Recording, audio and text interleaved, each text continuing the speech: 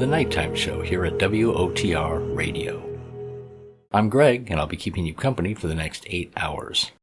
It's a nice 70 degrees overnight, with tomorrow's high being 82 and clear skies, and pretty much a carbon copy of that on Sunday. Going into next week, we can expect temps rising to the upper 80s from Monday through Wednesday, with cloudy skies and lows in the upper 70s. For those of you drifting off to dreamland, I hope you'll keep us playing in the background. And for those of you staying up late with me, we're going to kick things off on the Nighttime Show with a classic tale from literature, adapted for radio by NBC University Theater, Gulliver's Travels, by Jonathan Swift, which aired on September 24th, 1948. It was the first adaptation of the story done by the show, the second one being done on February 6th of 1949. It starred Henry Howell as Gulliver. Following that, we're playing the story Genius from Hoboken from Spotlight Playhouse, a little-known drama show from the 1940s. This moving story starred Lou Tobin, Lawrence Anderson, Don Messick, and the great Jack Webb. This is the NBC University Theater, presenting another in our series of radio plays based on the world's great stories. Tonight, Gulliver's Travels by Jonathan Swift, with Henry Howell as Lemuel Gulliver.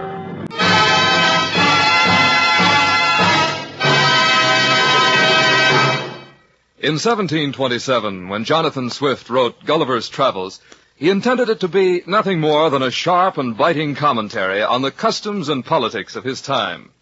But knowing that the most dangerous truths could be told safely only under the mask of humor, he veiled his attacks with the most imaginative of stories. And as a result, his book did not die with the customs and men which it ridiculed. Instead, with the passage of 2 centuries and more, it has become more than just a brilliant satire. It has become, in fact, one of the greatest of all children's classics, a story to charm and delight the young of every generation and every century. My name is Lemuel Gulliver. For 16 years and 7 months, I sailed the seas on several vessels, first as a surgeon and then as captain. In the year 1699, I accepted an offer from Captain William Pritchard, master of the Antelope, who was making a voyage to the South Seas. I shall not trouble you with the particulars of our adventures in these seas. Let it suffice to say that in our passage we ran afoul of a tropic storm.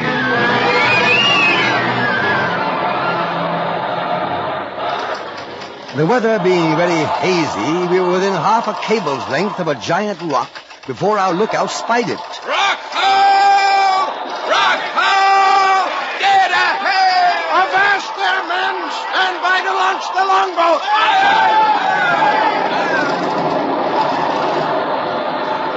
Six of us made shift to get the longboat into the sea. But before we cleared the ship's side, she was driven on the rock and split asunder.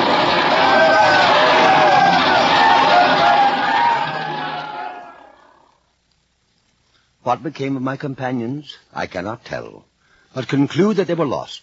For my part, I swam as fortune directed, and was pushed forward by wind and tide to a point where I found myself within my depth.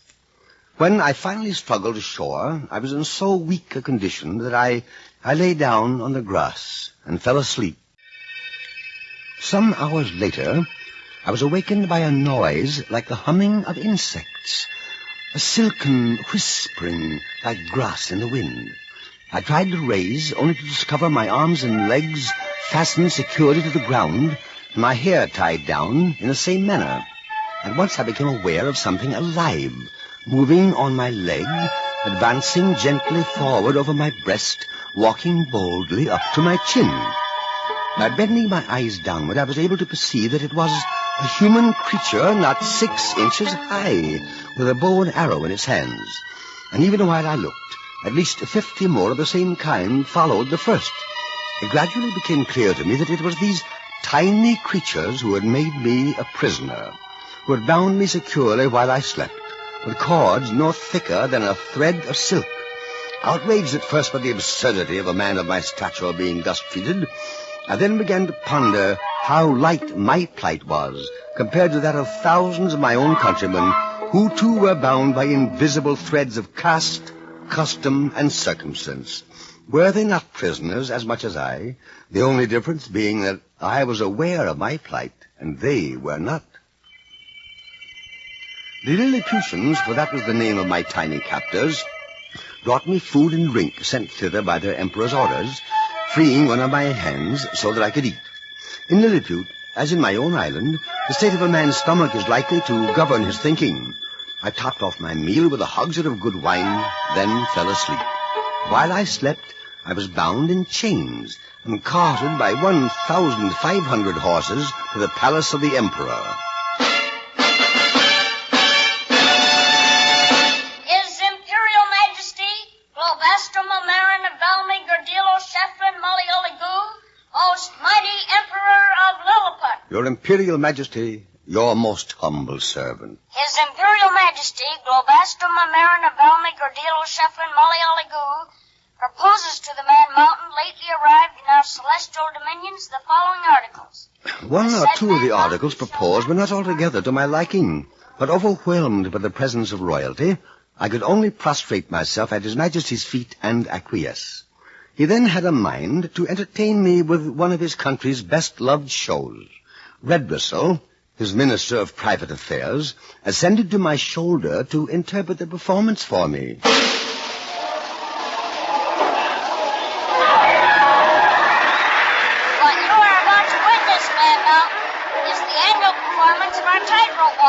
You see, in Lilliput, when a political office is vacant, candidates petition the emperor to entertain the court by cutting capers on a rope. Whoever jumps the highest without falling off wins the office. That's Flimnap, candidate for the office of treasurer, performing now. He's superb, colossal. Why, he's a sensation. He should be. He's been at it for years. What is it? Why do you frown? It's just occurred to me, is this rope dancing really a true test of a man's qualifications for public office? Perhaps they thought of a better test in your country? Surely, I thought. Surely in this setting of ideal loveliness, these tiny, doll-like people, so energetic, so resourceful, must have attained a state of happiness and perfection that we larger mortals only dream of. But I was doomed to disillusion.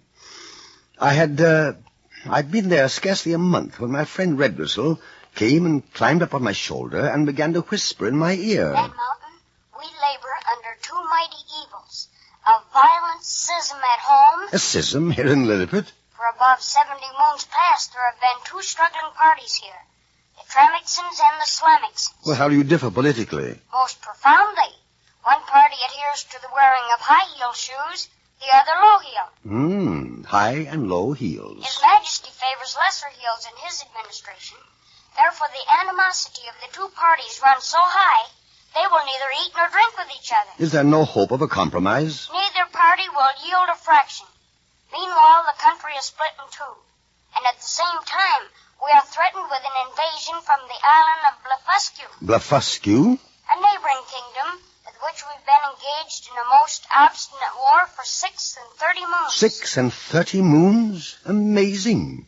Even in Europe, we are not often able to sustain our wars that long. What started your war with the Blefuscudians? An egg.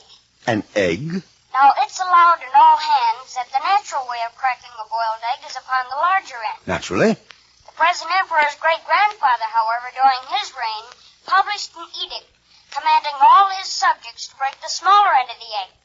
The people so resented this that there have been 6 rebellious uprisings wherein one emperor lost his life and another his crown. But you are a rational people.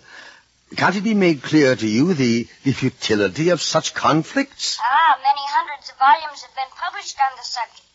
But the emperor has ordered all books that do not support the little Indian point of view suppressed. Burned. I see.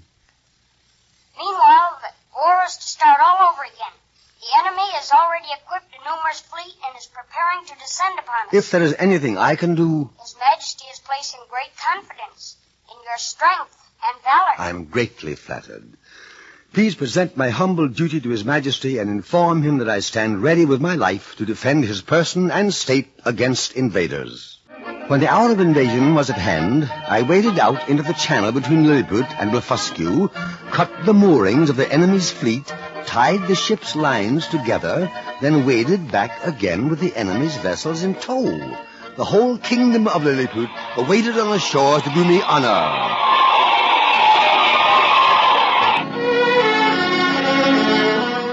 But alas, I was to learn how fickle is the public mind, how short-lived the hero's laurels. Early the next morning... And Mountain.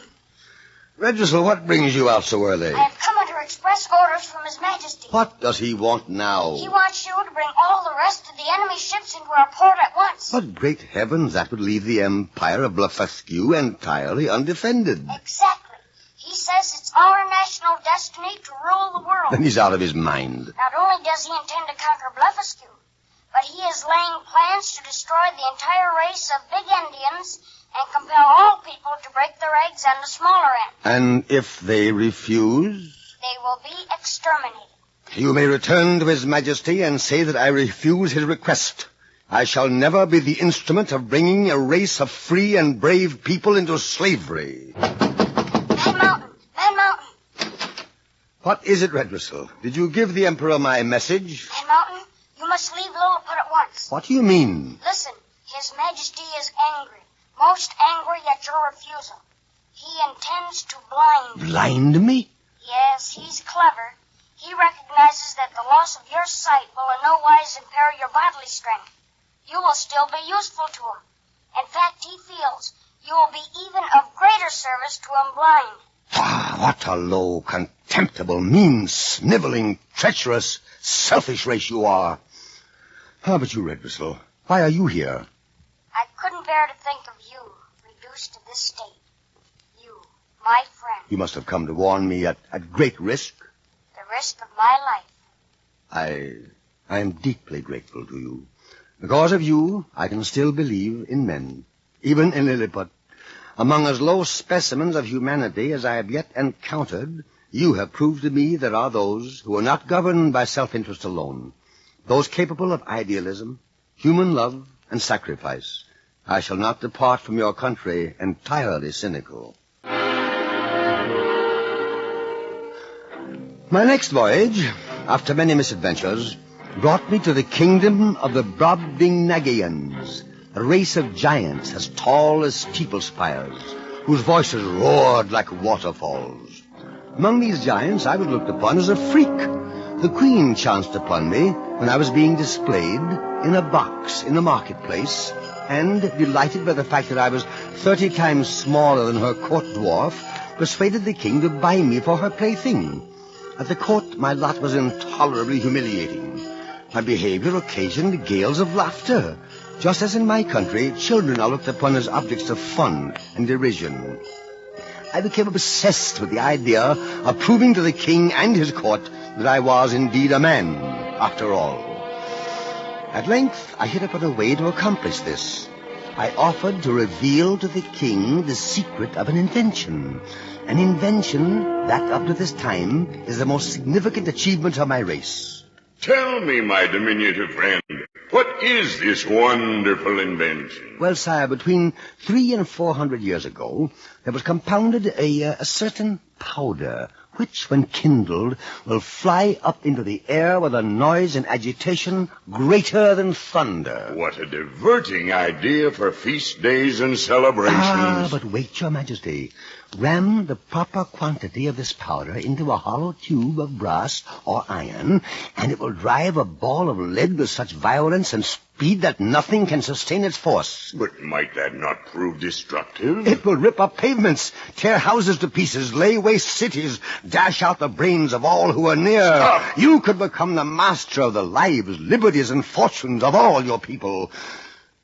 Whoever disputed your absolute authority... Are you too ignorant to understand that I neither have nor want absolute authority? But surely you, a king, you cannot be without ambition. You must wish to live in the annals of your people. Now, by the use of this formula, our Prince of Orange... Be quiet, I command you. Some evil genius, enemy of mankind, must have been the first contriver of this powder. If you value your life, Never mention it again. As you will, sire. But it is plain to be seen that here you have not reduced politics and the conquest of power to an exact science, as the more acute wits of Europe have done. Power. Politics.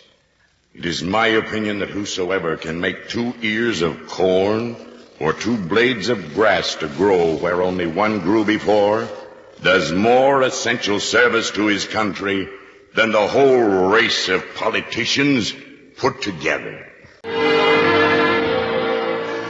I was forced to conclude that the king's narrowness of view was the miserably perverted effect of a limited education. Eventually, I reached home again, but such is my restless nature that I had not been there 10 days before... Man the capstan and cast off the stern line. Aye, aye, sir. Yes, I was embarked upon another voyage. And it was part of my strange destiny that in time I should have found myself cut adrift by pirates and subsequently saved by the inhabitants of Laputa. Now, Laputa is a most remarkable place, a flying island suspended several thousand feet above the heads of ordinary mortals. The Laputans, unlike the Brobdingnagians, are most scientific. Indeed, they are so wrapped up in intense speculation that they never enjoy a minute's peace. They jostle each other in the streets, bump heads, and are often in manifest danger of falling off the island. The really great thinkers among the Laputans do not walk about at all, however, but are put away in an institution called the Grand Academy of Projectors. Being a great admirer of projects myself, I immediately asked to be allowed to visit this institution. At the great door, I was stopped. Your pass? Show your identification pass, please. Very good. And your travel permit? All in order. Thank you. Where will I find the research laboratories? 1 mile down this corridor, then turn left, then right, and then left again. And the agricultural projects? 2 miles to the left at the opposite end of the building. Thank you very much. Yes, I am the coordinator of all architectural research projects. It was I who first introduced the idea of beginning all buildings at the top and working down. My friend, food is our business. Stuff of life, you know. I've just perfected a method of plowing so simple, you'll wonder you did not think of it yourself. The farmer plants his field with a crop of acorns, turns a drove of hogs loose in the fields. The hogs root with their feet and plow up the field. Simple, isn't it? Our aim is to perfect a universal language. Now, I hold that by leaving out verbs and participles... Nonsense, Professor X. You're only wasting your time with minor changes of that sort. Now, I propose that we abolish words altogether. Unthinkable. Abolish words altogether and carry about in a sack on our backs such objects as are necessary to express a thought. There's your universal language. Oh, you can't do it, I tell you. They won't let you do away with words. Who won't let me pray? The women. The women. The School of Political Projectors, right through that door. And I propose that as a solution to all political problems, we endeavor to persuade the people to choose leaders for their wisdom, capacity, and virtue. That we teach office holders to consult the public good. That we reward merit, ability, and eminent service. And exhort leaders to subordinate their own interests to those of their people. I protest! This man is a radical!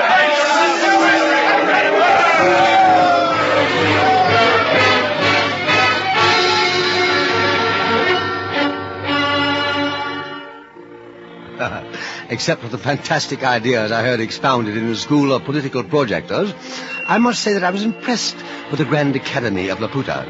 The only inconvenience is that none of the projects of any of the projectors have yet been brought to perfection. And in the meantime, the whole country lies a miserable waste, the houses in ruins and the people without food and clothes. However, I dare say in time they will get around to doing something about that, too. My last voyage took me to a country where horses, called in the land Whinians, are the masters, and men, called Yahoos, are the beasts of burden. Because of the profound difference between their conception of good and evil and our own, it took me the better part of a year to gain sufficient respect from the Whinim in whose home I stayed for him to discuss these matters with me. For at first he considered me only a cleaner and slightly more rational Yahoo than those he kept in his stable. The whole race of Yahoos, he insisted, were the most treacherous and irrational of all brutes. All you need do is throw among 5 Yahoos as much food as would be sufficient for 50. Instead of eating peaceably, they will fall to quarreling and fighting, each single one determined to have it all to himself. I'm afraid the Yahoos of my own country are inclined toward similar behavior. And yet you tell me that in your country the Yahoos are the masters and the Winnims the beast of burden. How can that be? What you fail to recognize is that in my country the Yahoos are civilized. Civilized? What is civilized? So many of your words I don't understand. Lying, deceit, power, lust, government, malice, envy, evil. But go on. Tell me, what is civilized? Well, amongst us, we have wonderful things such as you Winnims have never dreamed of. Magnificent castles, gorgeous clothing, the noblest, most costly meats and drinks. Our ships go to the ends of the earth to bring these luxuries back for the rich. Rich? What is rich? Well, a rich Yahoo is one who has enough money to buy these luxuries I have just described. Then they are not free to all. Oh, no, by no means. How many of your Yahoos do enjoy them? Oh, about 1 in every 1,000, I should say. The bulk of our people live miserably by laboring every day for small wages. Wages? Money. The most prized and precious substance amongst us. What you say amazes me.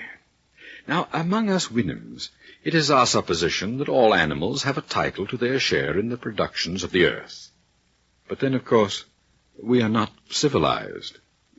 Tell me, those Yahoos who do not have the luxuries you describe, how do they feel? They are in a continual ferment of endeavor to earn sufficient money to live as the rich do. And of what does this endeavor consist? Oh, there are numerous kinds. Begging, robbing, stealing, cheating, forswearing, flattering, forging, gaming, hectoring, voting, libeling, scribbling, stargazing. Then there are the recognized professions, of course, like doctoring. Please explain. Well, it is part of our civilization that we eat when we are not hungry, drink without the provocation of thirst, sit whole nights imbibing strong liquors. Most extraordinary. All of which disposes us to sloth, inflames our bodies, and prevents digestion. Then there are diseases to which husbands or wives, grown weary of their mates, are subject. Incredible. All of which makes the profession of doctoring a most lucrative one amongst us Yahoos. But I must tell you of another profession, the law. Please spare me. I do not feel equal to hearing about the law today. To be frank, your whole discourse has only increased my abhorrence for the whole species of Yahoos. For the Yahoos amongst us, I have always felt a kind of pity for their ignorance. But the Yahoos of your country, you say, pretend to reason. Instead of reason, it seems to me you're possessed only of some quality fitted to increase your natural vices. Do you realize that for all your talk of civilization, all your fine words, you have never mentioned the one word we Winnims prize most deeply? Love. Love? It is the law of our land. We need no other. Amongst us, love is not confined to any particular object, but universal to the whole race. We show the same affection for our neighbor's issue as for our own. And wherever a Winnim goes, to whatever part of the land, he looks upon that as his home. Thus we live together without conflict, in peace and happiness. Peace. Happiness. Now you are using words with which I am not familiar. But in time, dwelling amongst the Winnims, I was to learn the full meaning of peace and happiness. I enjoyed perfect health of mind and body. I did not feel the treachery or inconstancy of a friend. I had no occasion of bribing or flattering to procure the favor of a great man or his minion. I wanted no fence against fraud or oppression. In the midst of all this happiness, and when I looked upon myself to be fully settled for life, my host sent for me one morning a little earlier than usual. It is with great sorrow that I must tell you what I must. You will have to leave us. Leave you? Go from this peaceful country? Oh, no, not that. Don't send me away. It is the opinion of the majority of the Winhams that we jeopardize our well-being by keeping you here. It is feared that you, since you have the rudiments of reason added to the natural depravity of a Yahoo, that you may influence the other Yahoos to rise up against A us. thought of that kind never entered my mind. I swear it. So I told the other Winhams. But they replied that ye yourself had told us that your kind excels in the art of lying and dissimulation. How can you be trusted? You must go.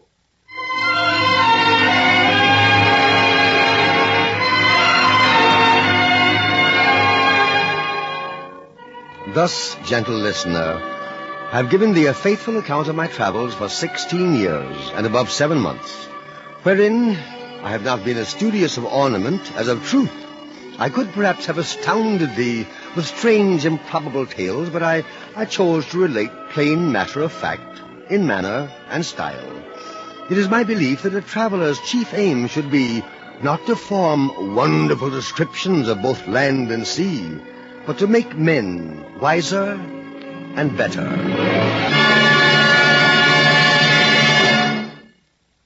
The curtain of the NBC University Theater falls on Gulliver's Travels, another in our series of radio plays based on stories that live. Tonight's adaptation of the Jonathan Swift story was written by Frank Wells and starred Henry Hull as Lemuel Gulliver, with Anthony Boris as the Lilliputian, Ken Christie as the Brobdingnagian, and Gail Gordon as the Winham. Henry Hull may soon be seen as General Mike McCready in the Warner Brothers picture Fighter Command. Others in the cast were Bruce Cammon, Stanley Farrar, Cy Stevens, Jack Crucian, Earl Lee, Jack Carroll, and Cliff Clark. It is with real pleasure that the NBC University Theater announces that beginning with our next performance, our productions will be a full hour in length. The first of these attractions will be an adaptation of the Henry James novel, The American, with Alan Hale in the starring role. We suggest that you watch your local newspaper for time and station. Tonight's production of Gulliver's Travels was directed by Max Hutto. Original music was composed and conducted by Henry Russell. Productions of the NBC University Theater are currently being used in conjunction with a course in American and British fiction under a college by radio plan at the University of Louisville.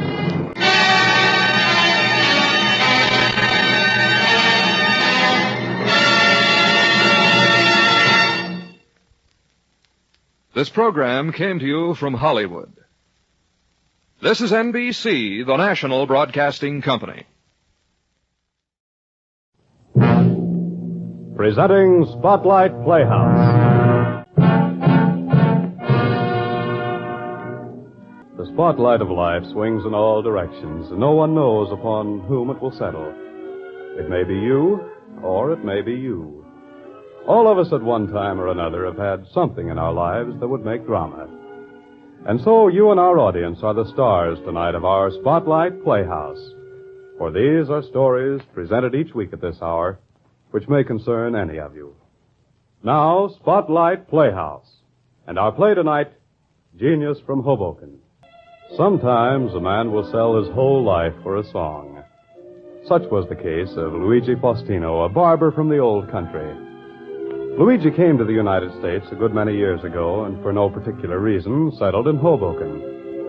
With the warm blood of his ancestry flowing through his veins, Luigi had one reigning passion, music. And whenever he could take the time off from his little barber shop, Luigi could always be seen at the opera and all the local concerts. The smooth routine of his life, however, was broken when Luigi met, wooed, and married a fine, honest girl of his own race. Maria was her name. And, of course, nothing would do but a first-class honeymoon at Niagara Falls. It was while they were there that Luigi told his bride of his life's ambition. This is so beautiful, Luigi. All my life I have dreamt that I would be married to someone like you, and that I would have my honeymoon at Niagara Falls. So, you are happy then, my Maria? So happy. Are you not? Oh, yes. This is what man was born for. To marry, to have a fine wife such as you. Someone to love and live with. To have a family then? Oh, Luigi. And the first one, a big, strong boy. That will be as it should be. And do you know what we shall call him? What, Luigi? Abraham Lincoln Faustino. That name means freedom all over the world.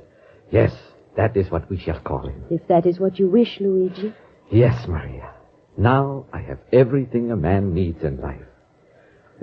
Everything, that is, except one thing. And what is that, Luigi? Maria, can you believe this? All my life I've had an urge. Deep down within me, this urge keeps saying to me, Luigi, you have great talent. You must give this talent to the world. And what is that talent? The creating of rich, fine violins. Violins, Luigi? Yes, it burns inside of me until I almost am crazy with the desire. No, Maria, do not look at me as though I were an idiot. I mean it. Think of the name Stradivarius, known and respected all over the world as the greatest craftsman of his profession. That is what I want to do, Maria. Create the finest of violins to give the world the fine music it so deserves. Oh, a hobby, like the collecting of stamps or butterflies. No, not a hobby. Not just a passing fancy, Maria. It is real. It is my reason for being here on Earth. I know it. Well, there is no money in that, Luigi. Oh, not right away, perhaps. But someday, when I have become known, all the famous artists coming to me, Luigi Faustino of Hoboken. But, Luigi, you cannot do that now. You have me, your wife, and soon maybe a little family. They'll have to be taken care of. I know that, Maria, my dear one. I said not right now. I had $500 saved up before I met you. I was going to try it then. But now we are married, and no more $500. Does that make you unhappy? No, Maria. It is you I want. Always it is you I shall want. But someday I shall make violins. And so the months slipped by. A year passed, and Maria and Luigi were completely happy and very much in love. The barber shop in Hoboken prospered. Another year went by, and Luigi felt that he was nearing the financial goal he had set for himself. In order to become Luigi Faustino, Hoboken, violin maker. One night he was sure of it, and shortly after dinner... Was it such a good dinner, Luigi? You are smiling so. Yes, Maria, my dear, it was a good dinner. One of the best. The raviolis. And the wine. Just right. Indeed, it was a good dinner. But that is not why I'm smiling. Sometimes you are such a puzzle to me, Luigi. Are you playing one of your games tonight? Is that it? Who are you, then? The Mona Lisa? The Mona Lisa. Mona Lisa was a woman. It makes no difference. You look like her tonight. Maria, you look so cross when I tease you. Very well, then. I shall tell you why I was smiling just then. I think I am almost ready to start making my violins. There. What do you think of that? Would you give up the barber shop, Luigi? Of course. Making good violins takes time. You can't just dabble at it. Luigi, sit here, next to me. That's it. You know, I am afraid you shall have to let the violins go a little bit longer. Longer? No, Maria. The time is right. I've worked hard. I've taken good care of you, and I've saved enough money. No, I cannot let the violins go any longer. I shall start tomorrow. No, Luigi. You did not let me finish. It seems you will have to continue in the barber shop. You are going to be a father. Maria? Me? A father? Do you really mean we are going to have a little family? Yes, Luigi, we are. Well, what do you know about that? Oh, Luigi, are you hurt? Angry? Angry? Hurt? Me? Maria, you talk crazy. That's what I want, a little boy. A little boy we can call Abraham Lincoln Faustino. Hurt? I should say I'm not. Why, Maria, you are looking at the happiest man in the world. Oh, Luigi, I was so afraid. Oh, no, Maria, you have nothing to be afraid about. This is what I want, all right. Our little Abraham. The violins can wait. Luigi, where are you? I'm right down here. What do you want? It's time. I can tell. Get the doctor, Luigi. Hurry. Yes, Maria. I will hurry immediately. Don't go away. I mean, will you stay right there in bed? Don't move. I'll be right back.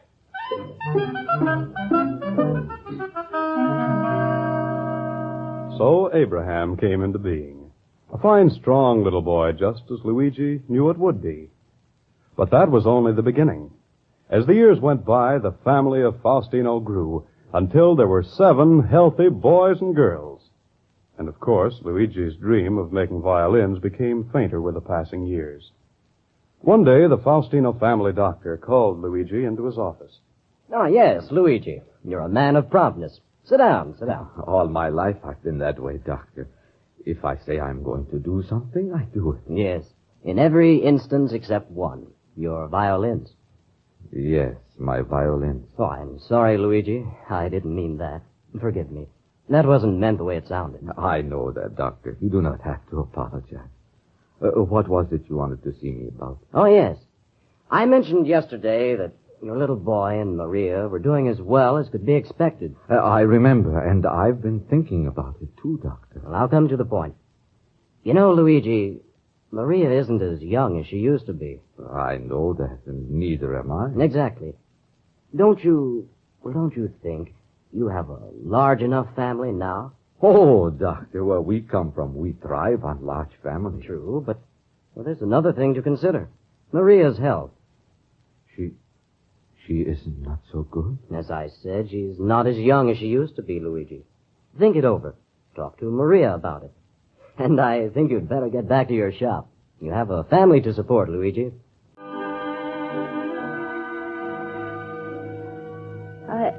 I hate to say it, Luigi, but perhaps the doctor is right.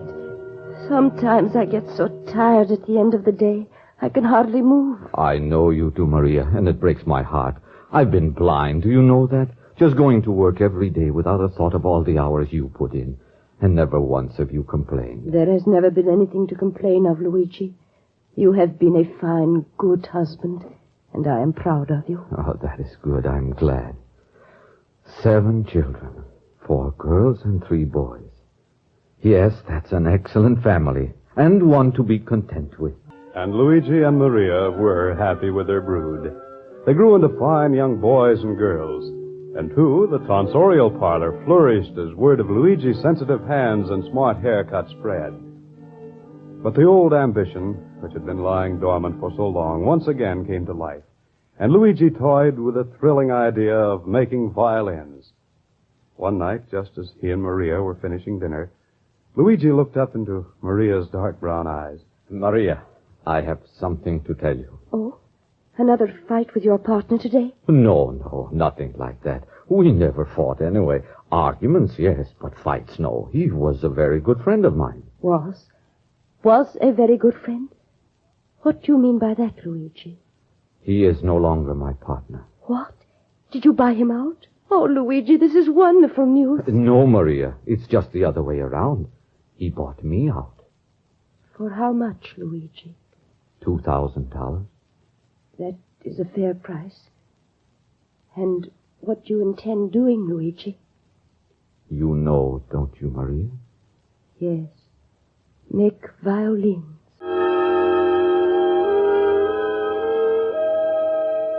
In the days that followed, a new light came into Luigi's eyes. His soul was transfigured, and he became a changed man. Years fell away from him, and his slightly stooped body, acquired through long hours over a multitude of scalps, seemed to straighten somehow and become younger. He was engaged in making his first violin.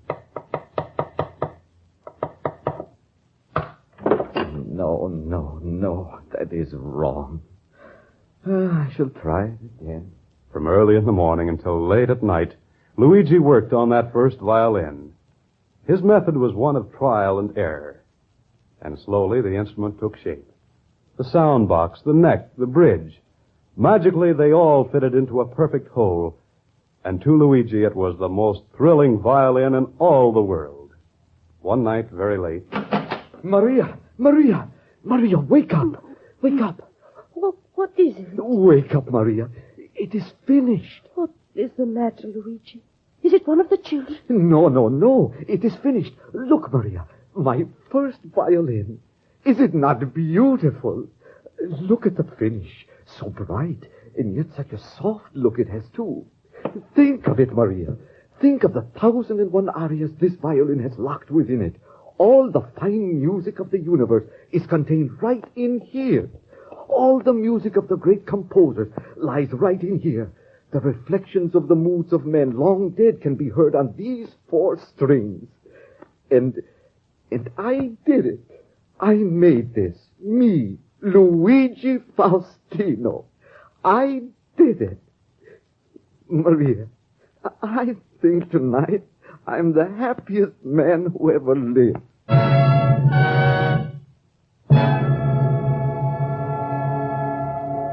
Luigi, I must speak to you. Hmm?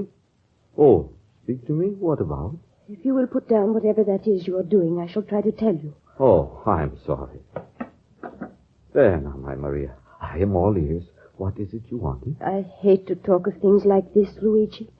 You have always been so good about it.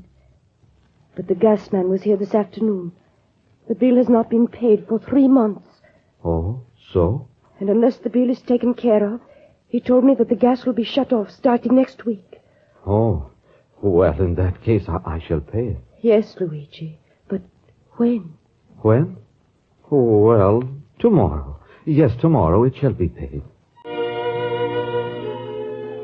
Luigi, something has to be done about Martha. She needs a new dress so badly.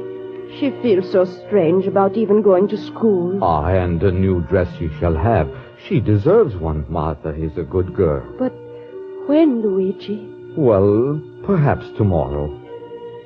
Luigi, when will you be finished making this violin? The one you are working on. This one? Do you know something? I think this is the finest one I have yet made. Yes, I know it is. But when will it be finished? It will be finished tonight.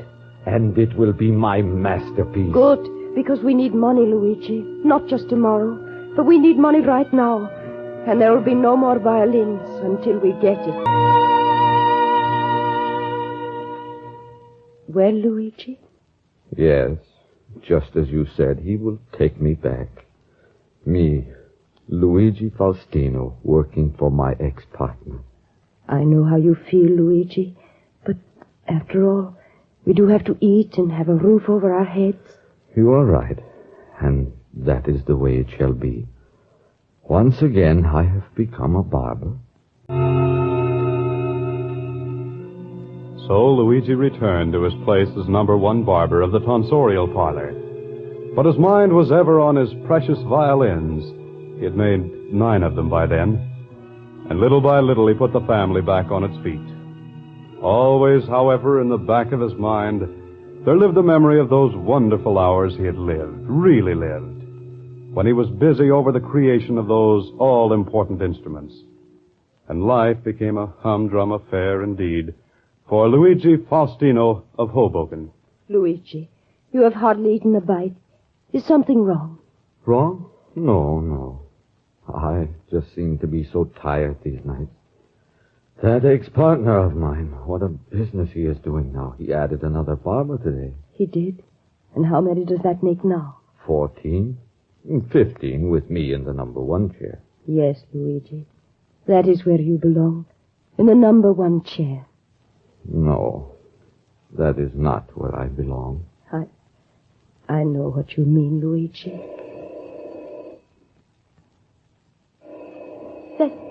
That is our doorbell, Luigi. I know it. Oh, never in all the time we have lived here can I remember. Are you going to see who it is, Luigi? Oh, yes. Who could this be? Oh, good evening, sir. Can I be of help to you? It's just possible you can. Is this the home of Luigi Faustino? Oh, why, yes. I am Luigi Faustino. Just the man I'm looking for. My name is Brandt. Alexander Brandt. Alexander Brandt? No. The greatest violinist in the world. You have a... Oh, no, sir, that can't be. There must be some mistake. No, Signor Faustino. There has been no mistake. I have come to see you. You and your violins. You see, a member of my orchestra was talking about your instruments, and I... Oh, Palladini. Oh, yes, I cut his hair every 3 months. Yes. He told me of you, I came to see your violins.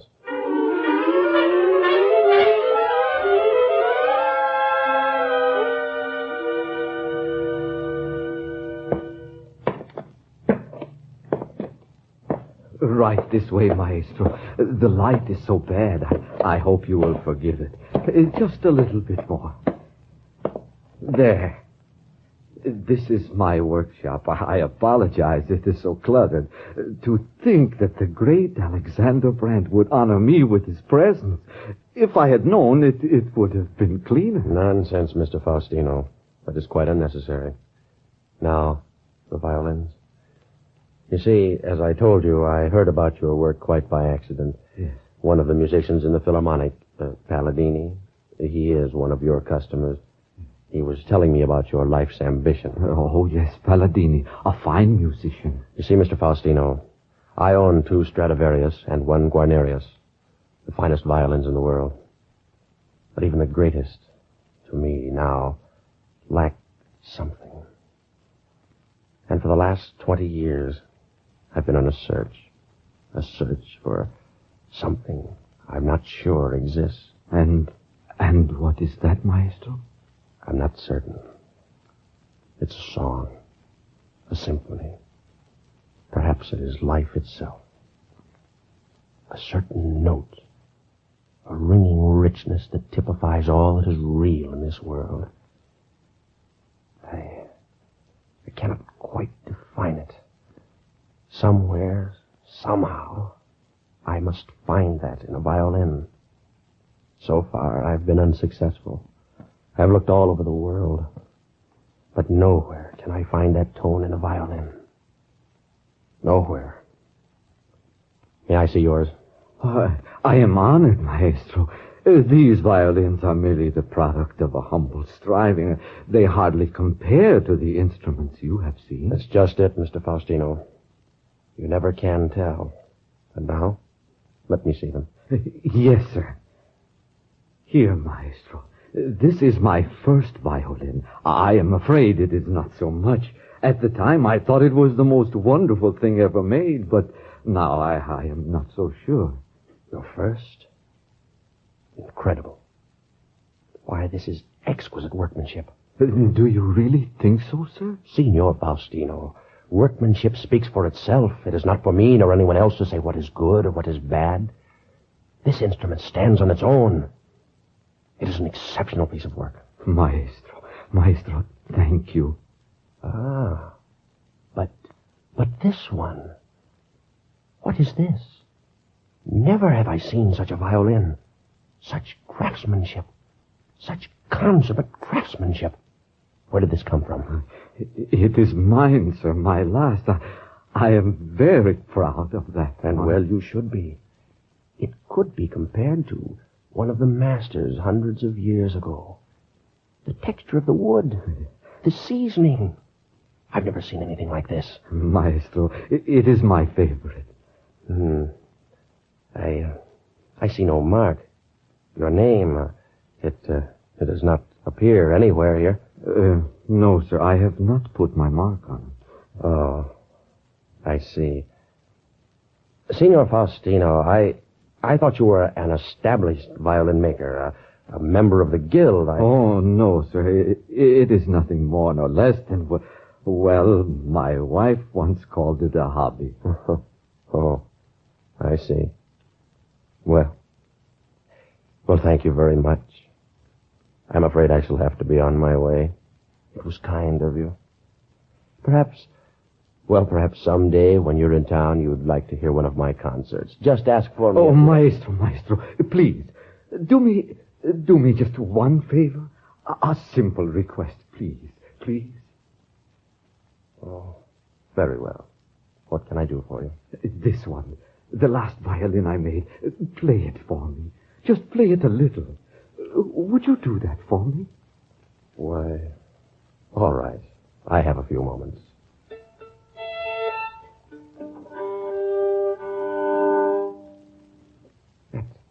That's amazing. What, sir?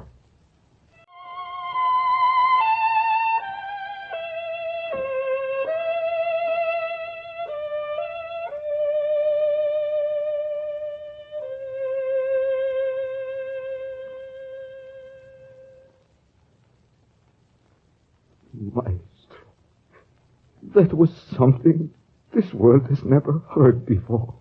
It was the voice of the angels. It was eternity. Thank you so much.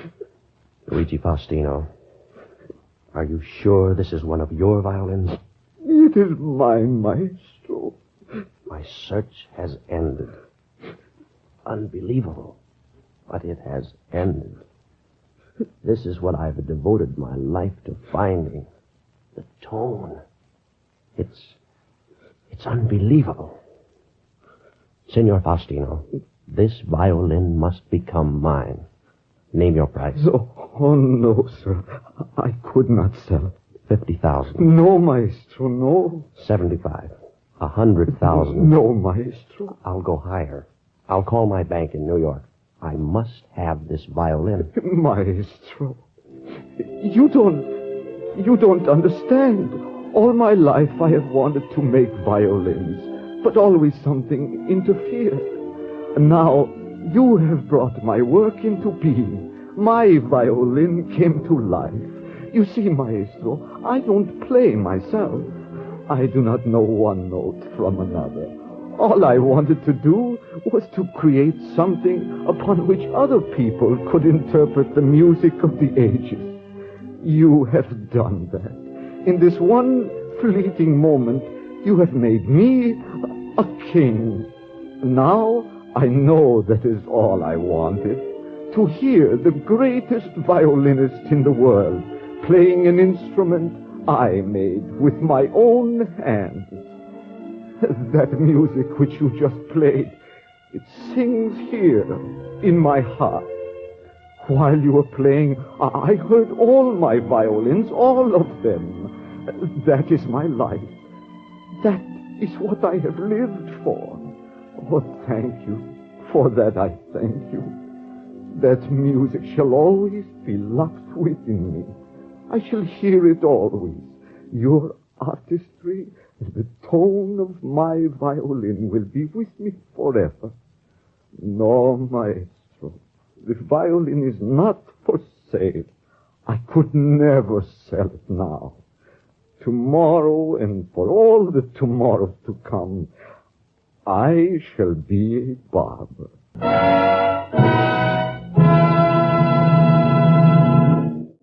You have been listening to Genius from Hoboken, featured tonight on Spotlight Playhouse. The production was written and produced by Monty Masters.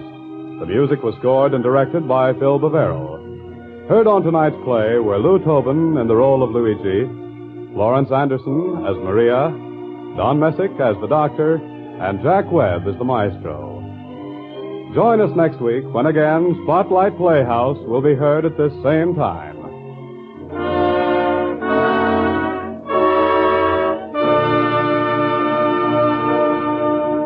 This is Herb Haley speaking. This is ABC, the American Broadcasting Company. Coming up on our second hour together on the nighttime show here on WOTR Radio. If you haven't done so already, be sure to pay a visit to our little town's newest fine dining establishment, the Italian Bistro, at 415 Main Street. James Parzano, the owner, serves up some of the most mouth-watering, authentic Italian cuisine, from pasta to seafood dishes and a wide variety of delicious Italian desserts, all from old family recipes. And Wortham's Candy Shop between 4th and 5th on Main is having a sale all next week, starting on Monday, with every delicious item in the store 10% off. This includes both name-brand candies and Emily Wortham's own treats made right in the shop. Be sure to stop in. Next up on the nighttime show, we present a great little comedy radio series, The Marriage, starring Hume Cronin and his real-life wife, Jessica Tandy. This was based on their Broadway play, The Four-Poster, and the show aired Sunday evenings at 7:30 p.m. on NBC Radio from 1953 to 1954. This is a funny, warm, light-hearted show, and tonight's episode, How They Met and Married, was the very first audition episode, airing on October 24th, 1952, a full year before the show began regular broadcasting. Following that is the episode Leopard's Spots from the Damon Runyon Theater, which ran from 1948 to 1949 and dramatized the short stories of writer Damon Runyon, which were mostly set in the underworld of New York City. John Brown acted as the narrator, named Broadway. Settle back and enjoy. The National Broadcasting Company takes pleasure in presenting a new series starring Jessica Tandy and Hume Cronin as Anne and James Wallace in The Marriage.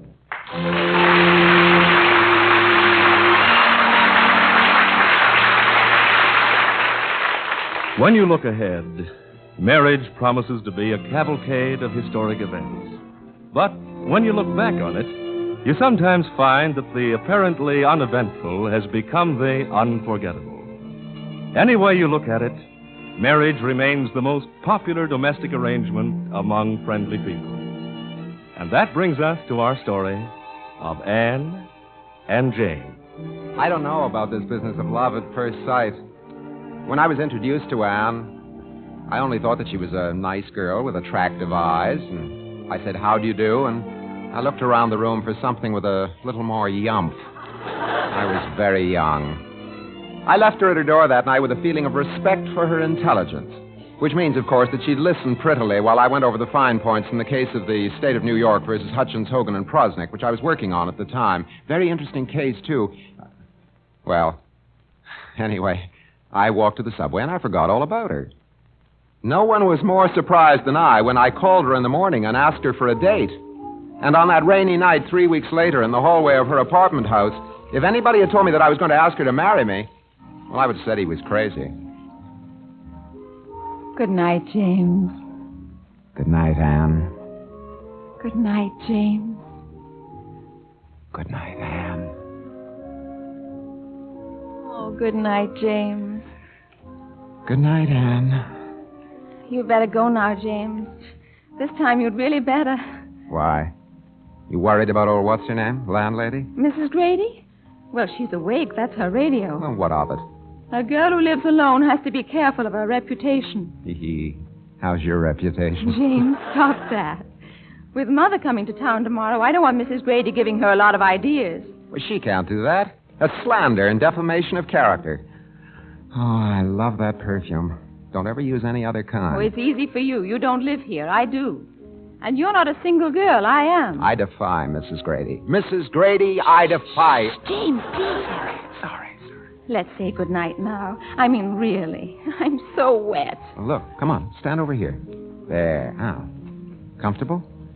Oh, how I hate apartment houses. When we get married, let's get a house. I don't care how small or how far away. I beg your pardon? What? What did you just say? Hate apartments like houses? You mentioned marriage. Oh, of course, married first.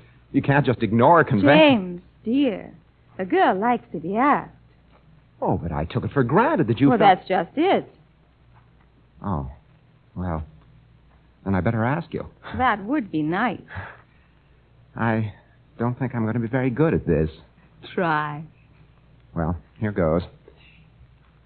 Dear Anne, caught as I am between Mrs. Grady inside and the rain outside...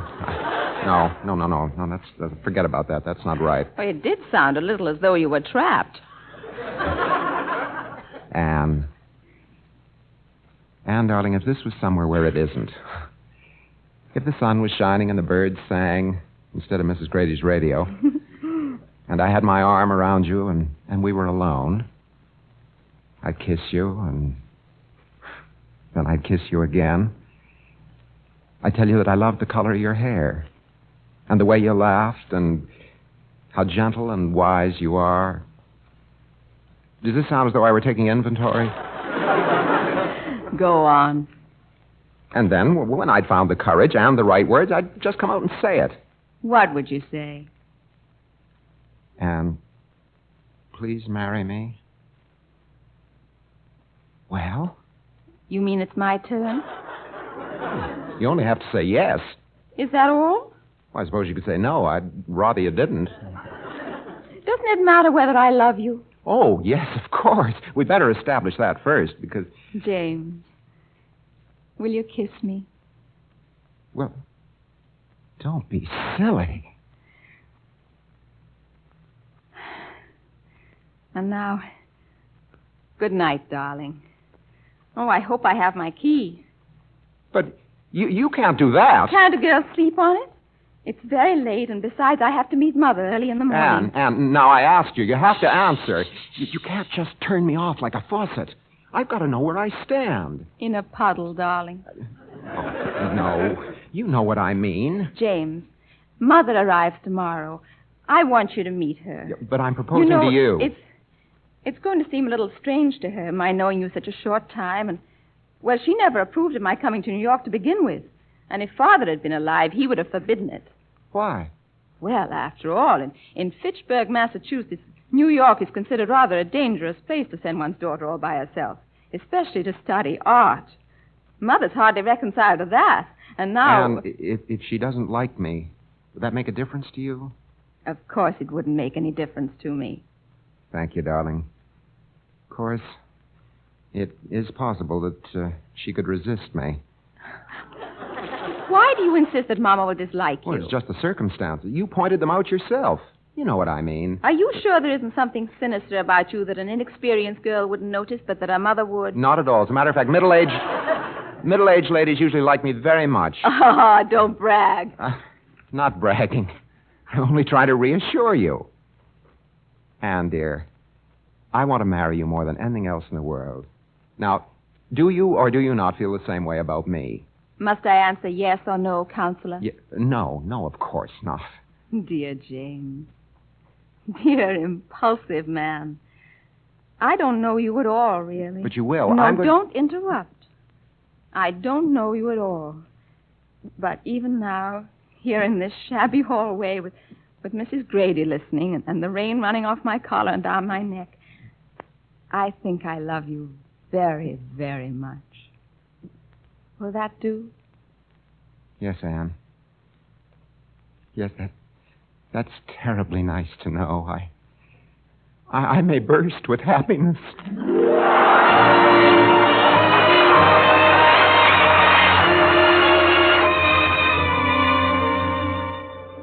I don't know what it was. This talk of marriage 3 weeks after meeting James was something I didn't expect. And yet, looking back, I think I had a feeling about him the moment we met at the party. James pretended to be so sophisticated and devil-may-care. Well, I just wanted to mother him. I don't know exactly when I stopped feeling simply maternal and got a younger feeling, when I started loving him. Well, I met the train from Fitchburg and told Mother I was thinking of marrying James. Oh, dear. Her face got set the way it had when I told her I was going to New York. Poor Mama. I knew that she was going to be hard on James. Even so, I couldn't wait to exhibit him. My James. But as that wouldn't be possible until the evening, I introduced her to my next most prized possession, my apartment. Doesn't this wallpaper make you terribly depressed? I'd have the blues from morning till night. No, I've been very happy with this wallpaper. I've been happy with everything for 3 weeks. Yes, I know. You're going to love him, Mama. I can't wait until tonight. Oh, look at the time. I'd better put these dishes away. I just can't help wishing he was something besides a lawyer. What's wrong with lawyers? Well, lawyers always smoke cigars and wear dark gray suits. James smokes a pipe, and I've never seen him in a dark gray suit. Can't be much of a lawyer. And even if he is, they don't make good husbands. Now, Mama, is that a fair thing to say? Well, you can't tell me that a man can spend a day fooling around with loopholes and tricky language and then come home and give his wife a straight answer. No. Oh, Mama. You'll ask him why he's late for dinner, and he'll wherefore and whereas you till he's blue in the face. Mama, stop it. You haven't even met him yet. And I'd like to hear what your father would have said about your marrying a strange lawyer whom you've known for only 3 weeks, who claims to have a family up in Canada that nobody's ever seen. Mother, you're being ridiculous. Ridiculous, am I? You're ready to give away your life to a man you've known only 3 weeks. 21 days. Well, it is an awfully short time, I admit. For all you know, he may have a wife and children somewhere. All right, go on, laugh at me. But learning to live with another person is the most difficult thing in the world. Even with a man you've known for years, let alone 3 weeks. I know, Mama. Your father was a wonderful man in all the big ways, but there were little things about him that nearly drove me out of my mind. Just little things, but I had to live with them. For instance? Well, Oh, it sounds silly, but he used to put ketchup on his eggs. I never told him, but if there's anything that takes away my appetite, it's eggs with ketchup on them. It happened every morning of my married life.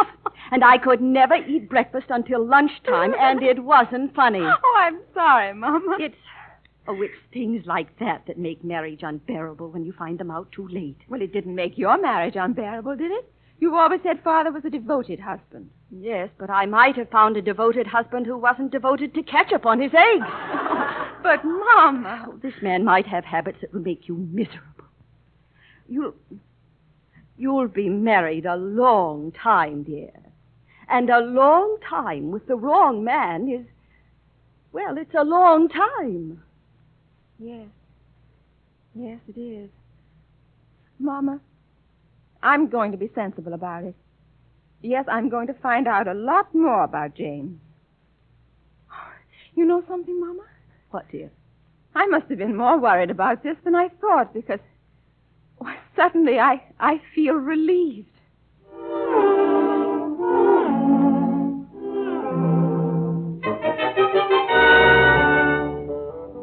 When I left Anne that night after proposing, I couldn't wait to get home and tell Tony. I was walking on air. Well, for 2 blocks, anyway. Then the elation suddenly evaporated in the cold night air, and the events of the hallway became unreal, and I was alone with the disconcerting fact that I'd asked a girl to be my wife. I got butterflies in the stomach, big apprehensive ones with wildly flapping wings. Why hadn't I kept my big mouth shut? At least until I considered the consequences. I was scared stiff. I crept into bed, trying not to wake Tony, but, well, sleep was impossible. Oh.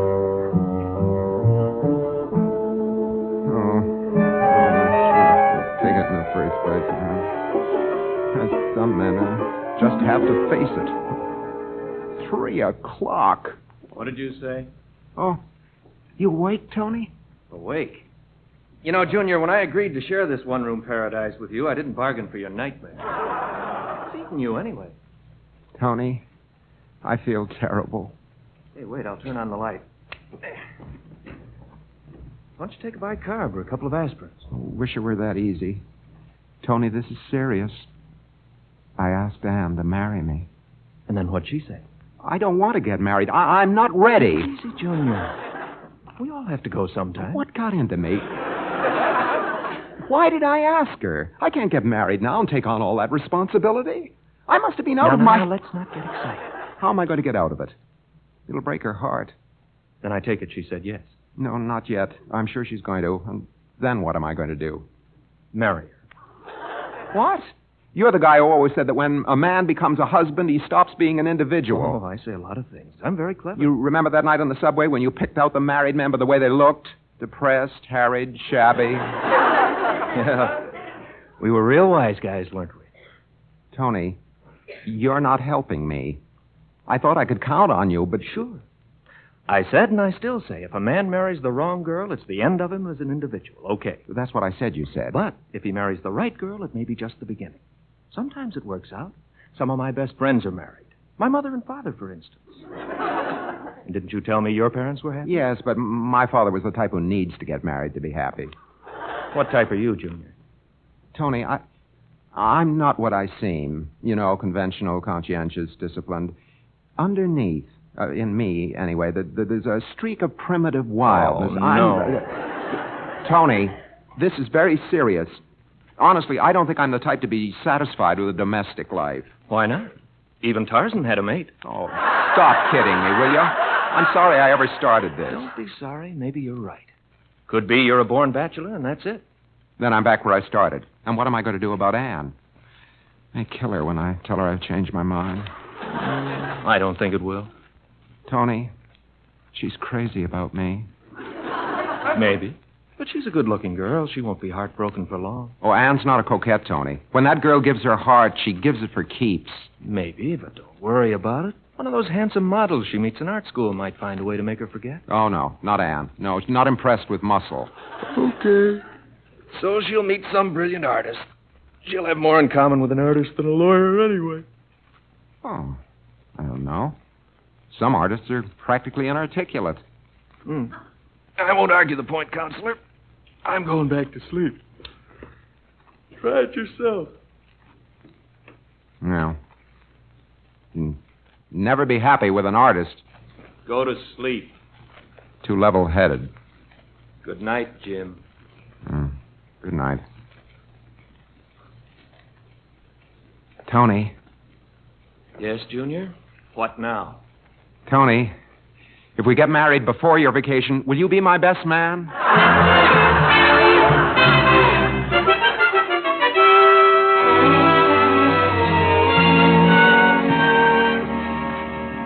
Mama, please promise me you'll be nice to James when he gets here. Of course I'll be nice to him. Why shouldn't I be? I know, but don't be too polite. Well, now, maybe I'd better not meet him at all. Oh, Mother. Of course, I warn you that I mean to find out something about any man who wants to marry my daughter. Naturally, Mama, but please be discreet. He needn't think that because you have no father, he can pull the wool over people's eyes. He's not trying to pull the wool over anything. Don't tell me about lawyers, dear. After all, everybody knows that a lot... Oh, there he is. Now, please, Mama, please keep an open mind. I'm sure you'll find James charming. Go on and let the man in. I can tell by the gleam in your eye, but... All right, I'll let him in. No, I'll get it. And your slip showing. Oh. Anne, darling. Hello, James. How could I ever have doubted? James, no, not now. I mean, there's Mother. Mother? Oh, of course, your mother. How is she? Very well, thank you. Mother, this is James. James, this is Mother. How do you do, Mr. Wallace? How do you do, Mrs. Caldwell? Can't tell you what a pleasure it is to meet you at last. I've looked forward to this for such a long time. 3 weeks. Well, Anne has told me so much about you, I feel I know you. Yes, that's very nice. Anne, dear, could I see you in the other room for just a moment? No, Mother. Yes, please excuse us, Mr. Wallace. It's just a little family matter. Oh, that's quite all right. Mama, did you have to do that? Close the door. What is it, Mama? You never told me he was so short. Oh, Mama. You can't trust short men. They always have chips on their shoulders. 5'7" is not really short, and besides, a man's height has got nothing to do with anything. Your Uncle Jonathan, who ran away with the elephant girl... I'm not staying around another second. Are you coming out there with me, or shall I go alone? Your Uncle Jonathan was only I'm opening the door, Mama. I'm just trying to take the place of your father, that's all. Well, that little morsel of feminine business is over with. Sorry, Jane. Oh, that's perfectly all right. You know how women are, Mr. Wallace. Oh, of course. Are there many women in your family? Well, not in my immediate family. I have no sisters. Oh, then you don't know how women are. Well, I guess I don't. I was just wondering because you said you did. Would anyone care for a cup of tea? I'd love one. What about you, Mother? Not just now, thanks, dear. I believe I'll join you, James. Oh, good. Just a little milk. There. Thank you. Perhaps Mr. Wallace would care for something a little stronger, dear. Oh, no, this is fine. Oh, come now, Mr. Wallace. Wouldn't you rather have whiskey? You don't have to stand on ceremony with me. Really, Mrs. Caldwell, James I rarely... doesn't drink whiskey, Mother. But I may start any minute. James, have one of these cookies. I think you'll like them. Oh, they look delicious. Thank you. Well, Mrs. Caldwell, this is your first trip to New York? Oh, my, no. I think New York is just a bit too noisy for Mother's taste. She's a farm girl at heart. Well, I can appreciate that. When I was a boy, I used to spend my summers in a farm in Saskatchewan. Stayed with my aunt. Never forget those days. Something wonderful about a farm, isn't there, Mrs. Caldwell? All there is to a farm is a lot of hard work. Yes, of course, but the kind of work that keeps you young and strong. It killed my mother at the age of 58. And, could I possibly have another cup of tea? Oh, certainly. Mother, are you sure you don't care for anything? No, thank you, dear. Mr. Wallace, how is it that How about a cookie, Mother? They're very good. No, thank you, dear. Mr. Wallace, I understand... Would you like me to make you a sandwich? I have some cheese. I'm not hungry, dear. Mr. Wallace... Excuse me, Mrs. Caldwell, but why don't you just try calling me James? I will, Mr. Wallace. just as soon as it feels comfortable for me to do so. Oh, yes. You didn't know that I had such an old-fashioned mother, did you, James? Well, you know what they say, old-fashioned things are the best things. Really? I never heard anyone say that. No? Oh, I thought it was quite a well-known saying. I've heard it often. I believe I've read it, too. I can't remember just where. Anne, could I have some more tea? Certainly. I was about to ask, Mr. Wallace, what brought you to New York? Well, I came here on a visit while I was at law school. Harvard, incidentally, Mother. Oh, that's nice. Yes. I came down on a visit, and I just fell in love with the city. I was fascinated by the idea of living in the midst of so many millions of people. Don't know whether that makes any sense. So I know what you mean. It's a perfect city to hide in. James wasn't... Mother, James wasn't looking for a place to hide in. Oh, I wasn't suggesting that he was looking for a place to hide. I was just making an observation. Tell me, Mr. Wallace, I hear that New York is overloaded with lawyers. Can a young man really make a living here?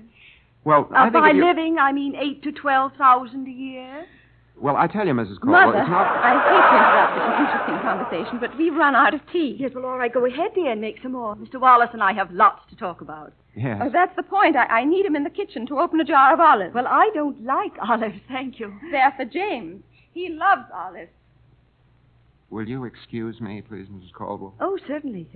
Andy, we need more hot water. Hot water? I'm in it up to my hairline.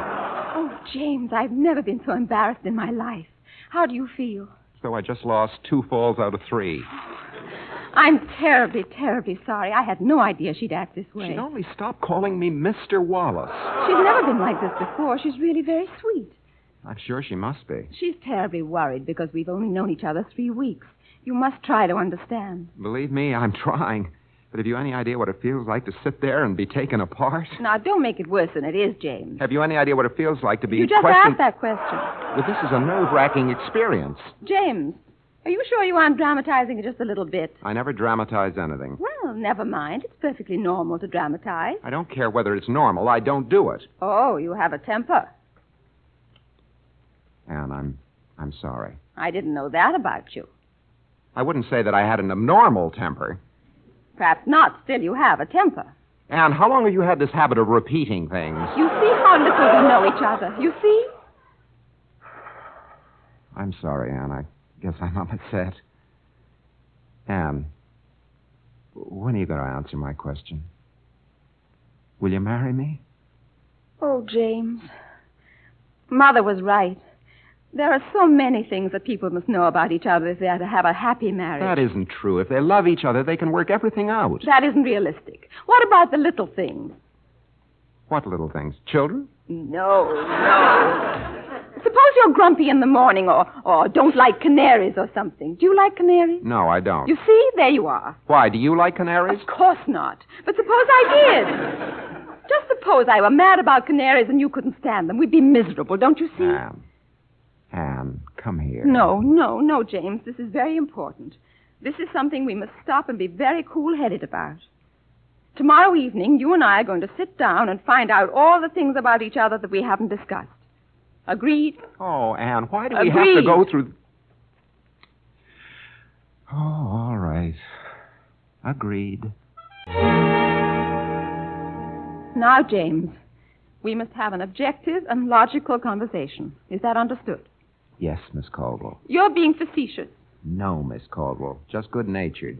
James, if something that's important to me is just a joke to you, then there's something seriously wrong between us. All right, dear. Actually, I think it's important, too. Oh, I hope you do. I really hope so. Now, I've made a list of things, and if you think of anything else, just ask. Right. You comfortable in that chair, darling? Please, James, there will be no affection. Sorry. By the way, where's your mother? She's out shopping. More likely a police headquarters, seeing if I have a record. James, you're being frivolous. No, darling. Simply apprehensive. Now, let's look at the situation dispassionately. I'm sure we agree on everything. Well, I feel it. That's what we're here to find out. Now, 1, do you sleep with a window open? Well? Do you? You must tell me. Oh, I always have the window open. You do? Well, always. How about you? I can't sleep if there's a draft. You can't? No. Well, after all, what's a little thing like a window? We can always close... No, James. No, don't make light of it. It's an important difference between us. I suppose so. It's vital to find out these things now. Now, let's go on. That's probably the only point on which we disagree. 2. Are you untidy in the home? I mean, do you drop things all over the place, or do you like to be neat at all times? Oh. Suppose I've got to be honest. You must. At home, I'm a pig. See... But I could change so easily. Oh, no. It's easy to say so. But we can't change our personalities. Anne, we can compromise. Compromises never work. Now, do you like modern furniture or period? Well, that's easy. Period, of course. Just looking at that modern stuff makes me uncomfortable. Oh, James! What a narrow-minded attitude to take. We must go forward, move with the times. Forward? I've sat on stumps that had more grace than... No. I'm sorry, but a person who prefers archaic period furniture to the clean lines of the future must be old-fashioned and stuffy. Oh, now, listen to us. It's no use pretending. We don't agree on anything. We'd never get along.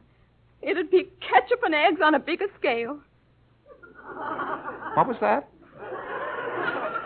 Ketchup and eggs. Oh, I like ketchup and eggs. You see, we'd irritate each other to death, and don't say we could change. We couldn't be happy. We'd be uncomfortable. You know it. Oh, I don't know. None of those things strikes me as critical. By the way, don't you like ketchup with eggs? No, I don't. You see how irritating it would be to face such differences when there's no escape? All right, Anne.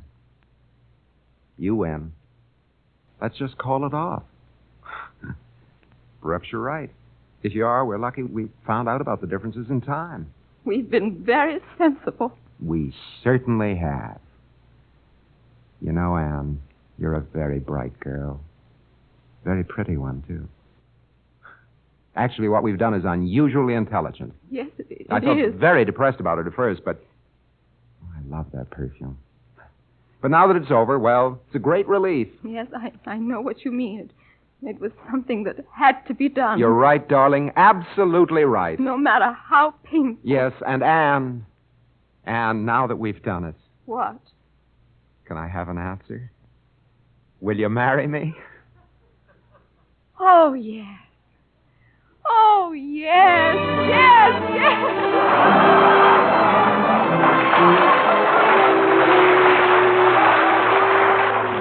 And so the marriage took place.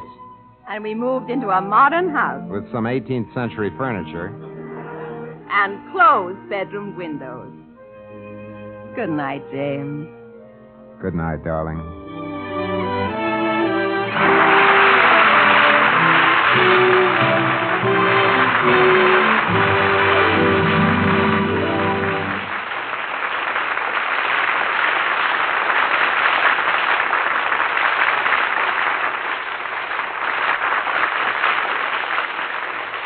This was the first episode of The Marriage, a new radio series starring Jessica Tandy and Hume Cronin as Anne and James Wallace.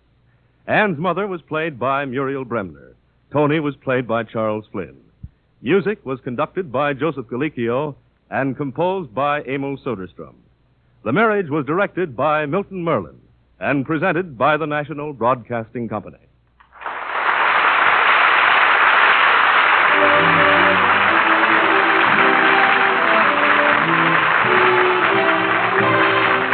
NBC, the National Broadcasting Company.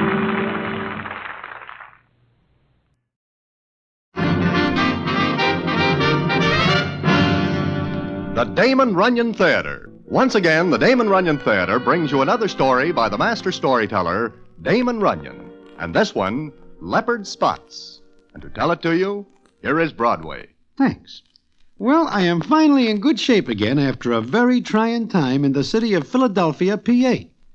How I get into bad shape concerns Spider McCoy, a prizefighter named Pigsfoot Grudy, and a citizen named Caswell Fish, who is not a prizefighter, but nevertheless gets into the ring with a common champ. And how that happens, I will tell you in a minute.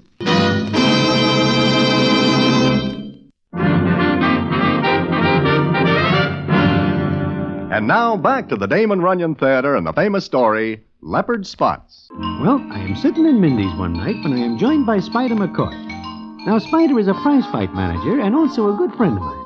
So when he joins me, I am glad to see him. And the scene is as follows. Hello, Broadway. Hello, Spider. What is the score? Well, I ain't counted it up yet. But I see you are doing nothing, so I come over. I am glad you do. Uh-huh.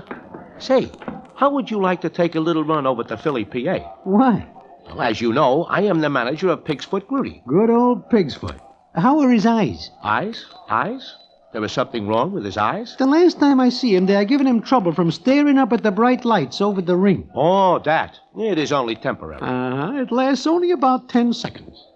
But what is this about Philly? I think maybe you would like to be Pig's Foot second there. Who is he fighting? Chester Nubbs. Chester Nubbs? Spider, why do you not put old Pig's Foot into the ring against a platoon of Marines? Chester Nubbs needs one more match to warm up for his bout with the champ. He could not even work up a freezing temperature fighting Pig's Foot. I look at it this way. It takes Chester 2 or 3 rounds to get warmed up. Pigfoot's always good for 2 or 3 rounds. Then he gets careless. He has a glass jaw. And not a very good grade of glass. Well, it is his affair, and yours. Uh-huh. Will you be his second? The way I look at the fight, I will be his last. But, okay, I will go with you to Philly, PA. So, that is why I find myself in Philadelphia, PA, one night in May. Spider, Pig's Foot, and myself have a hotel room, and I am sitting there reading the evening paper. It is 2 days before the fight. Spider is out someplace, and Pig's Foot is just staring at the wall, which is his favorite occupation. Like I say, I am reading the paper, when all of a sudden I hear... Do you say something, Pig's Foot? You will have to speak plainer. Broadway, Pig's Foot, what is the matter? Oh, my stomach. It hurts awful. I think I am very sick. Oh, you better get over on the bed. Oh, come on. Oh, do not bend me, Broadway. Here, lay down. Easy. Well, everything's all set. What is the matter?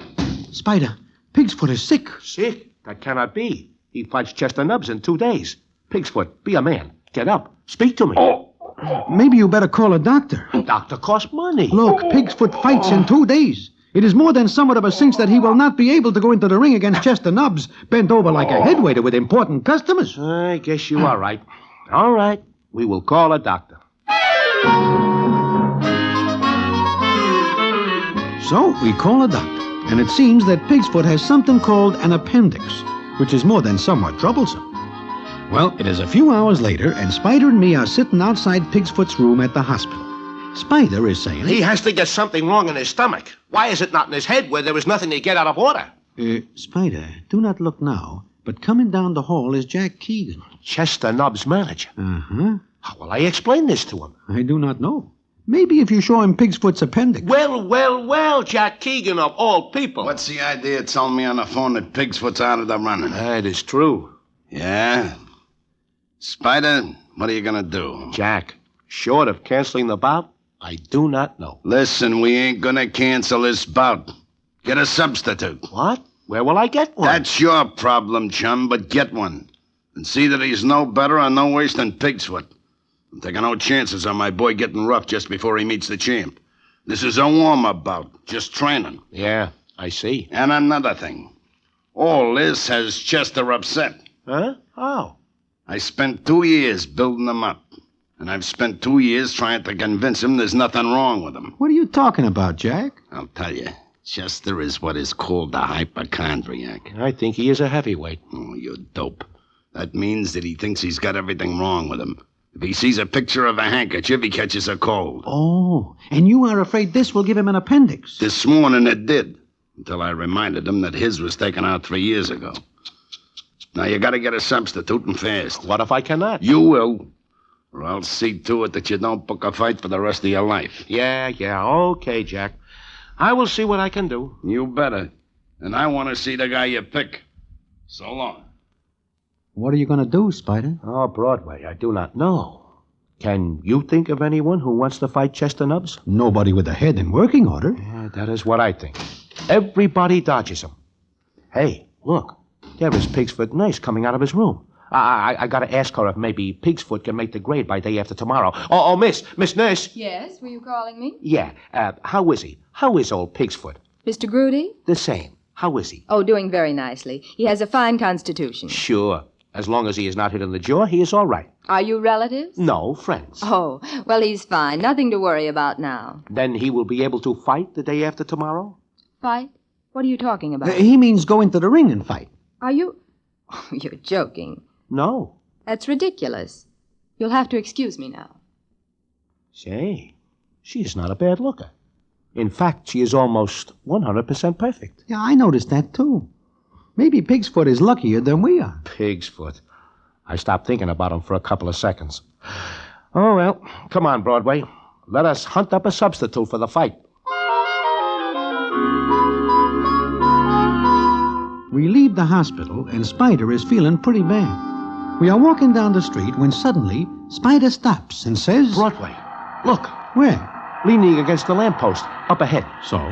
I see a citizen of these parts. What about it? Look at the size of him. What do you think he weighs? Oh, roughly 200. Now listen. Let's go up and talk to him. What about? About fighting. You are crazy. He is a stranger. So much the better. I will have an advantage over him. Come on. How do you do, young man? Huh? Oh, hello. Can you direct me to Oliver Street? Oh, I'm sorry, but I'm a stranger in Philadelphia. Oh, so? I take it you are from someplace else. Bellburg, Pennsylvania. Bellburg? Oh, sure. Nice city. Nice city. Oh, it's not a city, just a village, but I like it. Yeah, certainly. How does it happen you are standing here just doing nothing? I'm waiting for my fiancée. She's a nurse in the hospital. Well, this is a coincidence for sure. I, too, have a friend in the hospital. Do you work here in Philadelphia? Oh, no. I came here to visit Babs, my girl. She'll be off in an hour. Then you have an hour to kill. Well, yes. Why? My name is McCoy. Spider McCoy. Well, I'm pleased to meet you. My name's Caswell. Mr. Caswell, I'm glad to meet you. Oh, that's my first name. My last name is Fish. Indeed. That is a coincidence also. My mother's cousin's name is Haddock. Oh, this is my friend Broadway. Broadway, meet Mr. Caswell Fish. How are you, Mr. Fish? Fine. You are on a vacation, Mr. Fish? Well, sort of. I came to tell Babs that just as soon as I've got $200, I'll buy a half interest in a lunch wagon back home, and then we can be married. Uh-huh. Then I take it you do not have the 200 fish, dollars? Why are you asking all these questions? Look, there is a coffee shop across the street. Why do we not repair to it and talk? What about? About $200? Maybe even $250? What are you up to, Mr. McCoy? My ear's in trouble. But you can help me, and I will be able to help you realize your dream of having half a lunch wagon. Let us go. Now, there is nothing that Spider McCoy does better than talk. So it is no more than 15 minutes later, and he has got Caswell Fish talked into fighting chest to nose. I am not happy about this because I am beginning to like Caswell. He's a nice young guy, but the thought of $200 gives him a case of temporary insanity. Caswell agrees to meet Spider at the gymnasium to start training. He has got 1 day to get ready. Then at the gym, the scene is as follows. Well, Broadway, I feel much, much better. Look, Spider, what about this Caswell? He knows nothing about fighting. He knows nothing about chest and nubs. What he does not know will not frighten him. But the odds are a little more than 6 to 5 that Caswell Fish will take a terrible shellacking. He is big and strong. He will recover quickly. Besides, does he not get his 200? How much do you get? 1,800. But look at all the worrying I do. For who? Now look, I am making Caswell Fish very happy. He gets his dough. He buys half a lunch wagon at Bellburg. Gets married. I have a funny feeling that the wedding will have to be postponed until he is able to enjoy it. Shh, look. Here comes Jack Keegan. Well, Spider, where is he? Who? Didn't you call me and say you'd found a boy? Oh, sure. The Leopard Kid. The who? The Leopard Kid. He is called that because of the animal in him. Never heard of him. Between you and me, neither does anyone else. What? Look, Jack, you know the fans will pay to see Chester fight, even if he goes into the ring against his own grandmother. What difference does it make who the Leopard Kid is? Spider, so help me. If you're pulling a fast one, I'll kill you. I didn't bring my boy up from ham and egg prelims to see him get shelled by a lucky palooka. Jack, this can never happen. It better not. Now, another thing. Chester goes to see Pig's Foot at the hospital. He sees Pig's Foot's nurse there, and he falls in love with her. What is the matter with that? Just he has stopped training to be at Pig's Foot's bedside because Babs is there. Oh. I am now going to drag him away from Babs Kugel. I'll come back later and see your boy. Spider, what if this Caswell fish does get lucky? Not a chance. Watch it. Here he comes. Well, Mr. McCoy, it's all set. I called my girl and told her I took a job upstate and won't be back for a week. You see, that way she won't know I'm going to fight. I don't think she'd like it. Sure. Now, we better get to work. Sure. Gee, $200 just for fighting. You ever fight before, Caswell? No, I don't like to. You do not like to. I see. But I'll do it, because it means Babs Kugel will become Mrs. Cas... What is her name? Babs Kugel. She's a nurse. Why? Nothing at all. Except that I think I will need her very soon. And now back to the Damon Runyon Theater and the famous story, Leopard Spots. Well, that is all I need to hear. That Babs Kugel is Caswell Fisher's doll, and that Chester Nubbs is also in love with her. It is later that same afternoon that Jack Keegan comes back to the dressing room to take a look at Caswell, and the scene is as follows. So this is the Leopard Kid, eh, Spider? Sure. What do you think of him, Jack? He don't look like a fighter. Oh, I'm not. Huh? What he means is he does not compare with Chester Nubbs. Oh, I see. Spider, Broadway, I want to talk with you. Sure. Go get dressed, Caswell. Okay. What is the matter, Jack? Look at his skin. It's all white. What do you want, a color movie? If he goes in the ring with that white skin, the fight will look phony. Looks like he trained in a dark cellar. Jack, I can do nothing about his skin. Get a sun lamp, sit him under it, get him tanned up a little. Sun lamp? But that costs money. Look, Spider, do like I say. And he better look good. Oh, how do you like that, Broadway? Now I got to make this guy look like a lifeguard. He is awful white. But I will not buy a sun lamp. Look. At what? Iodine. What about it? There is lots of it here. And it is a brown color. I can give him a fine tan with it. You are figuring on painting him with iodine? It is cheaper that way. Come on. And it is done. Caswell puts up a cake, but Spider starts talking again and raises Caswell's end of the purse to $235. After about 2 minutes, the iodine starts to sting and has to be washed off. But there is a catch. It comes off only in spots, and Caswell looks very peculiar indeed. But Spider is enthusiastic because he says this makes Caswell very picturesque and colorful and lives up to his name, the Leopard Kid. Well, it comes up the morning of the fight. Spider is out eating, and I am waiting in the dressing room at the gym when in walks Jack Keegan, and the scene is as follows. Where's Spider, Broadway? Here's eating. And the Leopard Kid? Getting into some trunks for a light workout. Uh-huh. There is something on your mind? There is. I'm worried. You are? Yeah. Broadway, if you and Spider are trying to pull a surprise, don't. Jack, I promise you, there is nothing surprising about this except the fact that I do not go right back to New York. You can't. Huh? Why not? Last night I got to thinking. Spider is a pretty dodgy character. So I thought maybe he might have something up his sleeve. Like what, for instance? Like a double cross. Maybe this Leopard Kid is very good. No. He might be. So, I got a couple of friends of mine to keep an eye on both of you. Oh. Yeah. Also, Chester is top-heavy over this Kugel doll, and he's bringing her to the fight tonight. What? Oh, no. Yeah. He wants to show what a fighter he is. I see. He plans to open up in the first round.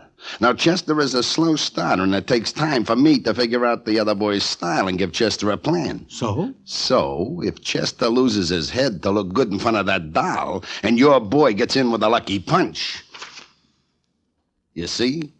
I see. Why did he have to fall in love with that Kugel dame? This is a funny world. And a small one. Yeah. And it'll get smaller for you and Spider if anything happens. Remember what I said. Did he say Kugel? Huh? Well, Caswell, I do not see you standing there. I am. Broadway. Did he say Kugel? It must be some other Kugel. He meant Babs, didn't he? Babs? Babs? Who is Babs? You know who she is, my girl. Now, look, Caswell. So, as soon as my back's turned, she's untrue. Now, look, Caswell. All right, let her be. But I'll show that Chester Nubbs a thing or two. You will what? I'll kill him. I'll go right after him. He will murder you. Maybe, but not before I show him a thing or two. Believe me, Caswell, you will show nobody anything but how still you can lay down on the canvas. I heard what Keegan said. You're afraid for your own skin. No. Well, not only that, but you will get hurt, maybe real bad. I'll take that chance. Come on, train me. Oh, the fight is tonight, and you say train. I've got to get in shape. Caswell, look, there is a way out for all of us. Get sick. Have an appendix. Mine was taken out 10 years ago. Well, catch cold. No. Get sick in any direction, any way. The fight will have to be postponed. I'm going to fight Chester Nubbs and show him and Babs Kugel a thing or two. Now, I'm going to train. There is nothing to it, but he trains. He has got about 10 hours before he gets into the ring with a guy whose left hook is dynamite and whose right cross is always rockabye. I feel sorry for Caswell, so I leave the gym and go to the hospital to see Miss Kugel, figuring maybe she is able to do something. What goes on is this. Just a minute.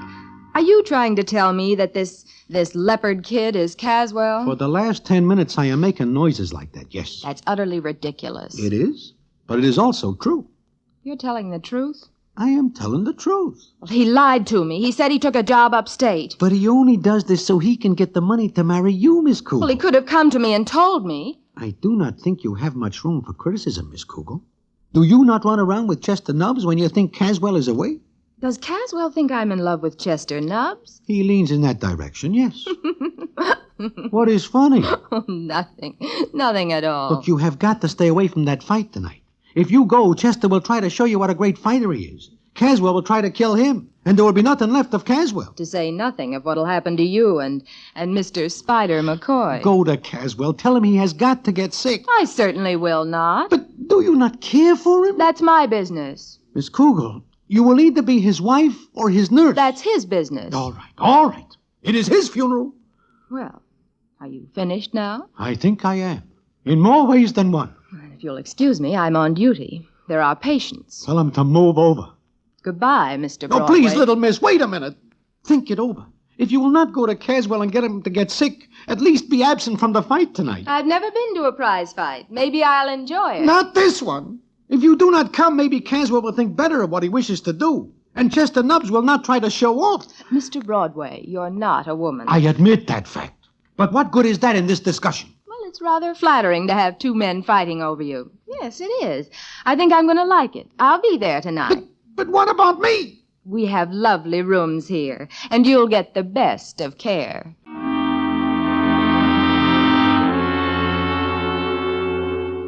I do not like the way she says that, or the thought behind it. Well, the night comes on very fast. In fact, it is the shortest day I ever spent. There is nothing to do but go through with a fight, and I find myself in Caswell's corner at ringside. The place is packed with fans who are here to see Chester Nubbs do away with another opponent. Spider is very nervous, and so am I, because right back of us are two citizens who are not here for the fight. They watch us. Then the scene is as follows. Ladies and gentlemen, this is the main event of the evening. Broadway, do you see Miss Kugel? Yeah, I see her. She is sitting right behind Chester's corner. I'll show her a thing or two. And him, boy. Now look, Caswell, do not be rash. If you see or smell anything like a glove coming your way, just lie down. And do not move until you feel me lifting you up. Look, she just passed a note to him. It's a love note. Oh, I'll show them a thing or two. Now just take it easy. Come on, that is your introduction. Spider leads Caswell to the center of the ring. And I notice something funny. Chester Nubbs stays away from Caswell. Does not even shake hands with him. Then Spider and Caswell are back in the corner. Pass him love notes right under my nose, will she? Oh, I'll show him a thing or two. Caswell, the best thing you could show tonight is some sense. Keep away from Chester Nubbs. I'll kill him. My career is over here and now. Remember, stay away from him, Caswell. Lie down quietly. Get some rest.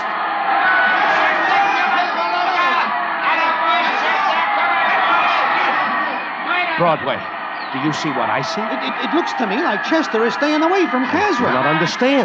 He says he will kill him. Spider, look at Jack Keegan. Yeah, I see him. He is trying to show me a large pocket knife. I wonder why. I do not think he is trying to show it to you. Broadway, look at Chester. He looks like he's scared stiff. I see. But I wonder why. Well, that is the way it goes. Chester Nubbs keeps away from Caswell, and Caswell chases him around the ring. The crowd applauds at first because they think Chester is showing how good he is. Then they realize that Caswell is chasing Chester. This goes on round after round. And it comes up the last round, and nobody hits anybody else. But the crowd is cheering Caswell for going after Chester. Then the fight is over, and we are in the corner. Why didn't you head him off when he came around this way? I want to kill him. Be quiet. They are going to announce the result. Ladies and gentlemen, the winner, the Leopard King! We win! We win! I finally managed to win him! Don't let him get out of the ring. I'll catch my breath and I'll kill him. Spider, do not look now. But those two citizens are coming over to us. Caswell, do I not put you in the ring and bring you fame and fortune? Huh? Why, sure. Look, those two guys coming at us. They wish to rough us up. They are mad. They are friends of Chester Nubbs. Oh, they are they? Well, I'll teach them a thing or two. Caswell! Caswell! Friends of his, huh? All right. Here's where I get even. It is all over in a little while. Caswell cools off Keegan's boys, and the gendarmes get us to the dressing room. Now, that is not the end of the story. The payoff comes a little later, and I will tell you about it in a minute.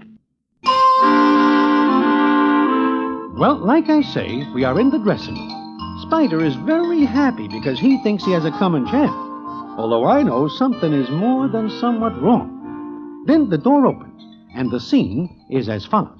Caswell! Babs. You big boob, you might have been hurt. Now she remembers. Miss Kugel, you are going to marry the heavyweight champion of the world. I am not. Oh, so you don't think I can fight, huh? Chester Nubbs knew I was mad. That is right. Chester sees the killer instinct in Caswell's eyes and is afraid. Caswell, do you think you can get that look again? All I have to do is to think of Babs and that Nubbs. Well, what's so funny? Oh, you big lummox. I love you. But Chester Nubbs. Why, Chester Nubbs was only an interesting case, a hypochondriac, one of the finest cases I've ever seen. Miss Kugel, please leave. I wish to take my boy away. He is a great fighter. Fighter? Caswell, you and I are going back to Bellburg and be happy. You and I? But my career. Look at you. Mr. Broadway, look at him. I am looking. Oh, what do you see? Caswell fish. Caswell fish with spots all over him. Big brown spots. Those spots won the fight for you big idiot. What are you saying, little miss? Because Chester Nubbs is a hypochondriac. I sent him a note just before the fight began. Oh, yeah, that love note. What about that? Love note? Well, maybe you've all learned your lesson, so I'll tell you. That note said Caswell has a very contagious disease, and just getting near those spots would prove disastrous. Now get dressed, Caswell. Oh, okay, Babs. Broadway, there goes my career. 2 times in one night.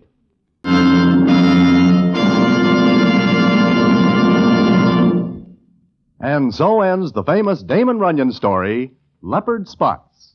Listen in again next week for The Damon Runyon Theater. The Damon Runyon Theater, with John Brown as Broadway, is directed by Richard Sandville, and the story is adapted for radio by Russell Hughes. Vern Karstensen is in charge of production. This is a Mayfair production.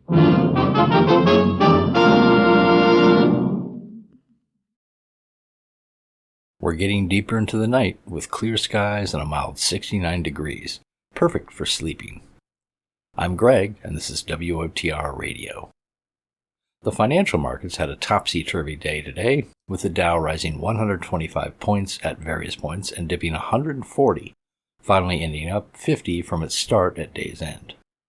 The Nasdaq did the same, winding up plus 30. Pork futures were down slightly at 107.50, and corn futures remained the same at $4. In international news, France has called on both nations of the escalating Middle East conflict to end hostilities and offered to mediate at a neutral location with both parties. France is just the latest in a growing chorus of nations calling for an end to the conflict as it threatens to widen into a greater regional war. The U.S. President joined France today in a White House announcement urging both parties to sit down and talk. Locally, the United Methodist Church on Bryant Street is hosting a bake sale from 1 o'clock p.m. to 6 o'clock p.m. tomorrow in the Fellowship Hall, with all proceeds going to benefit the various charities that the church supports. Be sure to stop by. All right, our next offering on the Nighttime Show is a great episode from Lux Radio Theater, that super popular and long-running drama anthology show from 1934 to 1955. The Dark Angel, which was originally broadcast on June 22, 1936, 89 years ago. It starred Herbert Marshall and Merle Oberon in the main roles, and this is a great story about a love affair in 1915 that's interrupted by World War I. Enjoy. Hollywood, California, Monday, June 22nd.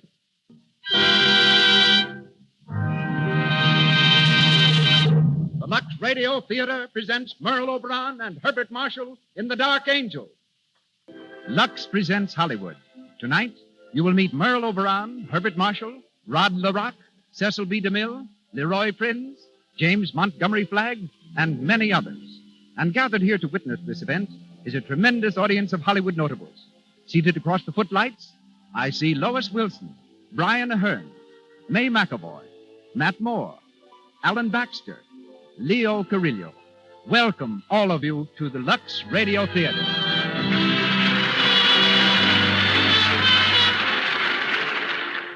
This entertainment is brought to you by the makers of Lux Toilet Soap, the beauty care used by 9 out of 10 Hollywood stars. The pure white soap that can mean a lovelier complexion for you. As producer of the Lux Radio Theater, we present one of the world's foremost motion picture producers, a man so closely identified with Hollywood that the history of the motion picture industry might well be the story of his own life. Ladies and gentlemen, Mr. Cecil B. DeMille.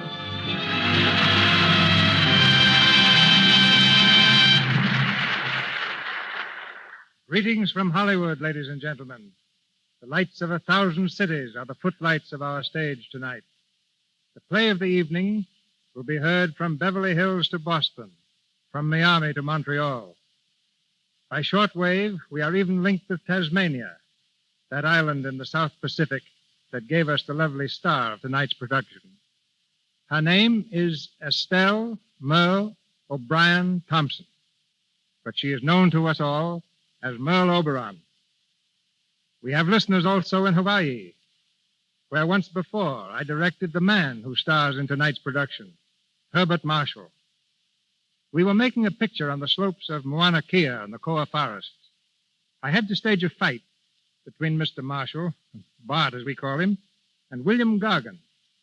Bart was supposed to win, and Gargan was prepared to take a blow and be knocked down. We filmed the scene several times. Each time, Bart played the scene magnificently, up to the final blow. Then something went wrong. I finally asked him why he wasn't giving me what I wanted.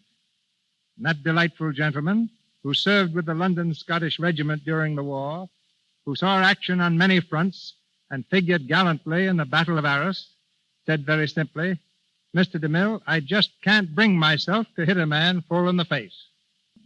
And now it is curtain time. The Lux Radio Theater brings you The Dark Angel with Merle Oberon and Herbert Marshall. The Dark Angel is the story of Kitty Vane, played by Merle Oberon, and Alan Trent, a young English officer with whom she is in love, played by Herbert Marshall.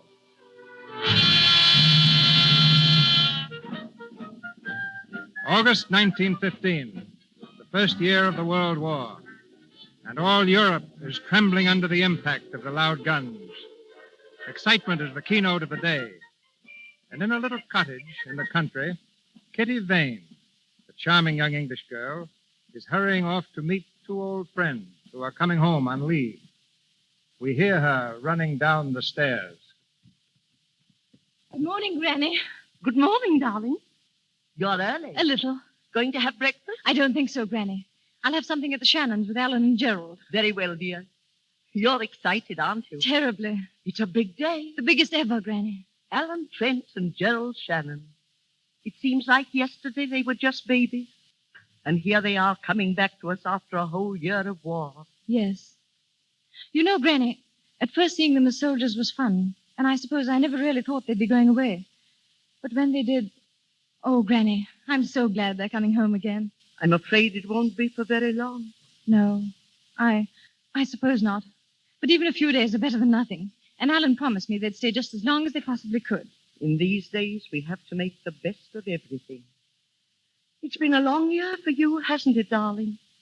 It wouldn't have been so bad if... Oh, Granny, if only I knew. If I were only sure. Of Alan? Yes. Aren't you sure? How can I be? When one loves so hard and for so long, one can never really be sure. And it used to be so easy, Granny. When we were children, I'd just ask him to marry me. But now, it's growing up, Granny. That's what it is. Things aren't so simple anymore. I can't just say, Alan, please marry me, quick. Why not? That's the best way to do it. Saves a lot of time. I bet that's just what you would do. Of course. Kitty, come here. I want to talk to you. Yes, Granny. Kitty, you may not be sure of Alan. I don't know how he feels about you, but I do know how Gerald feels about you. Gerald? He's in love with you, Kitty. Granny. Yes, my dear. I've seen it, and I know it. But it's silly. You shouldn't say things like that, Granny. I'm an old woman, my dear. I can say what I please. But Gerald, I've never thought about Gerald except as Alan's cousin. Why, I've known Gerald ever since we were babies. And Alan, too, my dear. Yes, but, well, that's different. Somehow. I can't explain it, but it is different. Is it? Of course it is. Heavens, look at the time. I must fly. I've got to meet Mrs. Shannon at the station. Goodbye, Granny, dear. Goodbye, child. Don't drive too fast. I won't. And give my love to Alan and Gerald. I will, Granny. Goodbye. Bye.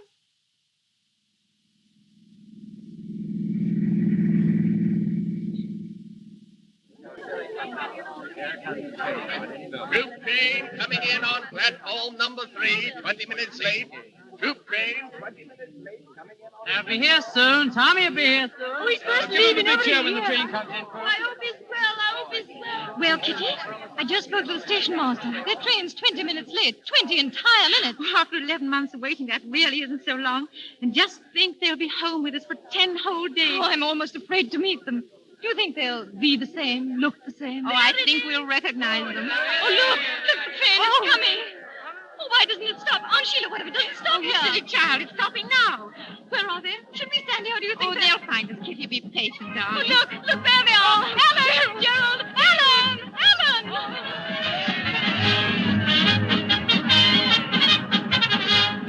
Kitty, darling! Oh, Alan, Gerald. How are you, Gerald. Aunt Sheila? Oh, my Oh, boy. Mother, Hello, Aunt It's Sheila. so good to see you, Alan. You're really back. Yes, really back. Oh, look at Kitty Gerald. She's getting prettier every day. Yes, our Kitty, standing right before us. I think Aunt Sheila's getting prettier, Oh, too. stop, Alan. Come along, we've got the car. It's this way. Hope you got something to eat, Aunt Sheila. I'm as hungry as a bear. Luncheon's waiting for you. Good. For dessert, we can have dinner and top that off with a bit of supper. Wonderful idea, Alice. Are you two going to spend the whole 10 days eating? We decided that months ago. Eating, sleeping, bathing, eating, sleeping, bathing. I said, Gerald, maybe we can think of some way to eat while we're sleeping. You know, we haven't given this thing enough thought. Very dull, aren't they? Oh, very dull indeed.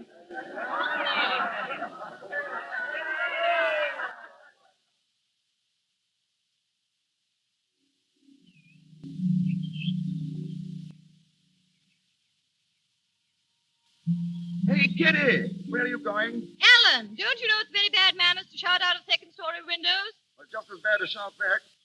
Want a piece of cake? No, I'm tired of seeing you eat. I'm going home. Oh, wait a minute. I'll come with you. Maybe there's something new to eat at your house. There isn't. Goodbye. No, wait. Look, Kitty. If you don't wait, I'll jump down. Get back in that window, idiot. Will you wait? No. All right, here I come. Alan, don't! Alan, why did you do that? Alan, darling, get up. You're not hurt, are you? Alan, why don't you speak? Aunt Sheila always taught me not to speak with my mouth full. You like some cake? Here. Stupid clown. Now I will go. No, don't go, Kitty. See, I did scratch my hand.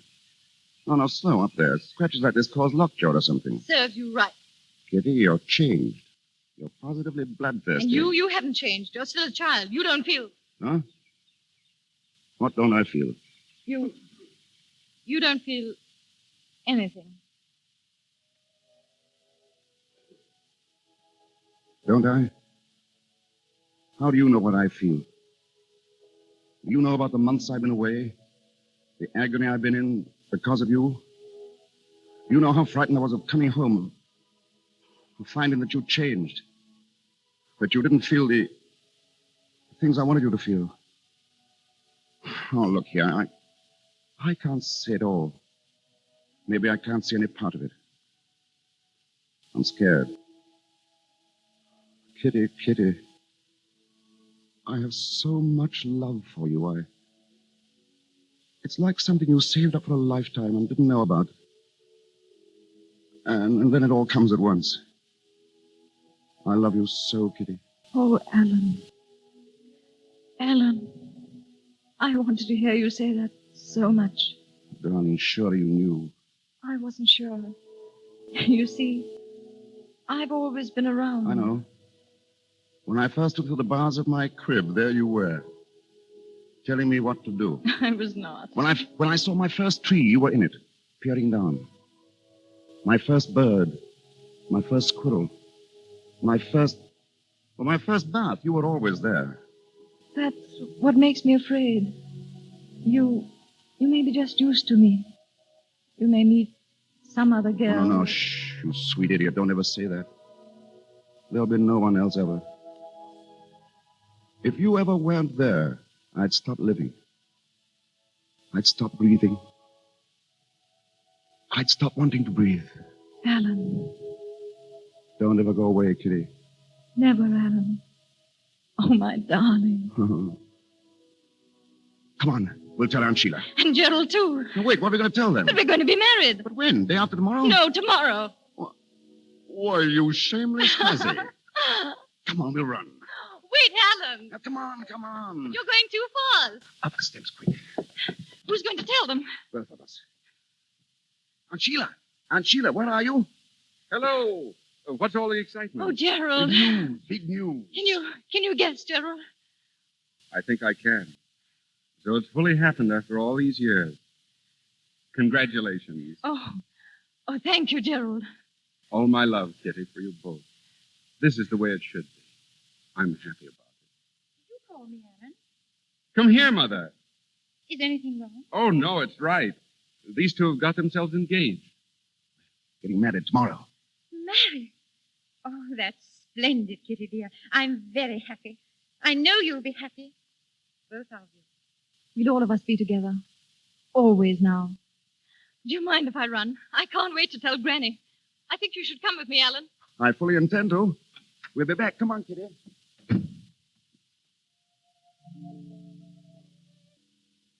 Gerald, you love her too, don't you?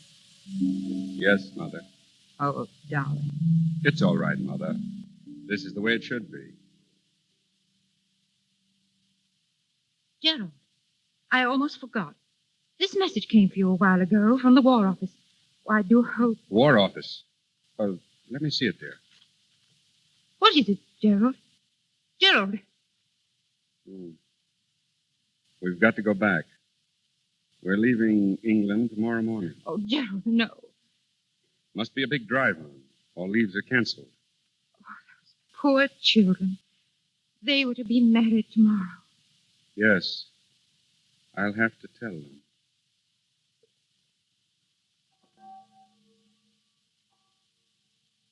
You mean you can't marry us, Father Charles? I'm afraid I can't, Alan. But you've known us ever since we were children. There must be some way. The notices for all weddings must be posted first, Kitty. Oh, you know that, my dear. 2 hours ago, it might have been possible. It's too late now. Oh, Father. Oh, I'm sorry, Kitty. I know how you feel. But try to see that Alan will be back soon, and you'll be married here. We'll arrange it all beforehand. It won't be long. Who knows how long it'll be? Oh, my boy. I'm sorry, Father. Thank you, anyhow. You've been very patient with us. God bless you, and bring you back to this church for the marriage you want. Goodbye, my children.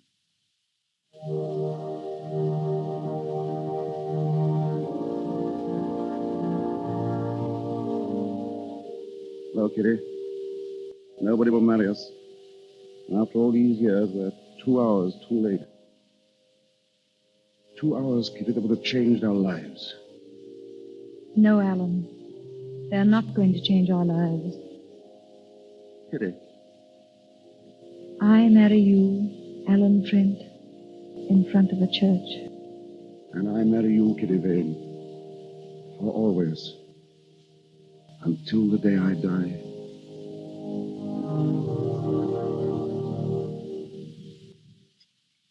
Kitty, you're not eating. I can't. You shouldn't have come down here, darling. We should have said goodbye at the church. I wanted to be with you, Alan.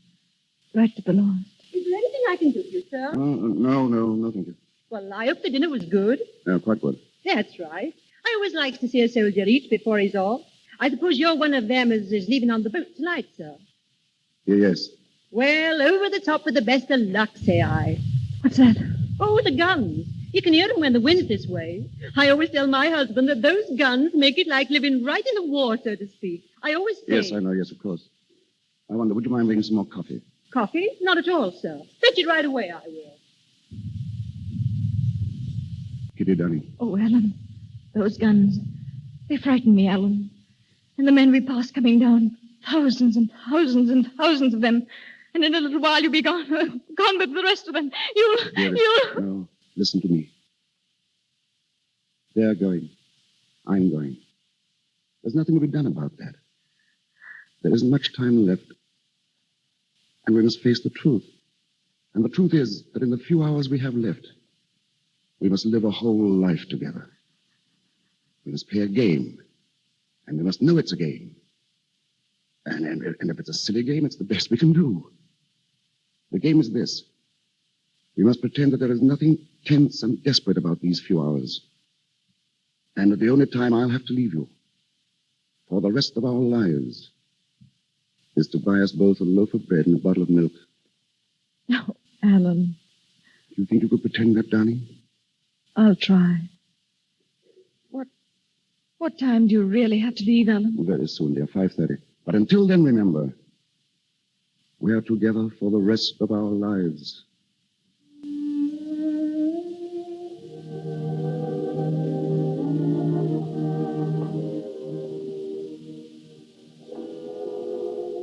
It's time now, darling. So soon? Yes, I've got to leave. Very well, Alan. Look at me, Kitty. Will you do something for me? Whatever you wish. Then sit here. Just where you are. Close your eyes, darling. Now, don't open them till I've gone. I love you. I'll always love you. Goodbye, darling.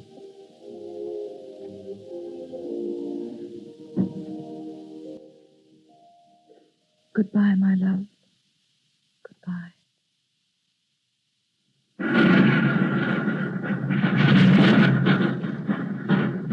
Phew. Pretty bad going out there tonight. Sounds like it. How's that trench coming along? Oh, slow but sure. Say, I meant to ask you, Gerald. Do you mind signing this card for me? It's an application for leave. Leave? At this time? Afraid I can't do it, Alan. Now, look here, Gerald. You said that last week. I want to go home. I want to see Kitty. I know you do, but I need you here, old man. You could get along without me for 5 or 6 days, couldn't you? Wouldn't lose the war? No, wouldn't win it either. I'd like to let you go, Alan. Well, you could if you wanted to. Alan! Sorry. I'm sorry, it's nerves. Forget it, will you? Captain Shannon. Yes, sir, in here. Good evening. Evening, sir. How are you, Trent? Oh, all right, sir. Keep your seat. Thanks. Shannon, we've reports of enemy activity on the northern sector. We've got to find out what it's all about. Yes, sir. Tonight's a good night.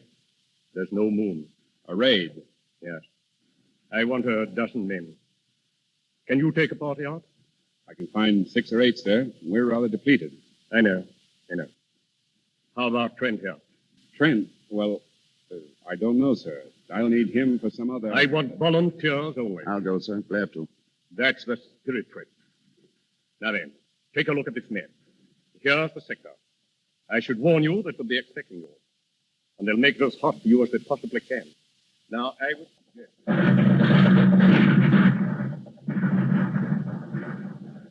Ready, Alan? Ready. How much time? 30 seconds.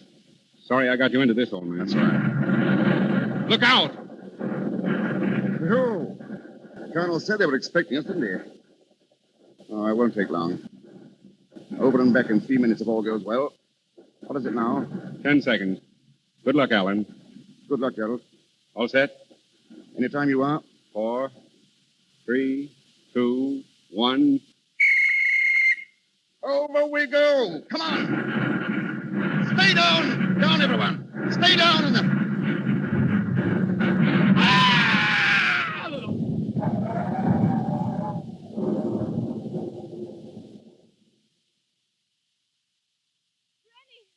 Are you asleep, Granny? Kitty, what's the matter? Granny, did you hear something? Only the wind, darling. Why? I thought I heard a scream. A long scream. Oh, Granny. You've been dreaming, child. Yes. Yes. I thought I saw Alan. Alan with a black cloud hanging low over him. Like a dark angel come down to... Oh. There. Go back to bed, my darling. You'll be all right in the morning.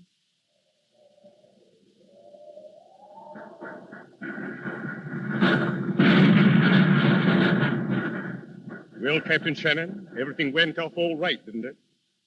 Yes, sir. Did you bring back a prisoner? Yes, sir. Good. What about the men? Lose any? Shannon, I asked you if you lost any men. Yes, sir. We lost 4 men. 4? One of them was Alan Trent.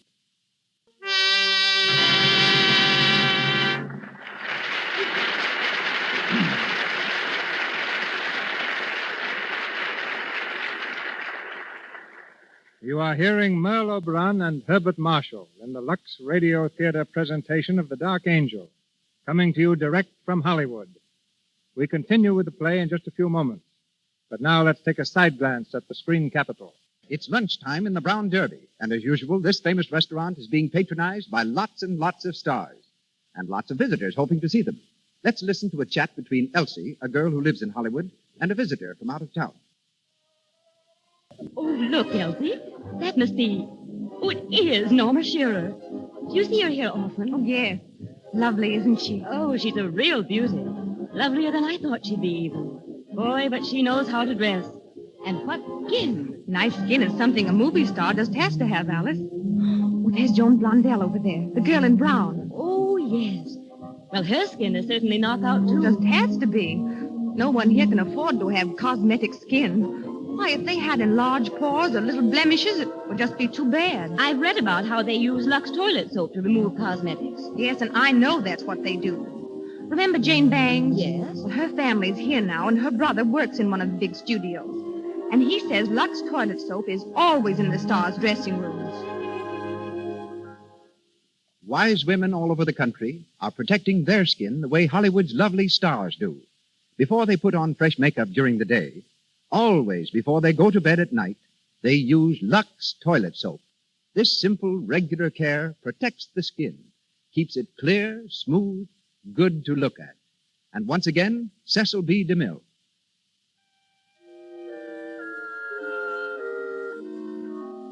The Dark Angel, with Merle Oberon as Kitty Vane and Herbert Marshall as Alan Trent, continues.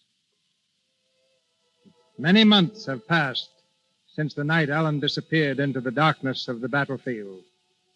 Gerald, on leave again, has gone directly to Kitty. We find them sitting under a tree in Kitty's garden. It's wonderful to see you again, Gerald. It seems ages since you were home. It's been ages. You're looking well. Oh, I'm fit enough. What about you, Kitty? I? You look tired. Oh, no. No. I'm very well. Oh, Gerald.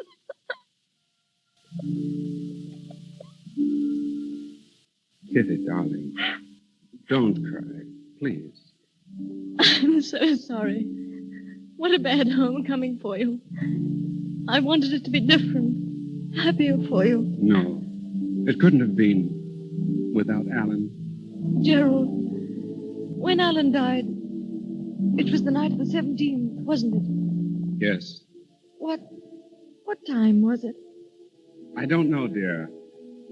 There was an explosion, and I never saw him again. I think it must have been shortly after... Shortly after 11 o'clock. I know. He had wired me he was expecting leave, and then... He wanted leave, Kitty. He wanted to come home to you.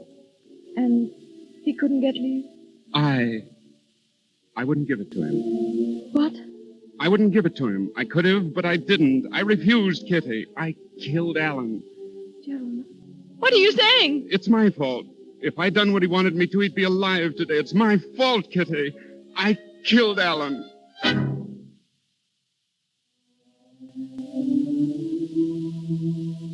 No. No, Gerald. It was because I loved him so. Because he loved me so. It was too beautiful to last, Gerald. That's why Alan died. Our love was too beautiful. Too happy.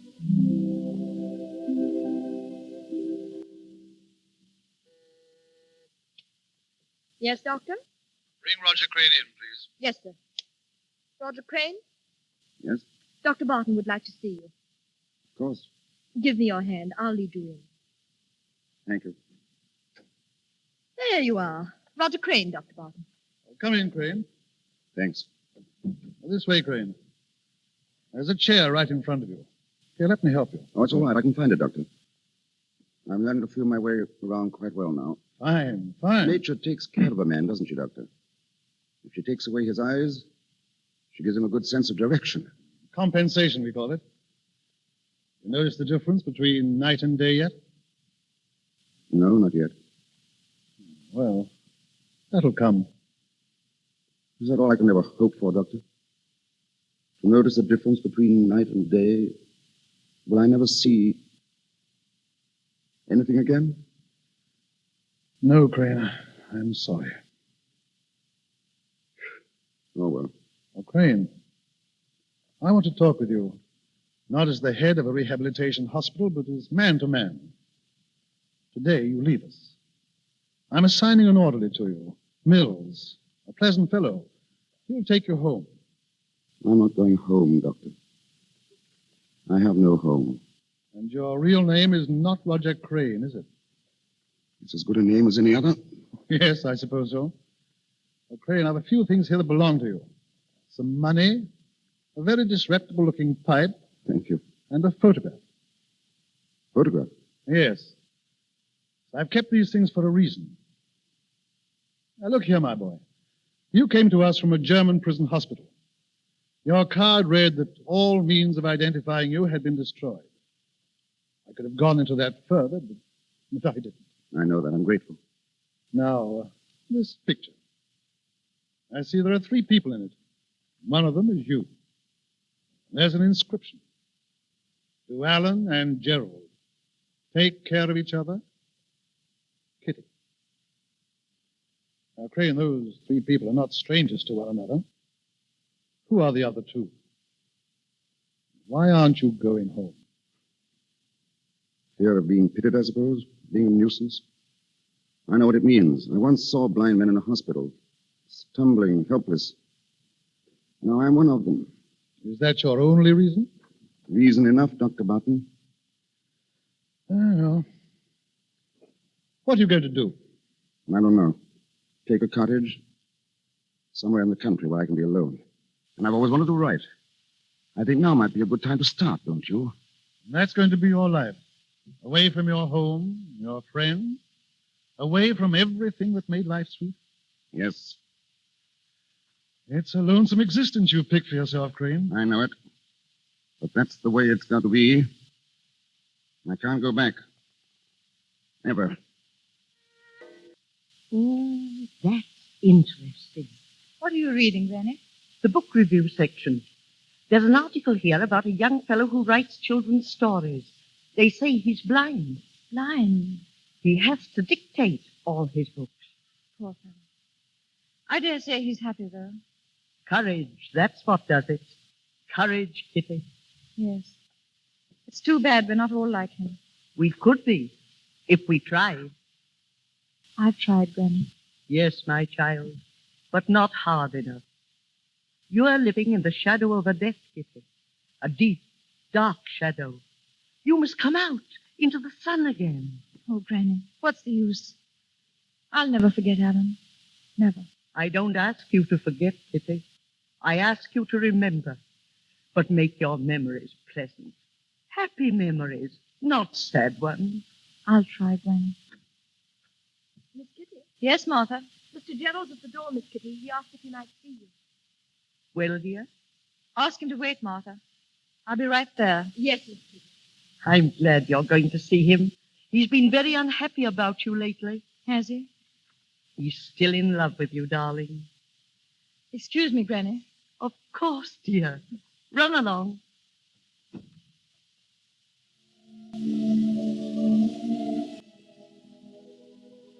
Hello, Gerald. Kitty, how are you? All right. It's been a long time since you were here, Gerald. I know. I didn't want to come. Why not? You've been keeping to yourself so much lately. I thought perhaps you'd like to be alone as much as possible. Thank you, Gerald. Shall we sit down out here? How is your mother? Oh, she's very well. She's been worried about you, though. Tell her I'm coming to see her soon, will you? I wish you would, Kitty. The house hasn't been the same without you, really. I was there a lot, wasn't I? We want you there again. I know what it's been for you these last 2 years. It's been agony for me just thinking about you. I'd like to try to make you happy again. Will you let me try, Kitty? Oh, Gerald, you're very sweet to me.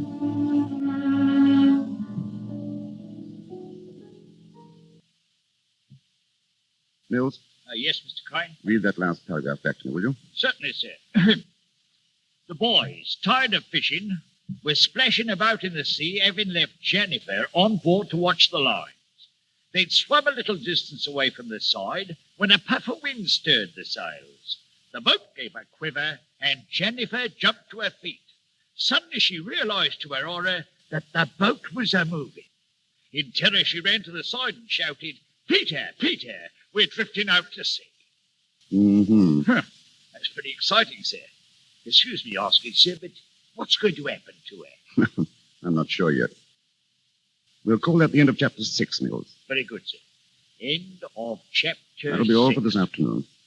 By the way, Mills, any word from Dr. Barton? Oh, yes, he's coming down the 8 o'clock train, sir. Oh, well. Have some hot tea ready, Mills, and a good fire if you can stir one up.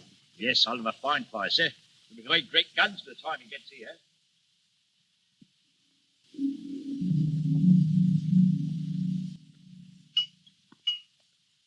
Another cup of tea, Dr. Barton? No, thanks. It's a nice place you have here, Crane. I like it. Very comfortable. And how's the new book coming along? Oh, we made a start. That's fine. You've certainly made a success of it. Well, it's been amazingly easy. I just stretch out all day here in the study or back there in the garden and dictate to Mills. Sometimes I laugh at myself. Imagine me writing adventure stories for boys. Read a piece about you a few weeks ago in the book section of the Times. I wondered why you refused to let anyone print your photograph. I don't think my picture would interest anyone, Doctor. No? Oh, Crane, during the war, you were in the artist's rifles, weren't you?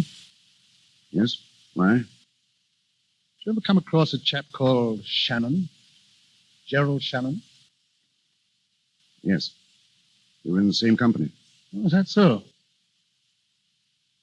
Crane, do you remember a photograph of yours I gave back to you when you left the hospital? A photograph of 3 people? I remember. I think I saw 2 of those people again. Oh, their pictures, I mean. Where? In the Sunday Times. I brought it along with me. The caption says they're Gerald Shannon and Kitty Vane. Is that right? Yes, that's right. What's it say about them? It says they're going to be married. Married? Are they? I'm very glad. We used to be quite good friends. They've been very close to each other all their lives. I was hoping this would happen. When is the wedding? June 3rd. They're giving an engagement dance tonight at his home. Oh, that's fine, isn't it? I'm glad.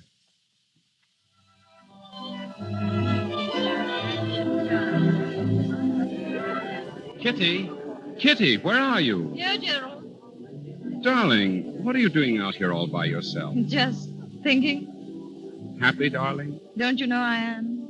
What were you thinking about? Oh, everything. You and me, our marriage, and And Alan? Gerald. It's all right, darling. I understand. I couldn't help but think of him tonight. But they weren't sad thoughts, Gerald.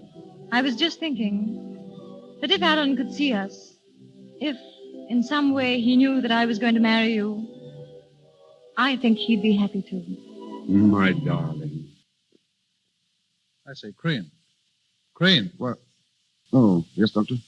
You've been sitting there for over an hour without saying a word. Anything wrong on that? No, nothing's wrong. Wasn't that talk about the picture, was it? I thought so. I'm sorry. I guess I've gone off the deep end again. No, that's all right, Doctor. Right. Oh, it's my own fault. It's been my own fault right from the beginning. I ought to put 1,000 miles between her and me, but I didn't. I stayed here where I might be near her, hear a word of her. I had it coming to me, and now I've got it. I've lied to myself, Doctor. I pretended that I've made a life, that I was happy. Now I've found myself out. The work of all these years thrown away. It's tough luck, old man. Sorry I let go. I ought to be darn well ashamed of myself. I think I'll take a stroll in the garden and cool off. Can I take you out? No, I can find my way. I'm used to it now. Doctor, that picture in the paper, is she just as pretty as she always was? Yes. She's very pretty. I'm glad it's a good picture. I wish I could see it.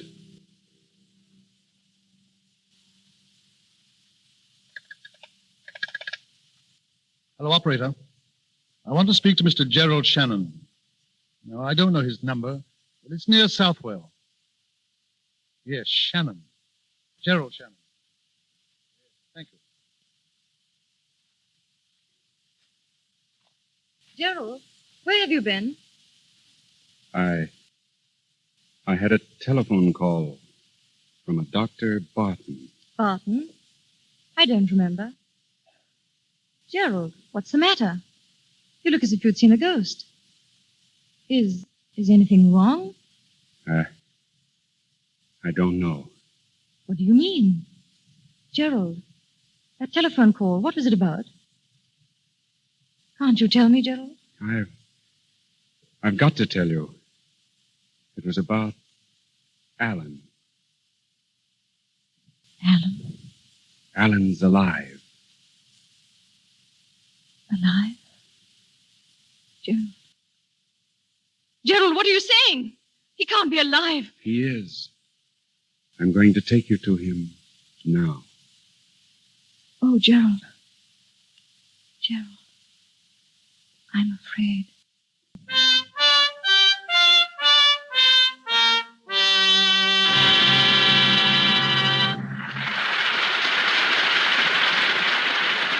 We pause for station identification. This is the Columbia Broadcasting System.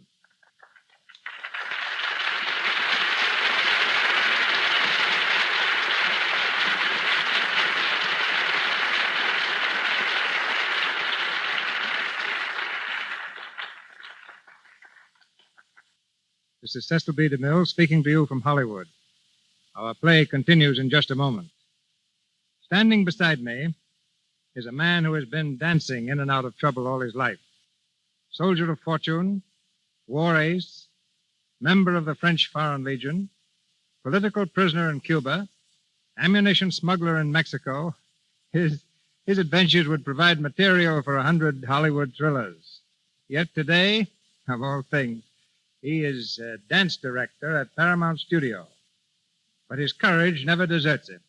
He flew to Yuma yesterday and was married. The man who fears nothing, Leroy Prince.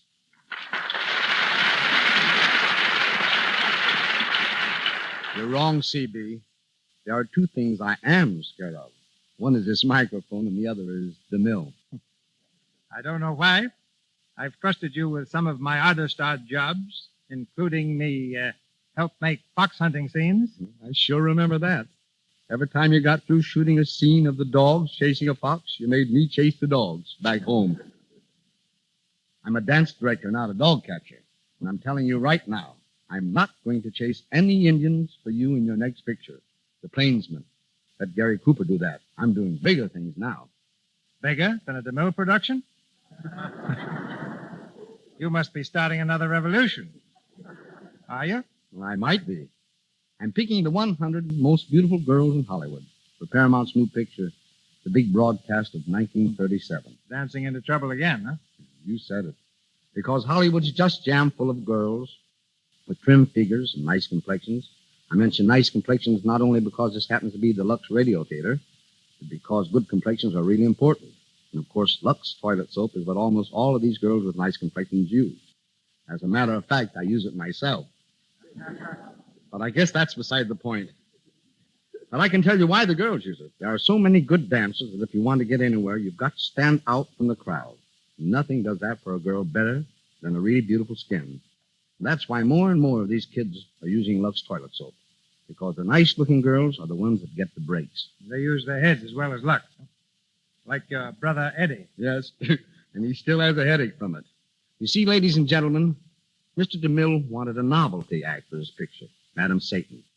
I knew my brother could provide it. Eddie's stunt consisted of leaping over a piano, landing gracefully on his head, and rolling up to his feet. We set the scene. Eddie ran, sailed through the air, cleared the piano, and made a perfect landing on his head. Just as we guaranteed. How do you like it? I asked Mr. DeMille. It's all right, said Mr. DeMille, looking steadily at Eddie. Why doesn't he get up? He certainly used his head to get into pictures. So long, Maestro. So long, soldier.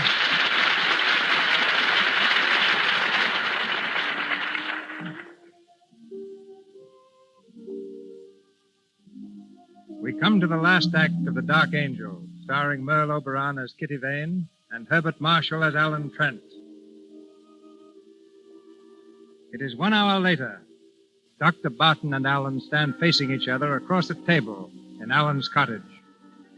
The doctor has just told Alan of his telephone call to Gerald. Why do you do it, Barton? Why? I had to, old man. I knew it was right and that it had to be done. Shannon ought to be here soon. I expect you'll want to speak to him alone. Yes, of course. Well, I'll clear out. Did you tell him that I was blind? No. Only that you were here. Is he coming alone? He didn't say. I don't know what this will do to your feeling for me. I hope not too much. Good night, old man. Gerald coming here. Mills. Mills. Yes, sir? Come here, Mills. Tell me something. Is this room just as it usually is? Why, yes, Mr. Crane. I must be absolutely certain. Have a good look. Is anything out of its usual place? Any furniture changed about? No, sir. Nothing at all, sir. Good. My pipe's here in the tray. Yes, that's right. Matches. Cigarettes on the table? Yes, sir. And flowers in the bowl, right? Sir. Right. What kind? What color? Yellow, sir. Tea roses. Tea roses. I must remember that. Anything else, Mr. Crane? No, thanks, no. Oh, wait. There was a copy of the Times that Dr. Barton left. It's here, sir. By the lamp, sir. Thanks. Bring in some drinks soon, will you? I'm expecting a visitor. Very good, sir. Let me know as soon as he comes. But remember this. Say nothing about my eyes. Do you understand? Nothing. I don't want him to know that I'm blind. That's why I want everything in its place, so he won't notice it. Yes, sir. I won't mention a thing, sir. Not a thing. That's all, Mills.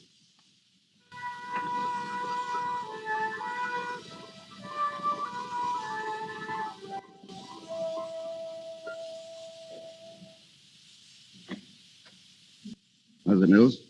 They're here, sir. They? Yes, sir. Like in a gentleman, sir. A lady.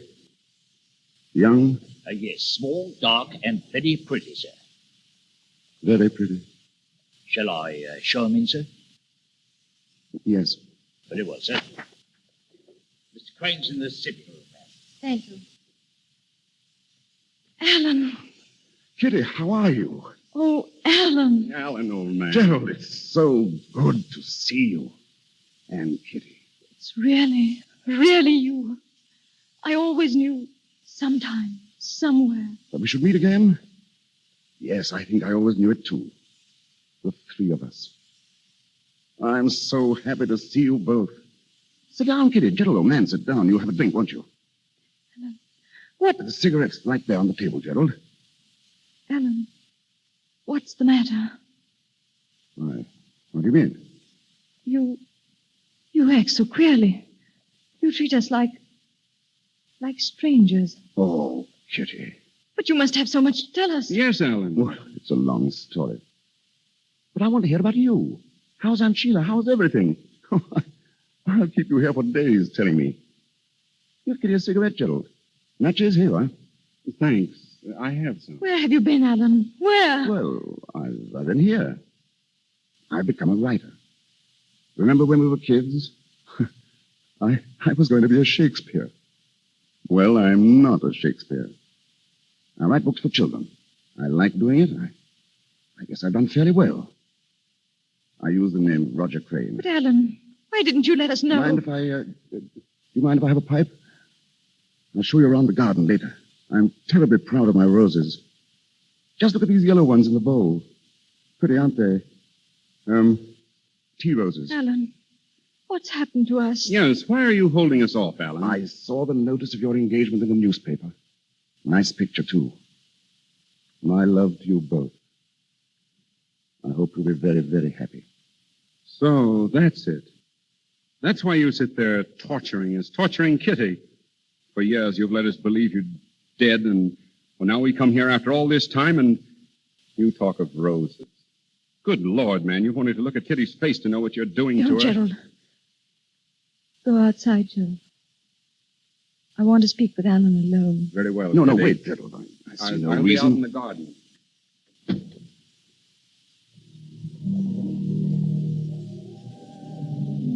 Alan, tell me now. There's very little to tell, really. You suffer, darling. Something's hurt you. Won't you tell me? Why didn't you come home, Alan? It's hard to tell you, Kitty. But I've got to. The war did something to me. I've changed. Changed? Yes, after all, the war doesn't leave you quite where it found you, does it? I spent months in a German hospital, months in a prison camp. When I came out, I wanted to be alone for a little while. To build a new life away from old friends and old memories. So I came here. I always meant to come back someday. But I like it here. Well, I just didn't come back. You stopped loving me. Is that it, Alan? I love you, Kitty. I loved you then. But in a different way, I suppose. I didn't have the courage to tell you. I see. I understand. Forgive me. I've been tormenting you. This means we won't see each other again. It would be better if we didn't, Kitty. Very well. But before that happens, I want to tell you that I loved you then. I love you now. I love you with all my heart. I've never loved anyone else. I never will again.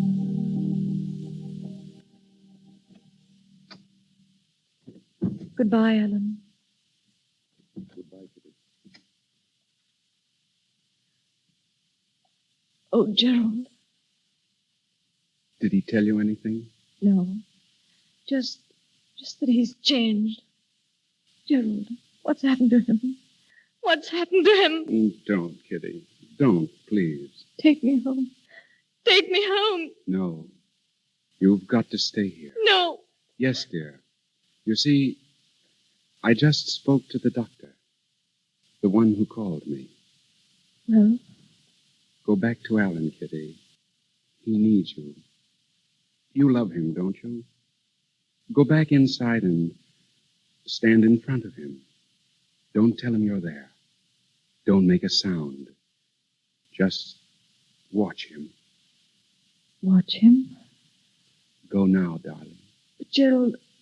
Go now, darling. Yes, Gerald.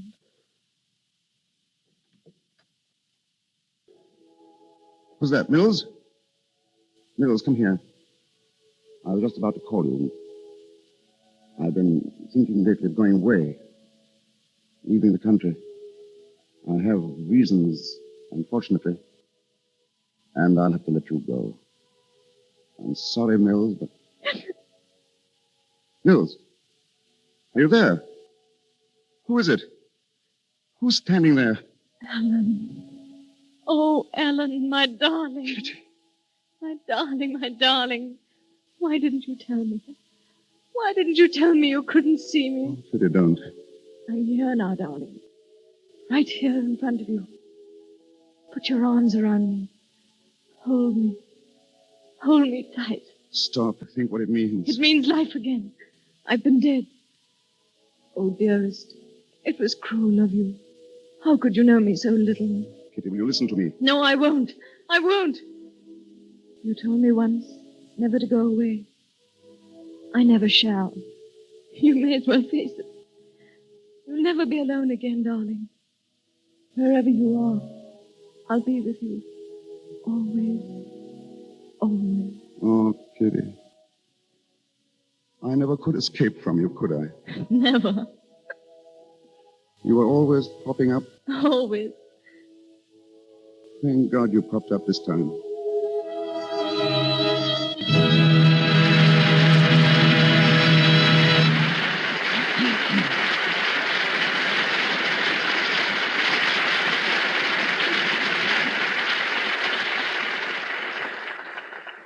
So ends the story of the Dark Angel.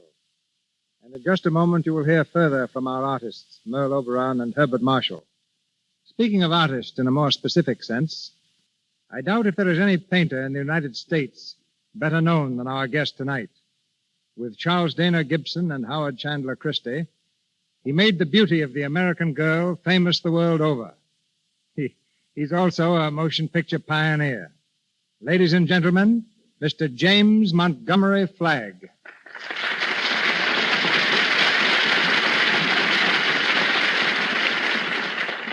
Yes, you may not have noticed it, Mr. DeMille, but I was making two-reelers when you were making your first great spectacle films. I produced and supervised 26 satirical comedies. They were billed as comedies because they claimed no one would know what a satire was. They thought it was a gent with goat's legs and horns. I even acted in some of them. I hope your acting was better than my painting. Well, D.W. Griffith offered me $30 a week to play villains. He's never withdrawn the offer. I made one called Perfectly Fiendish Flanagan. The takeoff on my pal William S. Hart. I played Mr. Fiendish Flanagan, the scourge of the prairies. But this time I came out here from the United States to make a series of 12 portrait drawings of leading stars for photoplay covers. I've already drawn your star tonight, Miss Merle Oberon. I'd seen her in several pictures, but never had the slightest desire to make a portrait of her. Seemed to be a false glamour about her features. But as soon as I met her, I found Miss Oberon beautiful. The same charming, unaffected, real person she portrayed tonight in The Dark Angel. In regard to my drawing these stars, they've been invariably charming and gracious, and I fully realize the terrific claims made on their time, their unreal life under the glare of the world's bloodshot eye. My astonishment was great that they should still be unaffected and simple in their manner. My hat, if I wore one, is off to them and to your Lux Theater. Good night. Before Mr. DeMille comes back with Miss Oberon and Mr. Marshall, I'd like to mention the names of some of those beautiful stars Mr. Flagg came here to draw. You know them all. Ginger Rogers, Carol Lombard, Joan Crawford, Jean Arthur, Betty Davis, Claudette Colbert, Jean Harlow. It's a list of the screen's most famous beauties. We're proud to say that every one of those stars I mentioned uses Lux toilet soap. That goes for tonight's lovely star, too. Next time you see Merle Oberon on the screen, notice her flawless complexion. Remember, it's Lux toilet soap that keeps it smooth. And here's Mr. DeMille. And now we present Merle Oberon and Herbert Marshall as themselves. As Mr. Flagg has said, Miss Oberon is the same sincere, delightful person that she portrayed in The Dark Angel. And Herbert Marshall, who played the soldier, did in real life serve with distinction in the war. In fact, the very name, Herbert, means bright warrior. Merle Oberon, Herbert Marshall.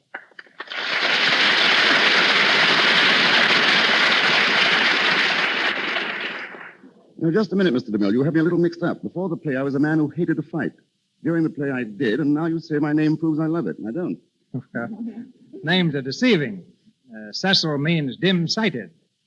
Yet out of 3,000 people at a Roman banquet, I can detect the one extra girl on the back of the set who's chewing gum. And Merle means nightingale, but I never sing in my pictures. I'm told you sing and speak in many languages. French, Spanish, Russian, even Hindustani. That's from living years in India, Mr. DeMille. It was there that I first saw the picture of The Dark Angel. It was the silent version with Ronald Colman and Vilma Banky. And I longed to be an actress and do it myself. Well, you realized your dream magnificently, both on the screen and tonight in the Lux Radio Theater. It's your best performance so far. What's your next? It's called, for the time being at least, In Love and War. What's yours, Bart? All's fair? Now, next week I start in Portrait of a Rebel with Katharine Hepburn. Who's the rebel, you or Catherine? Oh, it's Katharine. But I was a rebel once. My family wanted me to be an accountant. I wanted to be an actor. That's one rebellion I approve of. Oh, thank you, C.B. Good night. Good night, Bart. Good night, Miss Oberon. Thank you, Miss Oberon and Mr. Marshall. Ladies and gentlemen, this is your announcer, Melville Ruick. Before Mr. DeMille returns to tell you of next week's play, may I say that our cast tonight included Rod LaRock as Gerald, Edward Cooper, Lillian Kemble Cooper, Crawford Kent, Juana Lidbell, Gwen Mannering, Lionel Pate, Edward Reimers, Charles Romano, and Zeffie Tilbury. Miss Merle Oberon appeared through the courtesy of Mr. Samuel Golden. Herbert Marshall comes to us from RKO. Louis Silvers, our musical director from 20th Century Fox. And from Paramount, our director, Cecil B. DeMille. And here is Mr. DeMille to speak to you. Next week, the Lux Radio Theater stars Jeanette MacDonald, lovely MGM star in Irene. A large and colorful cast will join Miss MacDonald in singing the exquisite music of Irene, and the girl in the Alice blue gown will live again, this time on the air. On behalf of our sponsors, the makers of Lux Toilet Soap, I invite you to join us next Monday night in welcoming Jeanette MacDonald to the Lux Radio Theater. This is Cecil B. DeMille saying good night to you from Hollywood. Heard on tonight's program was A Pretty Girl is Like a Melody from the Music Box Review. This is the Columbia Broadcasting System. I hope you're enjoying the nighttime show here on WOTR Radio, dear listeners, so far. For those of you still awake, that is. For those of you who are off in dreamland, I hope we're making a nice backdrop for your sleep. Landry's Diner at 1st and Main Street is featuring a fantastic lunch special all next week starting on Monday from 11 to 2. For just $6.99, you get 3 pieces of golden fried chicken, a buttery roll fresh from the oven, and your choice of vegetable. That price also includes a beverage. It's a price you can't beat, and nobody does fried chicken better than Landry's. And the Sunny Drive-In on Old Darby Road is showing its weekend double horror feature tonight through Sunday, starting at dusk. Alfred Hitchcock's Psycho from 1960 and James Whale's The Invisible Man from 1933 are the terrifying movies. You won't want to miss them. Next up, we have the classic adaptation of Eugene O'Neill's Ah, Wilderness from Studio One, the CBS drama anthology that ran from 47 to 48. This one aired originally on July 15, 1947, and starred Don Herron, Everett Sloane, Catherine Raitt, Ann Burr, and Ruth Gilbert, who reprises her role from the original Broadway production. And after that we present Surprise for the Professor from the 4-star Playhouse. This show only ran for a handful of episodes in 1949, but it put out some really great adaptations of stories using 4 big-name Hollywood stars: Fred MacMurray, Loretta Young, Rosalind Russell, and Robert Cummings. This one is a hilarious and heartwarming comedy about a young college teacher who is pursued by a beautiful student. This is Studio One at CBS. The Columbia Broadcasting System invites you to Studio One for the 12th in a feature series of hour-length versions for listening of celebrated stories, novels, and plays.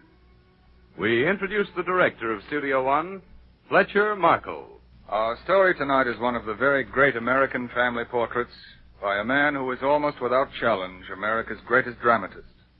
All Wilderness by Eugene O'Neill. All of you will have memories of the 4th of July just behind us, and many of you have memories of a 4th of 40 years ago. But whatever your age or the length of your recollection, the members of the Miller family in Mr. O'Neill's All Wilderness will be familiar to you. We're all acquainted with a father like Nat Miller and a mother like Essie and the Mildreds and Arthurs of their family, and relatives like Aunt Lily and Uncle Sid, even if we're not precisely aware of what happened to them on July the 4th, 1906, in the Connecticut town where they lived. And most certainly we're all acquainted with someone like Richard Miller, who is going on 17 just out of high school. Topping the list of our players on Studio One tonight is the name Don Harron. To be cute, we might call him Master Don Harron, but to be fair and accurate, we must call him Mr. In his earliest 20s, a young Canadian actor of beguiling talents making his first appearance on the American air herewith, we introduce Mr. Harron as our Richard tonight. You'll be hearing Everett Sloane as his father, joining an impressive list of fathers that includes George M. Cohan, Will Rogers, Lionel Barrymore, and Walter Houston. Catherine Rott will be Richard's mother, with Ann Burr as Belle and Ruth Gilbert as Muriel, the role Miss Gilbert created in the original Broadway production. Turn back the calendar 40 Julys ago, and please to begin.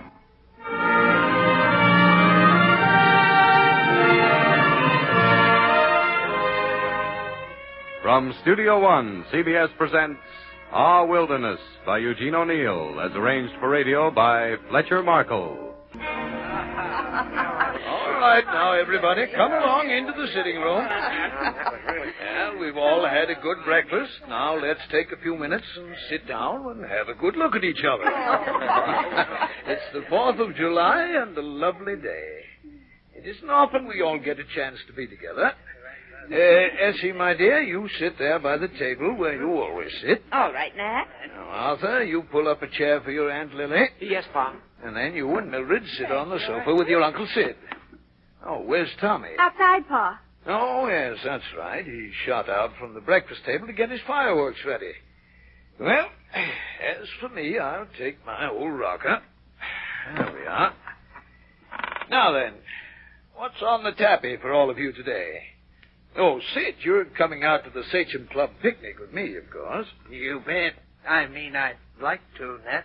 That is... Oh, I know what that Sachem Club picnic's always meant. No, not this time, Essie.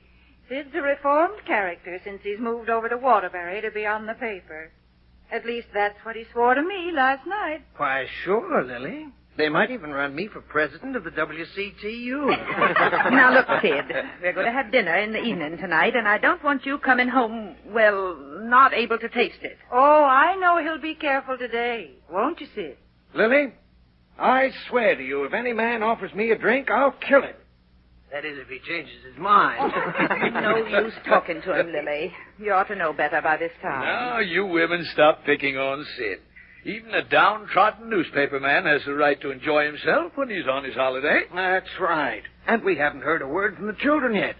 How are you spending the festive 4th, Arthur? I can tell you, Uncle Sid, if he won't. Mildred? Don't shout at your sister now, Arthur. You're off to the Rands, I suppose. I and Bert Turner are taking Elsie and Ethel Rand canoeing. We're going to have a picnic lunch on Strawberry Island. And this evening, I'm staying at the Rands for dinner. Ah, you're accounted for then, son. How about you, Mid? I'm going to the beach to Ann Culver's. Of course, there won't be any boys present. Now, stop your everlasting teasing, you two. How about you and Lily, Essie? What do you say to an automobile ride? I'll get out the Buick and we'll drive around town, out to the lighthouse and back. And then Sid and I'll let you off here, or anywhere you say, and we'll go on to the picnic. I'd love it, wouldn't you, Lily? It would be nice, yes. Well, then that's all settled. Lily, you want to come with me to the fireworks display at the beach tonight?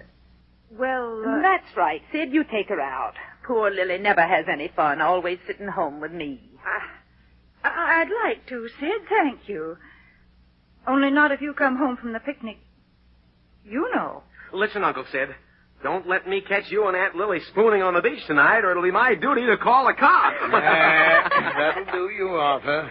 Your education in kicking a football around Yale seems to have blunted your sense of humor. Say, where's Richard? I thought he came in with us from breakfast. I'll bet he's off somewhere writing a poem to Muriel McCobb, this silly. Or pretending to write one. I think he just copied. He went out on the side porch, I think, to read a book. He's always reading now. That reminds me, Nat. I've been meaning to speak to you about those awful books Richard is reading. Awful books? You've got to give him a good talking to. I'll go up and get 'em right now. I found 'em where he'd hid 'em on the shelf of his wardrobe. You just wait till you see 'em. Seems to me she might wait until the 4th is over. Yeah. Oh, there's nothing to it anyway. Sid, when I think of the books I used to sneak off and read when I was a kid. Me too. I suppose Dick is deep in Nick Carter or old Cap Collier. No, he passed that period long ago. Poetry is his red meat nowadays, I think. Love poetry. And socialism, too, I suspect, from some dire declarations he's made. Well, might as well get him on the carpet. Where'd you say he was, Arthur? Out on the side porch, Father, I think. Richard? Richard! All right, I'm coming.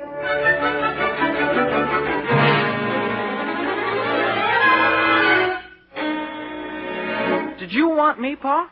I'd hoped I'd made that plain. Come and sit down a while. I didn't hear you, Pa. I was off in another world. You sure were. Yeah, that's enough now. Oh, Dick, what are you planning to do with yourself today? Going out to the beach with Mildred? That silly skirt party, I should say not. He's not coming because Muriel McCobb isn't. But he's got a date with her somewhere. You shut up, Mid. I thought I'd just stay home, Pa, this morning anyway. Help little Tommy set off firecrackers, hmm? I should say not. I don't believe in this silly celebrating the 4th of July. All this talk about liberty when there is no liberty. The land of the free and the home of the brave. Home of the slave is what they ought to call it. The wage slave ground under the heel of the capitalist class. Starving, crying for bread for his children. And all he gets is a stone. The 4th of July is a stupid farce. Them are mighty strong words, Richard. Better not repeat such sentiments outside the bosom of the family. They'll have you in jail. And throw away the key. You too, Brutus, Uncle Sid? Then let them put me in jail.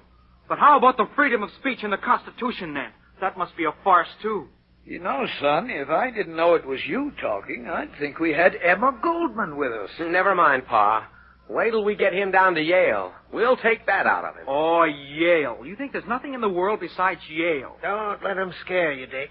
Give it to him. Sid, you stay out of it now. Oh, hello, Aunt Lily. I didn't see you. Well, Richard, I've always found I've had to listen to at least one stump speech every 4th. I only hope getting your extra strong one right after breakfast will let me off for the rest of the day. That's right, laugh. After you, the deluge, you think. But look out. Supposing it comes before. This isn't the Dark Ages. This is 1906. The days grow hot, O Babylon. 'Tis cool beneath thy willow trees. Oh, that's good. Something from that book you've got with you there? No, Pa. This is Carlyle's French Revolution. Well, I'm glad you're reading that, Richard. It's a darn fine book. What, have you read it, Pa? Well, you see, even a newspaper owner can't get out of reading a book every now and again. Young man, you tell me this minute where you've hidden those books. They've been moved. Oh, Ma. Just, what books are they, Richard? Well, There were 2 by that awful Oscar Wilde. One was called The Picture of Something or Other.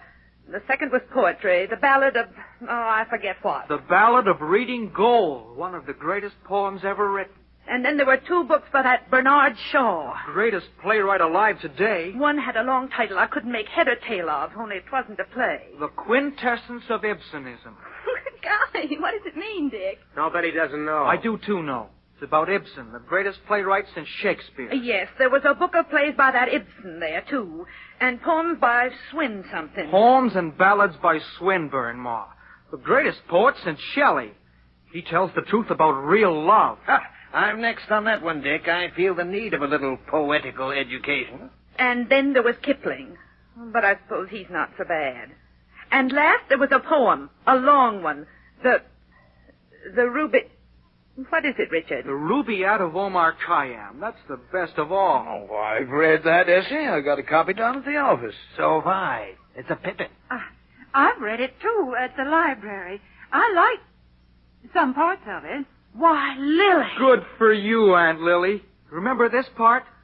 A book of verses underneath the bough, a jug of wine, a loaf of bread, and thou beside me singing in the wilderness. Oh, wilderness! Hey, look who's coming up the walk. Old man McCobb. Dave? What in thunder does that foolish old... Oh, Sid, I can see where we never are going to get to that picnic. Nat, you get rid of him the first second you can. Whatever can the old fool want? I'm going to beat it, too. Just time to catch the 8:20 trolley. I've got to catch that, too. Dick, McCobb may be coming to see if your intentions toward his daughter are dishonorable. Think I'm scared of him. I only wish I didn't have to be pleasant with the old buzzard. And he's about the most valuable advertiser I've got. I know, but tell him where to go anyway. He needs that ad more than you, Nat. Come on, Dick. We'll go out in the garden and help Tommy celebrate. Give it to him, Nat.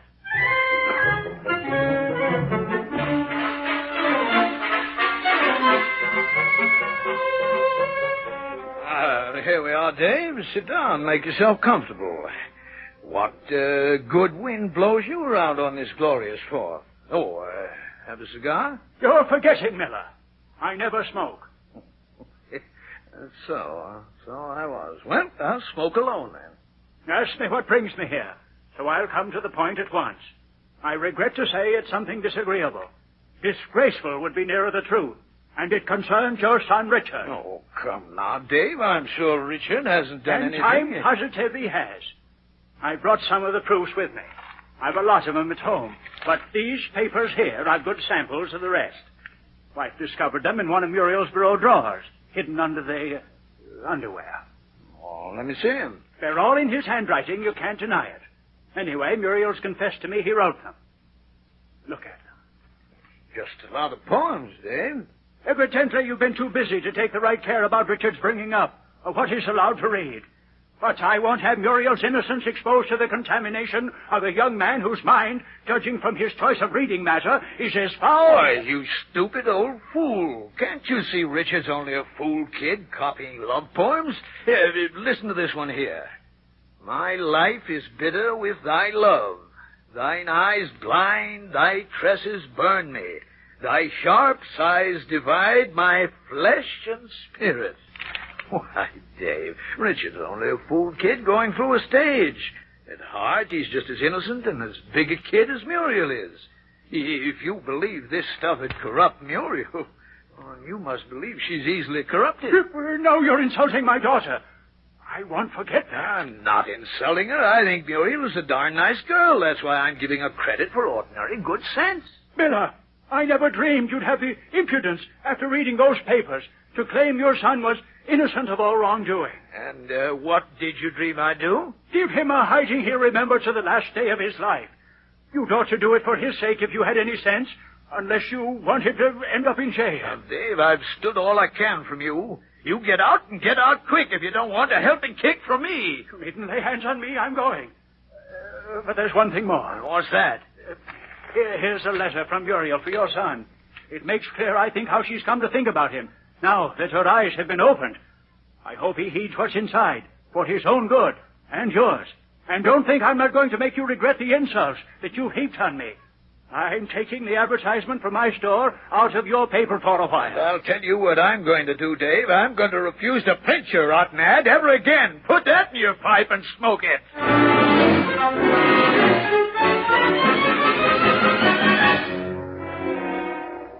That's what I said to him, Sid, just like that. Good for you, Nat. You sure gave it to him. much good it'll do. He knows it was all talk. Hallelujah! Imagine old David McComb's face when he saw that poetry stuff of Dick's. But it's no joking matter, Sid, after all. The stuff is warm. It's no kind of thing to be sending a decent girl. I thought he was really stuck on her, all moonshine and holding hands and a kiss now and again, but, well, these look... By George, maybe he deserves that licking McCobb says it's my duty to give him. I've got to draw the line somewhere. Yes, it won't do to have him getting into difficulties. Yeah, the only thing I can do is put it to him straight. Richard will stand up to his guns no matter what. I've never known him to lie to me. Then now's your chance. He's just outside in the garden with little Tommy. Now beat it and leave you alone. We ought to get started soon if we're ever going to make that picnic. Did you want to see me about something, Pa? Look here, son. I'm going to ask you a question, and I want an honest answer. You've never lied to me before, I know, and I don't believe even to save yourself punishment that you'd lie to me now, would you? I won't lie, Pa. Richard, have you been up to anything, anything you shouldn't have been up to with Muriel McCobb? Why, no, Pa. What do you think I am? Gosh, I'm in love with Muriel. I'm going to marry her after I get out of college. We're engaged. All right. That's all I wanted to know. We won't talk any more about it. I don't see how you could think of... Did that old idiot McCobb say that about me? Richard, look at these papers now. You can't exactly blame old Dave, can you? Oh, he found those, did he? I told Muriel to be careful. Well, it'll do him good to read the truth about life. I'm afraid I've got to agree with him, though, that they're hardly fit reading for a young girl. Now, you think it over and see if you don't agree with me. Oh, here's a letter from Muriel he said to give you. A letter? Yes, you better be prepared for a bit of a blow. But never mind, there's a lot of other fish in the sea. Gee. Well, I'd better go upstairs and get rigged out, or I never will get to that picnic. Oh, how can she write these things? Oh, the little coward. I hate her. She can't treat me like this. I'll show her. What did that McCobb want, Richard? Do you know? Sid couldn't tell us. You can search me. Ask Pa. Whatever's the matter with you, Richard?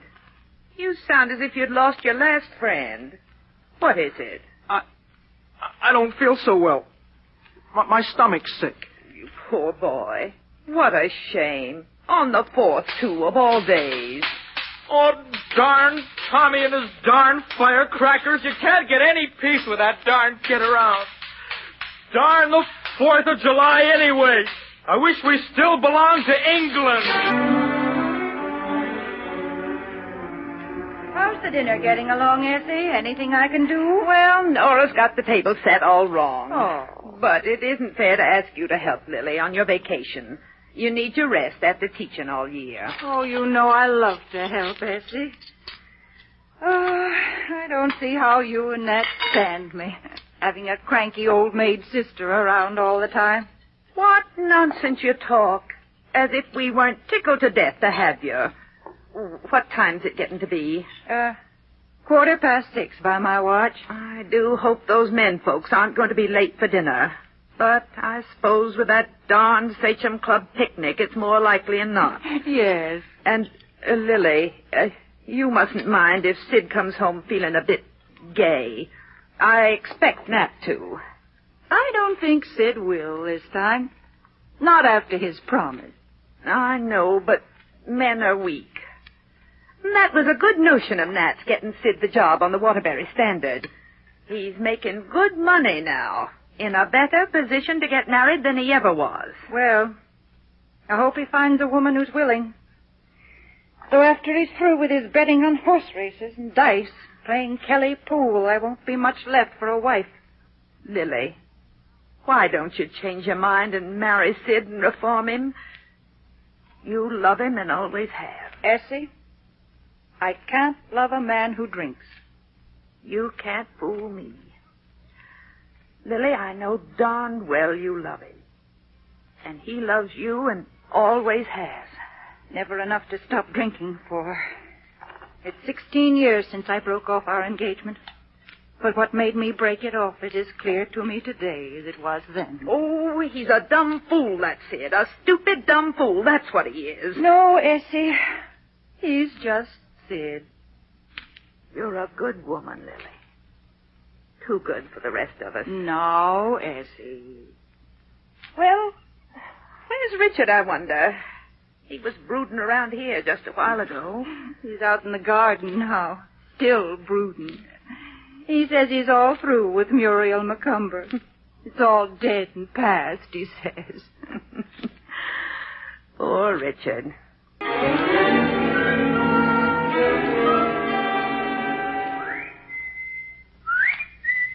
Hey, Dick!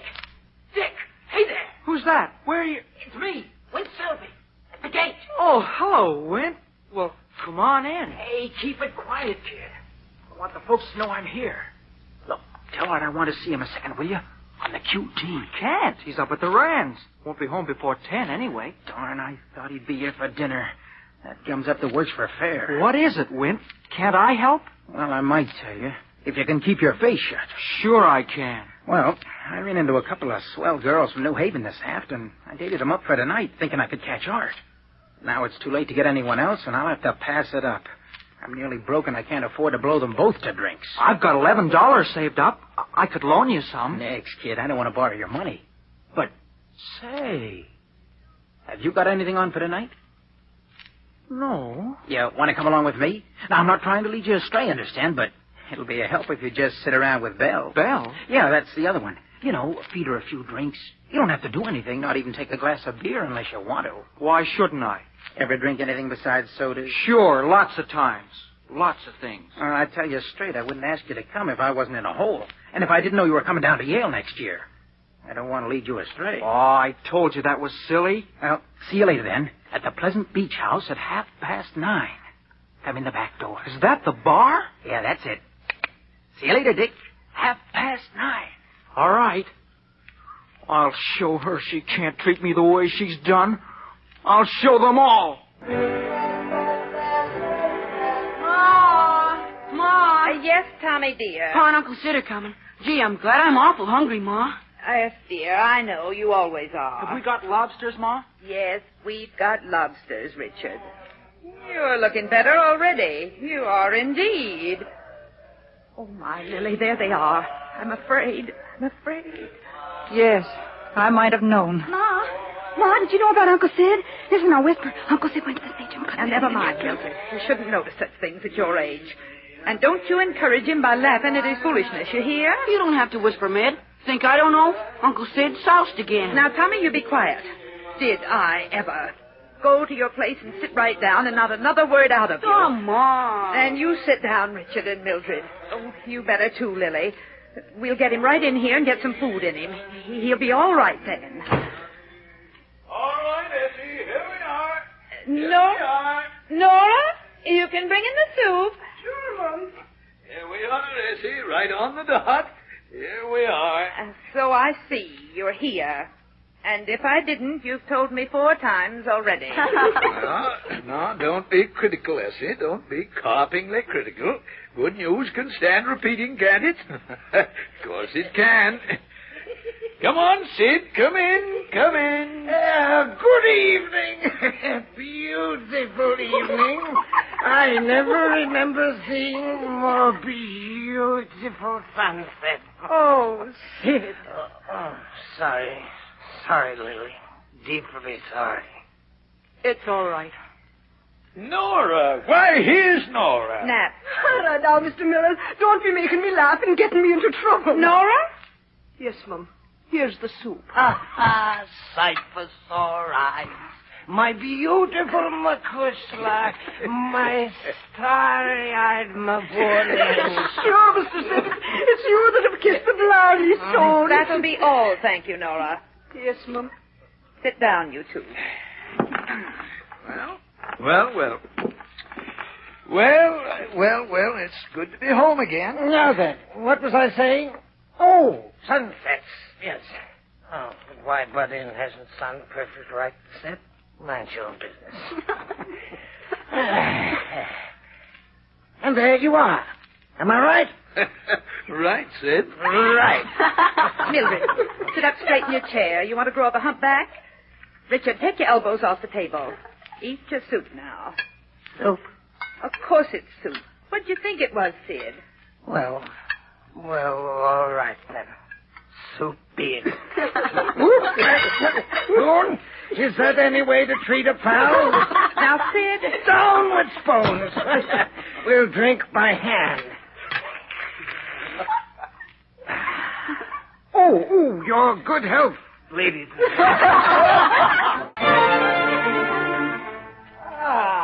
That was delicious lobster. See, great.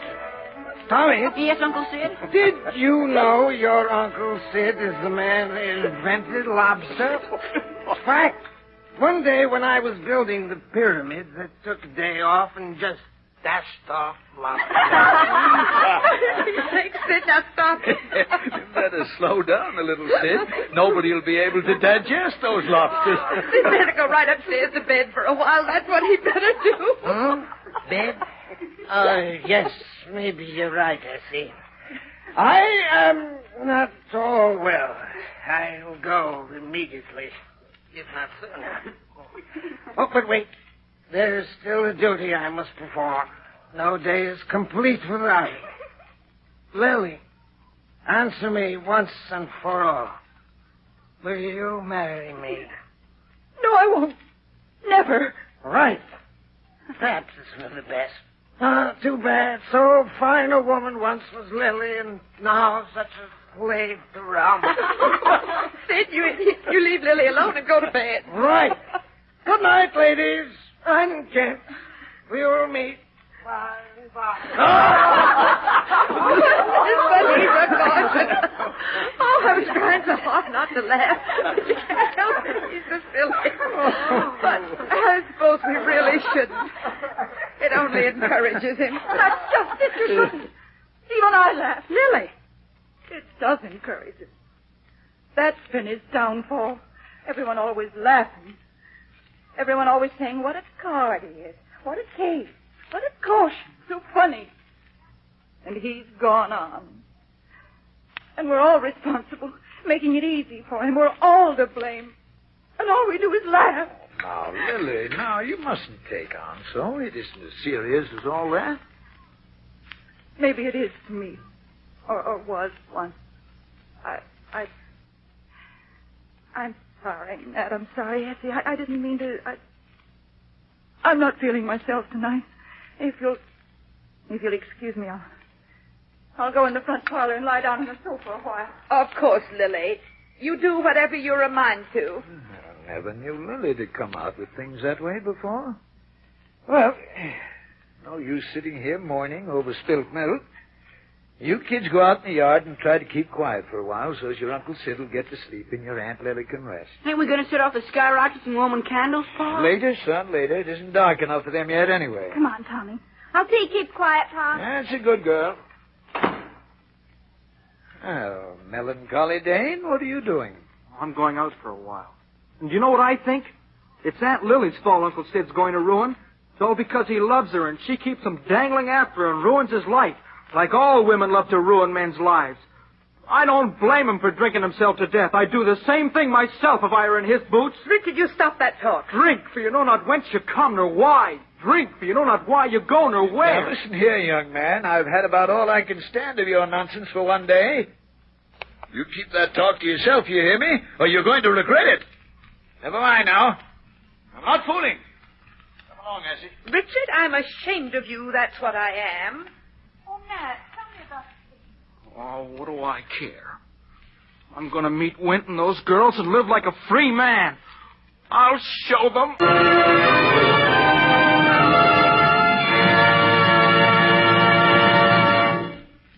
You're listening to Studio One at CBS, presenting as its 12th broadcast in a feature series of hour-length dramas, Our Wilderness by Eugene O'Neill, arranged for radio by Fletcher Markle. The second portion will follow the customary pause for station identification. This is CBS, the Columbia Broadcasting System. Continuing Columbia's full-hour feature production, Studio One, we present the concluding portion of Eugene O'Neill's comedy of the early 1900s, when life perhaps was a little simpler. Ah, Wilderness. Oh, come on, Sam, let's go. No, it's early. What's your name again? Richard? Well, drink up, why don't you, Richard? Your beer's getting flat. I let it get that way on purpose. I like it better when it's flat. You're a crazy kid, you are. I wonder where Wint and your friend Edith got to. They're probably still out on the beach, looking at the moon. Uh-huh.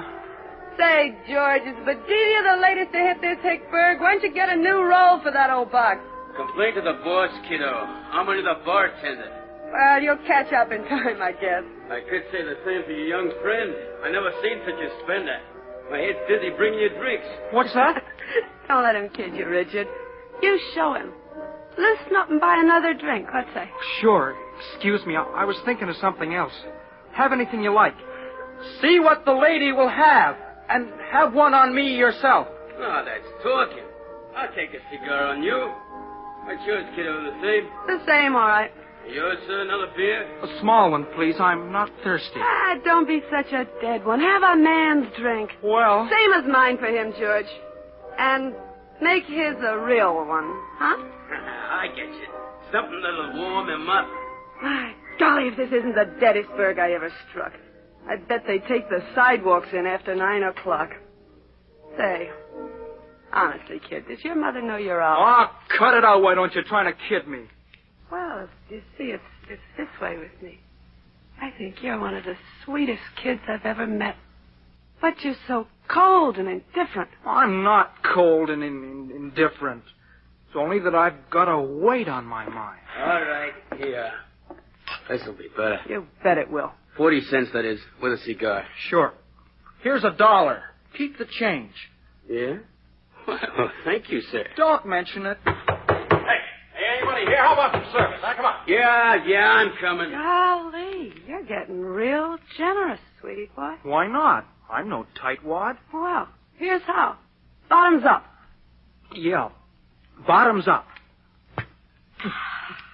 There, that's something like. You feel better? You bet. Well, maybe you won't be so distant and unfriendly now, huh? Why don't you kiss me? Sure. Hey, you call that kissing? Here.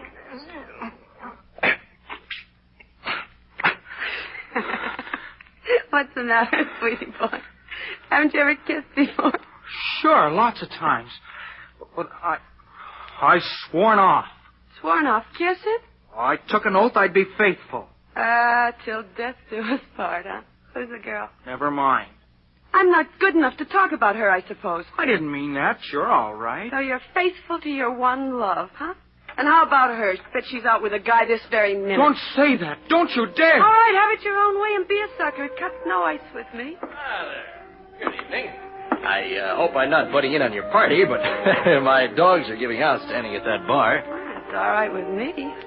I've got no party on. Well, that sounds helpful. Allow me to sit at the next table. But I wouldn't do such, 'cause I loved her too much. But I learned about women from her. Let's have another drink. You've had enough. Oh, that's what you think. Hey, what do you got there? A child poet or a child actor? I don't know. It's got me guessing. Well, if you're tired of cradle robbing, Act, maybe we could get together and have a little fun, huh? That's easy. I just pull my freight. Listen, kid. Huh? This is an old friend of mine, Mr.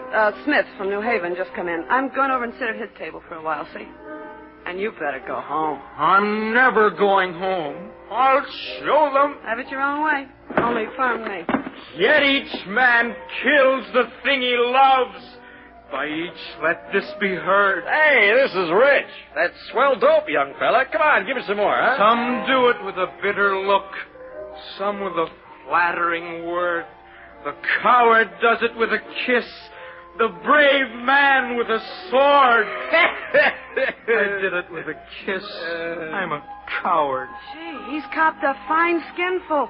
He's hardly had anything. And then at 10 o'clock, Eilert Loveboard will come with vine leaves in his hair. And bats in his belfry if he's you. That's Ibsen. Yeah, see, kid, this gal of yours don't appreciate poetry. She's a lowbrow. And you, I don't believe you ever knew her in New Haven at all. You just picked her up now. You leave her alone, do you hear? Oh, my golly, listen to it. Hey, this is a scream. Here, let me try. Curse you, Jack Dalton. If I won't unhand her, what then? I'll give you a good punch in the snoot, that's what. Oh, say. Help!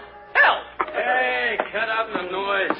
What's up with you? It's none of my business, brother, but if I were in your boots, I'd give this young souse the gate. He's underage. He told me he was over 18. I am. Ah, I see what you mean.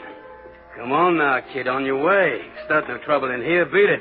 I will not beat it. Oh, won't you? Up, sir, Daisy. Let go of me, you dirty coward. Quiet now, I'll pin the Mary Ann on your jaw that'll quiet you. Out. Out you go.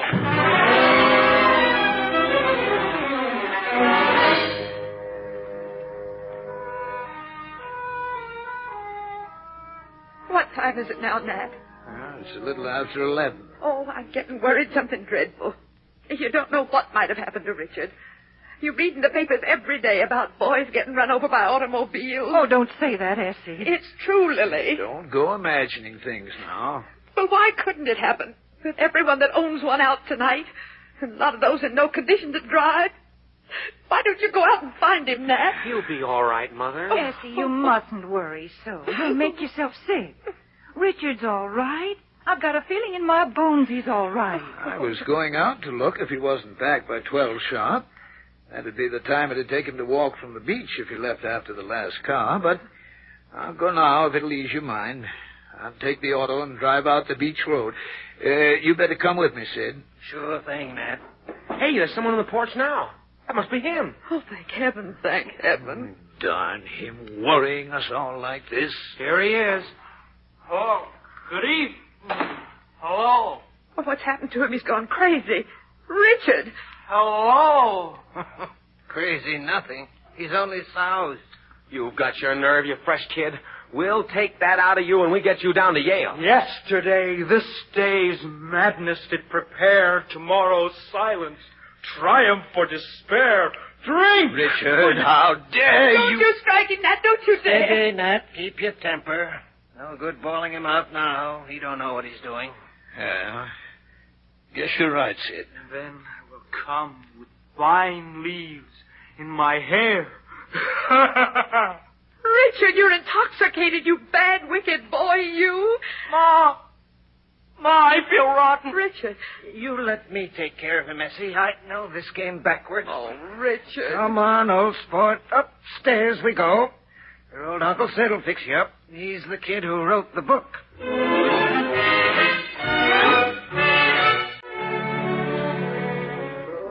Darn it, Essie, I'd ought to be back at the office. I've got a whole pile of things that have got to be done today. You don't mean to tell me you're going back without seeing him?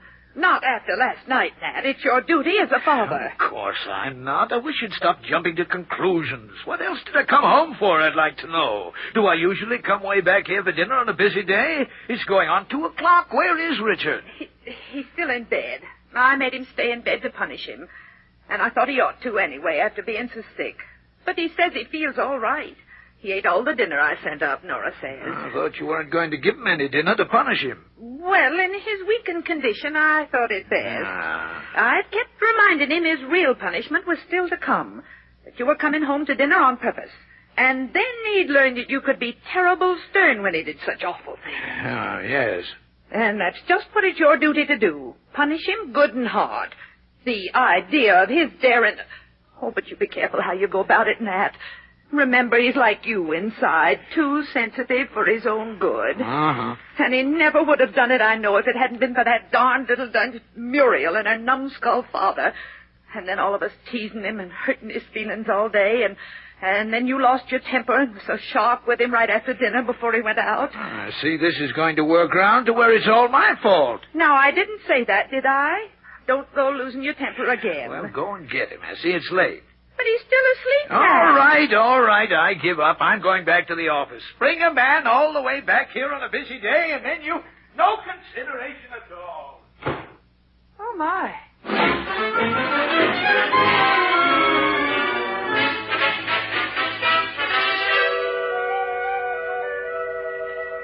Richard, what are you doing downstairs? Are you allowed up? Of course I'm allowed up. Where's Mother? She's gone up street. How'd Pa punish you? He didn't. He went back to the office without seeing me. Well, you'll catch it later, and you ought to. You'd ever seen how awful you looked last night. Oh, forget it, can't you, Mid? Well, are you ever going to do it again? That's what I want to know. What's that to you? Well, if you don't solemnly swear you won't, then I won't give you something I've got for you. All right, I promise. What is it? A letter from Muriel. I was walking past her place just now when I saw her waving from their parlor window, and I went up and she said, "Give this to Dick." So I took it, and here it is. Thanks. Thanks, Mid. My dear sweetheart. Gee, it must be nice to be in love like you are. All with one person. Gee, Mid, you know what she says? What? That she didn't mean a word in that other letter. Huh? Her old man made her write it. And she loves me and only me and always will, no matter how they punish her. My, I never thought she had that much spunk. And she's going to try and sneak out and meet me tonight at 9 o'clock. She says she thinks she can do it. Meet me at a little place we go to down at the beach. But you're not allowed out, you silly, so you can't. Can't I, though? You wait and see if I can't. I'll sneak out and meet her tonight if it's the last thing I ever do, and I don't care how I'm punished after. Goodness, I never thought you had such nerve. The trouble with you is you don't understand what love means.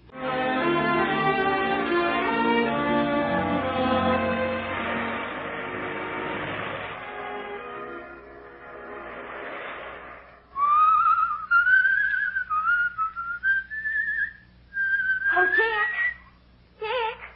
Oh, hello there, Muriel. Is it 9 already? Oh, I thought you'd be waiting right here at the end of the path. I'll bet you'd forgotten I was even coming. No, I hadn't forgotten, honest.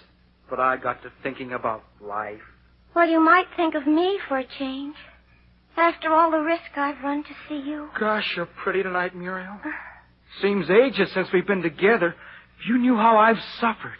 I did, too. The despair in my soul. Something was dead in each of us, and what was dead was hope. Gosh, Muriel, it sure is wonderful to be with you again. I'm glad it makes you happy.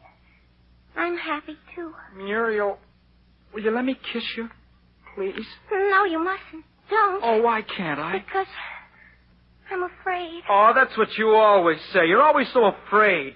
Aren't you ever going to let me? I will sometime. When? Soon, maybe. Tonight, will you? I'll see. Promise? I promise. Maybe. All right, you remember, you promised. Gosh, Muriel, you don't realize what I've been through for you and what I'm in for sneaking out, but mostly for what I did last night. What your letter made me do. What did my letter make you do? It's a long story, and let the dead past bury its dead. Tell me, Dick. Begin at the beginning and tell me. Well, after I'd read it, I just didn't want to live anymore. Life seemed like a tragic farce. I thought your love for me was dead, and I wanted to die. Finally, I made up my mind I'd kill myself. Dick, you didn't. I did, too. I thought, when I'm dead, she'll be sorry she ruined my life. Oh, if you ever had, I'd have died, too. Honest, I would. But suicide is the act of a coward. That's what stopped me. Anyway, I thought to myself, she isn't worth it. Well, that's a nice thing to say. So I said to myself, I'm through with women. They're all alike. Well, I'm not. And I thought, what difference does it make what I do now? I might as well forget her and lead the pace that kills. Oh. After it was dark, I sneaked out and went to a low dive I know about. Dick Miller, I don't believe you ever. You asked them at the Pleasant Beach House if I didn't. They won't forget me in a hurry. You went there? Well, that's a terrible place. Pa says it ought to be closed by the police. I said it was a dive, didn't I? Oh. And they let me into a secret room behind the bar room. There wasn't anyone there but a Princeton senior I know. And he had two chorus girls from New York with him. They were all drinking champagne. Dick Miller. One was named Belle. She had yellow hair, the kind that burns and stings you. I'll bet it was dyed. She kept smoking one cigarette after another. Oh. But that's nothing for a chorus girl. And then what happened? Oh, we just kept drinking champagne, and she said she'd fallen in love with me at first sight, sat on my lap, and kissed me. Oh. But it was only all in fun, and then we just kept on drinking champagne, and finally I said goodnight and came home. And did you kiss her? No, I didn't. You did too, Richard Miller. You're lying, and you know it. Oh, I hate you. I wish you were dead. I'm going home this minute. I never want to lay eyes on you again. And this time I mean it. Muriel, wait, listen. I don't want to listen. Let me go. If you don't, I'll bite your hand. I won't let you go. You've got to let me explain. Ouch! You did. Oh, gee. All right. Go if you want to. You haven't the decency to let me explain. I hate you, too. I'll go and see Belle. Well, go and see her. If that's the kind of a girl you like. What can you explain? You owned up you kissed her. I did not. I said she kissed me. And I suppose you just sat there and let yourself be kissed. That sounds pretty fishy. Don't you know it does? I don't know anything. I only know I wish I was dead. Oh, you oughtn't to say that. It's wicked. And I suppose you'll tell me you didn't fall in love with her? I should say not. Fall in love with that kind of girl? What do you take me for? Oh, well, how do you know what you did if you drank so much champagne? Oh, I kept my head with her. Then you really don't love her? Muriel, I couldn't love her. I love you. Well, then I still love you. Then sit down again, why don't you? All right. Only I'll have to go soon, Dick. I'm sorry I hurt your hand. That was nothing. Felt wonderful even to have you bite. Here, let me kiss it. That'll cure it. You said you'd let me kiss you. I said maybe. Please, Muriel. Will it wash off her kisses? Make you forget her? For always? I should say so. I'd never remember anything else ever again. Then, all right, Dick.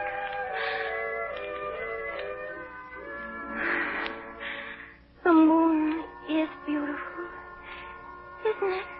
Not as beautiful as you are, Muriel. Nothing is. Won't it be wonderful when we're married? Yes. But it's so long to wait. Perhaps I needn't go to Yale. Perhaps Paul'll give me a job. Then I'd soon be making enough Well, to you'd get better married. do what your pa thinks best. And I'd like you to be at Yale. Poor you. Do you think he'll punish you awful? I don't know, and I don't care. Oh, gosh, but I love you. Darling. And I love you, too. Sweetheart.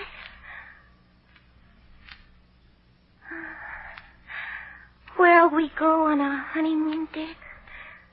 To Niagara Falls? That dump where all the silly fools go? I should say not. No, we'll go to some far-off, wonderful place. Somewhere out on the long trail. The trail that is always new on the road to Mandalay.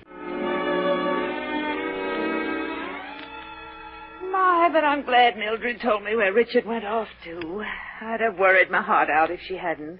But now it's all right. I'd hardly go as far as to say that. He's still got to be punished, doesn't he? Well, if you ask me, I think after the way I punished him all day and the way I know he's punished himself, he's had about all he deserves. I have a lot of faith in our Richard. Well, so have I, after all. And as for his being in love with Muriel, I don't see but what it might work out real well.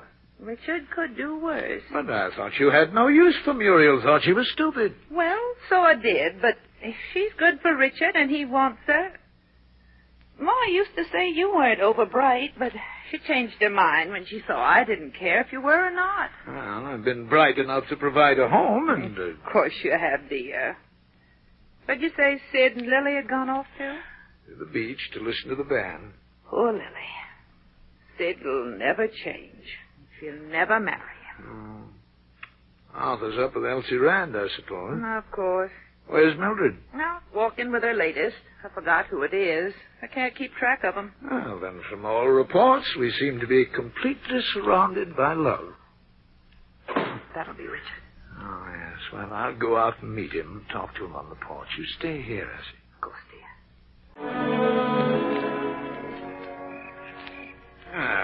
Let's sit down, Richard, eh? All right, Pa. Well, how are the vine leaves in your hair this evening? I don't know, Pa. Turned out to be poison ivy, didn't they? You needn't look so alarmed. I'm not going to read you any temperance lecture. That'd bore me more than it would you. And in spite of your foolishness last night, I'm still giving you credit for having brains. So I'm pretty sure anything I could say to you, you've already said to yourself. I know I was a darn fool. You sure were not only a fool, but a downright stupid, disgusting fool. I know, Pa. Well, all right, then that settles that part of it. But there's one other thing. How about this girl at the Pleasant Beach house? You know about that? I do, and I want to know more about it. Oh, gosh, Pa, there wasn't anything in that. I just sat with her there for a while. How did you happen to meet this lady, anyway? I can't tell that, Pa. I'd have to snitch on someone, and you wouldn't want me to do that. No, I suppose I wouldn't.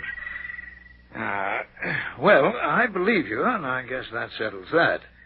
But, listen here, Richard. It's about time you and I had a serious talk about certain matters pertaining to... and now that the subject has come up of its own accord, it's a good time. I mean, there's no use in procrastinating further. So, here goes. Richard, you have now come to the age when, you're a man, almost, and it's only natural for you to have certain interests, pertaining to the opposite sex, certain natural feelings and temptations that will want to be gratified, and you'll want to gratify them. Well, human society being organized as it is, there's only one outlet for, unless you're a scoundrel, which you're not, of course.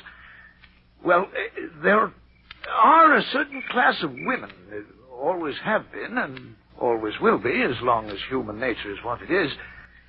It's wrong, maybe, but what can you do about it? I mean, girls like that one that you were with last night. Lots of them are pretty, and it's human nature if you... But that doesn't mean to ever get mixed up with them seriously. Here's what I'm driving at, Richard. I mean your whole life might be ruined. But I suppose you boys talk all this over among yourselves, and you know more about it than I do. I'll admit I'm no authority. I never had anything to do with such women, and it'll be a lot better for you if you never do. I'm never going to, Pa. I don't see how you could think I could now when you know I love Muriel and I'm going to marry her.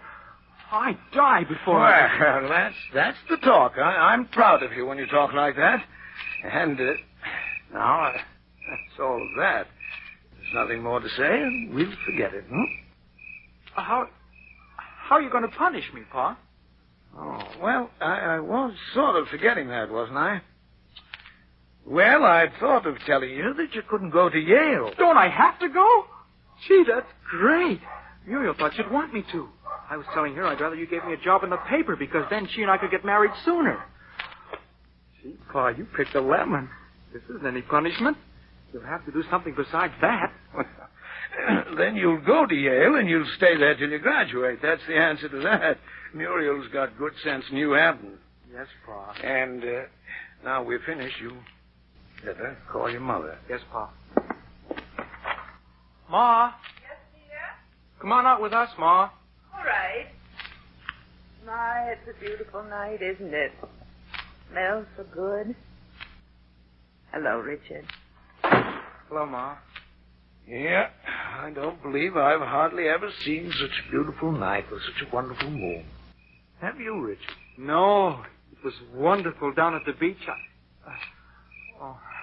Yes, I can only remember a few nights that were as beautiful as this. They were long ago when your mother and I were young and planning to get married. Yes, I'll bet those must have been wonderful nights, too. You sort of forget the moon was the same way back then. And everything. You're a good boy, Richard. Well, you better get to bed early tonight, son, hadn't you? Oh, gee, I couldn't sleep. But I'll go up and read for a while. All right, then you better say good night now. Good night, Ma. Good night. Don't you stay up reading till all hours now. I won't. Good night, Pa. Good night, Richard. You're all right, Richard. Good night. Well, I don't think we'll ever have to worry about his being safe from himself again. And I guess no matter what life will do to him, he can take care of it now.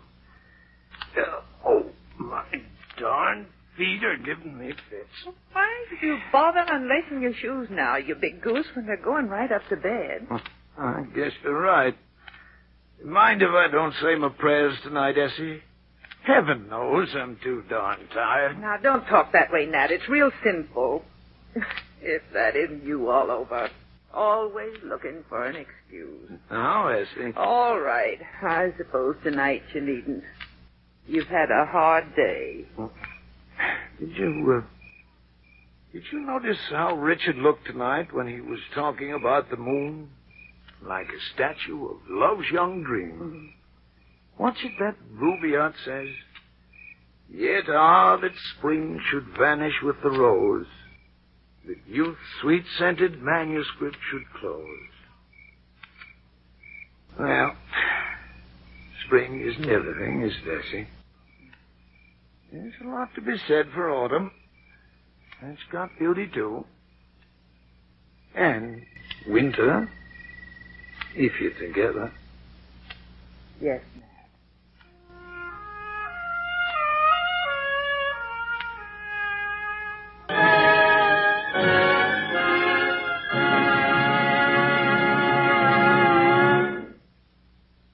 The Columbia Broadcasting System has brought you Studio One, the 12th program in a feature series of hour-length versions for listening of celebrated stories, novels, and plays. Tonight from Studio One, you've heard Fletcher Markle's production of Our Wilderness by Eugene O'Neill. The adaptation was prepared by Mr. Markle, and the musical score conducted by Alexander Semler. Now, may a producer identify the principals in our cast tonight? In the darkest part of the wilderness, Richard Miller was played by a very talented young Canadian actor named Don Harron, making his first appearance on Studio One and on the American air tonight. His father, Nat Miller, was played by Everett Sloane. His mother, Essie Miller, was Catherine Rott. Lily, and Sid were Jeanette Dowling and Robert Dryden. Bill, Was Ann Burr, And Muriel McCumber. was played by Ruth Gilbert, who created the role in the original Broadway production of Our Wilderness. Next week from Studio One at CBS, a cool slice of summertime comedy. Our story is called Holiday. Philip Barry wrote it, and it's about a young man who believes in retiring while young and working in later years. Now, until next week, until Holiday by Philip Barry, this is Fletcher Markle with a good night and thank you from all of us in Studio One. This is CBS, the Columbia Broadcasting System.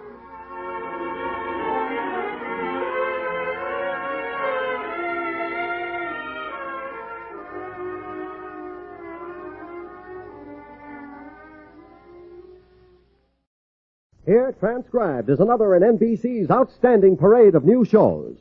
4-Star Playhouse, a repertory company of 4 great Hollywood stars. This is Robert Cumming. This is Rosalind Russell. This is Fred McMurray. This is Loretta Young. Yes, these are the stars heard weekly on 4-Star Playhouse. Ladies and gentlemen, one of our 4-star players and star of tonight's play, Robert Cummings.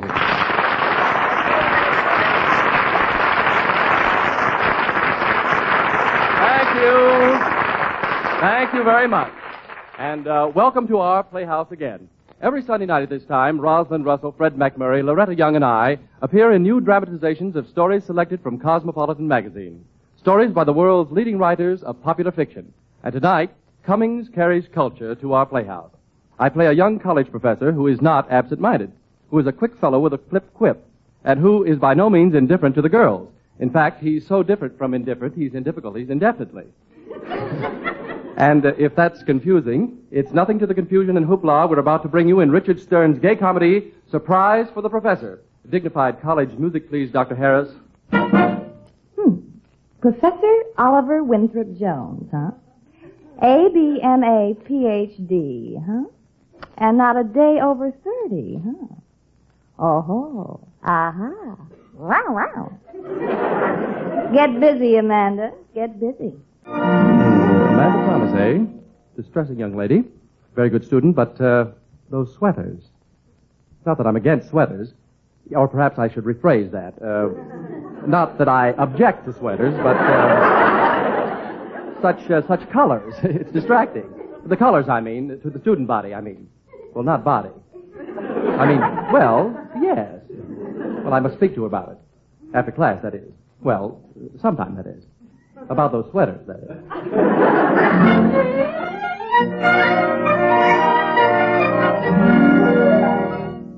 It's starting to get 'em. Let's see now. Today the cardigan, next the yellow cable stitch, Wednesday cashmere, Thursday fleece, Friday Angora.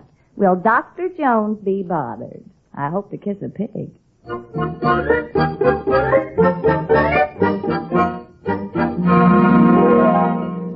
It's too much. Scarlet, vermilion, fuchsia, yellow.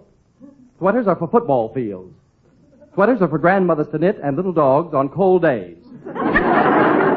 Well, it's going to stop today. The edict is no more sweaters. That's final. No more sweaters. When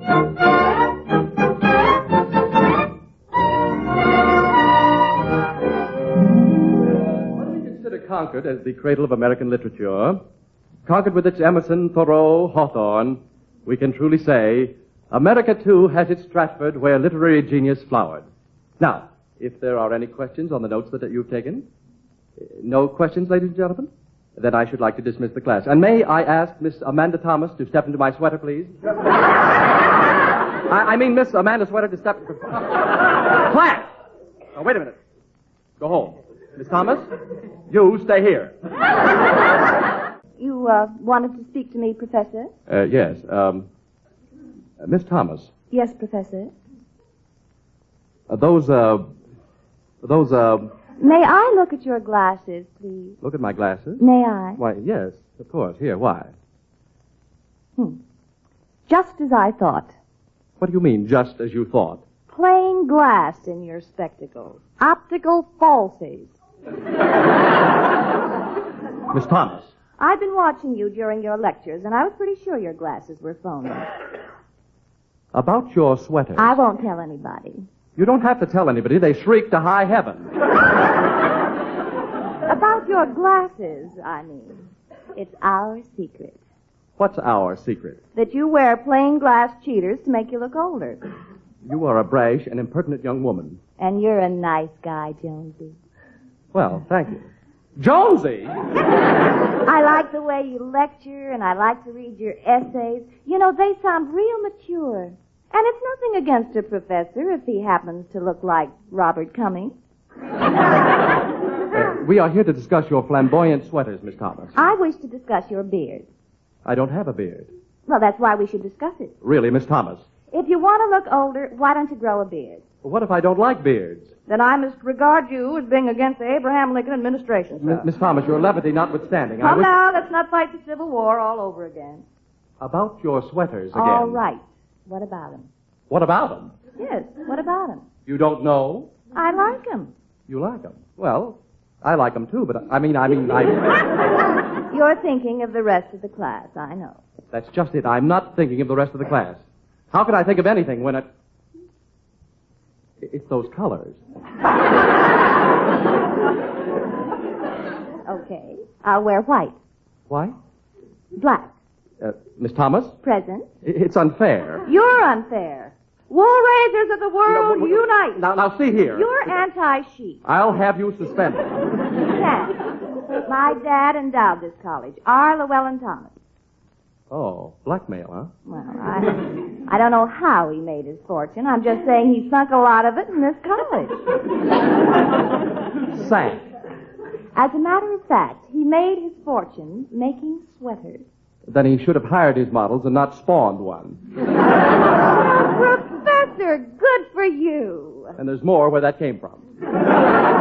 Jonesy, you are not only my favorite professor, but you've got a fighting heart and a fighting chin and a beard that'll look just lovely on it.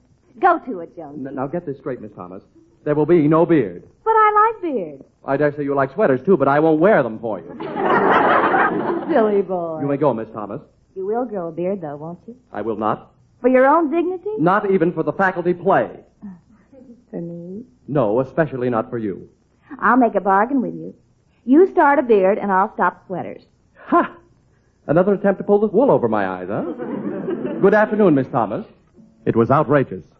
To think that an institution of learning could be bullied by its inmates. And I use the term advisedly, inmates. Miss Amanda Thomas was clearly non-compos mentis, as we say in the vernacular, or more technically, nuts. A beard, indeed. I walked across the campus fuming. Fire and brimstone. Who was she to tell me to wear a beard?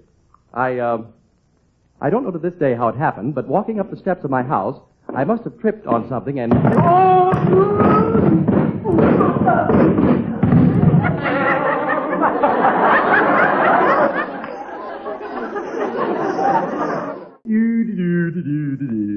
Clear to the bone, of course.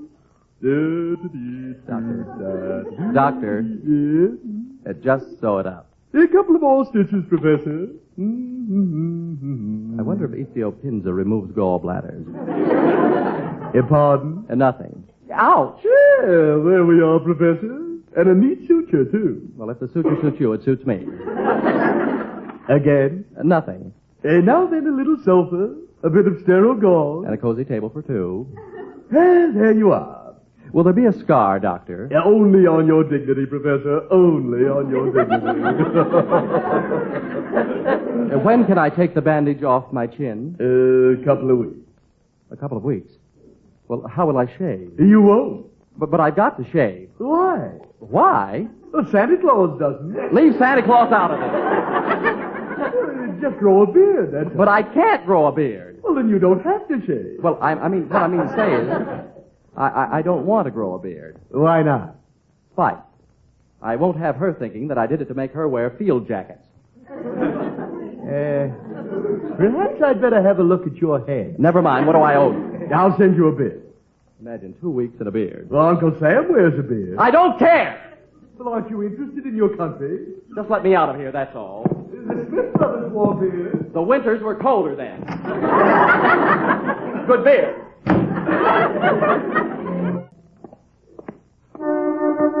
Professor! Hey, Jonesy. Jump in, Professor. Oh, it's you. I'll, walk, thanks. I heard about your accident. Come on. Jump in. Tell Amanda all about it, huh? Well, it is a long walk. Very well. Nice car.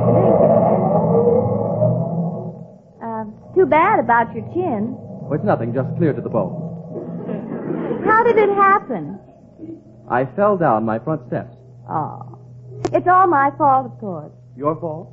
Just how do you associate yourself with my accident? It wasn't an accident, Jonesy. You don't think I plunged headfirst down the steps as a term project, do you? But it's so perfectly simple. I planted the idea in your unconscious. The idea of plunging down the steps. No, the idea of growing a beard. Your unconscious took it from there. And Miss Thomas, you are suffering from hallucination. It's possible, of course, that if the suggestion came from anyone else, your unconscious mind would have rejected the idea. Illuminating, ain't it? Miss Thomas, have you seen the new nylon straitjackets in stunning pastel shades? You're in love with me, Jonesy. I am? Yes, I've suspected it for some time. You have? The way you look at me, the way you don't look at me. Heads I lose, tails I lose, huh?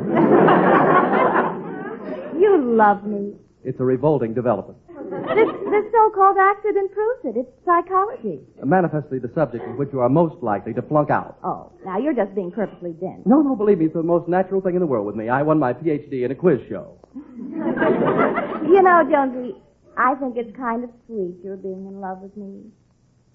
I am not in love with you. Ah, sure you are. I may even have a slight loathing for you, Miss Thomas. Don't fight it, Jonesy. Don't fight it. Relax and, well, no. Just get a load of me as I drive away. Young, lithe, a strong, healthy animal. Then why don't you walk? Haven't you heard about the wolves, Professor? No, have they got a good team this year? Well, I see you're going to be trouble. Did you think that I was going to be a stammering pushover for the usual blandishments of women? Well, it did look like a setup. Well, I'm not. I'm going to be trouble. Hard to get. Impossible to get. Get it? Got it. Remember it. But wait until you see what's new in knitwear. So long. So long. Hard to get.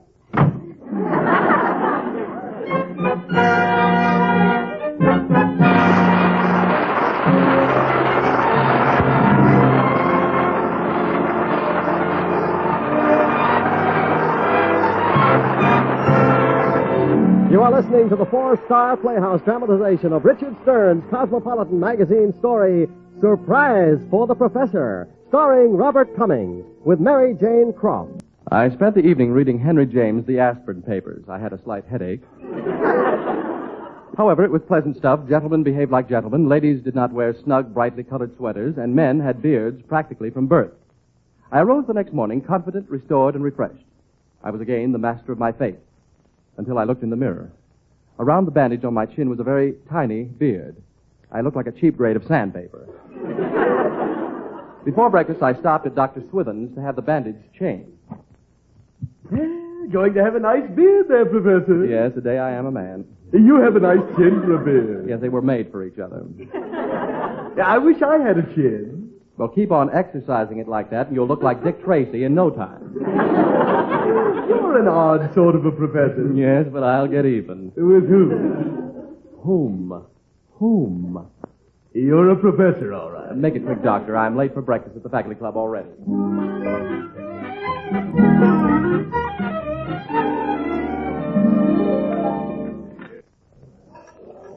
Professor Jones, wasn't that young Miss Thomas I saw you riding with yesterday? Yes, Professor Clark, it was. Daughter of our most important trustee and benefactor? So she has pointedly informed me. Very lovely young girl. A sweater girl. Congratulations. Congratulations? Good hunting. Professor Clark, I am not a hunter. At least you don't go about armed. What's the trick, anyhow? I just say, drop dead. Yes? It doesn't always kill. Well, I don't understand, Joe. That's because sometimes it only stuns. But I don't... Understand? No. Excuse me, Professor. I have some papers to correct in my office. Good morning.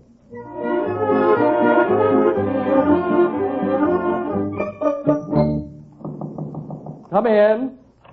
Jonesy? Go away. You don't mean that, Professor. I wonder if there's a DDT for people. Say, did you see the school paper about us? I'm afraid to listen. Bert Chambers, the editor, has us engaged practically. Is this Bert Chambers a very athletic young man? Oh, never mind. I told him off, but good. Right in the main dining hall. Oh, Lord. There were people around? Students. Oh, I was afraid there'd be people. Now, see here. Why don't you return to that lovely past when your great-grandmother and your great-grandfather hadn't even met? You know, if this were a movie, I'd tell the audience to go home and let the babysitter go, because this can end in only one way. We get married. Very possibly, but not to each other. Stick around, audience. Miss Thomas, this entire thing is fantastically absurd, and I demand that you clear out of my office. You can't talk like that to me. Out before I throw you out. Get your clumsy hands off me. Very well, but you must get out. Why'd you take your clumsy hands off me? Because you told me to. That's right, I did. I shouldn't have, though. It was so nice. Oh, of all the insufferable... I was sure you had it in you someplace. Bye-bye, Blackbeard.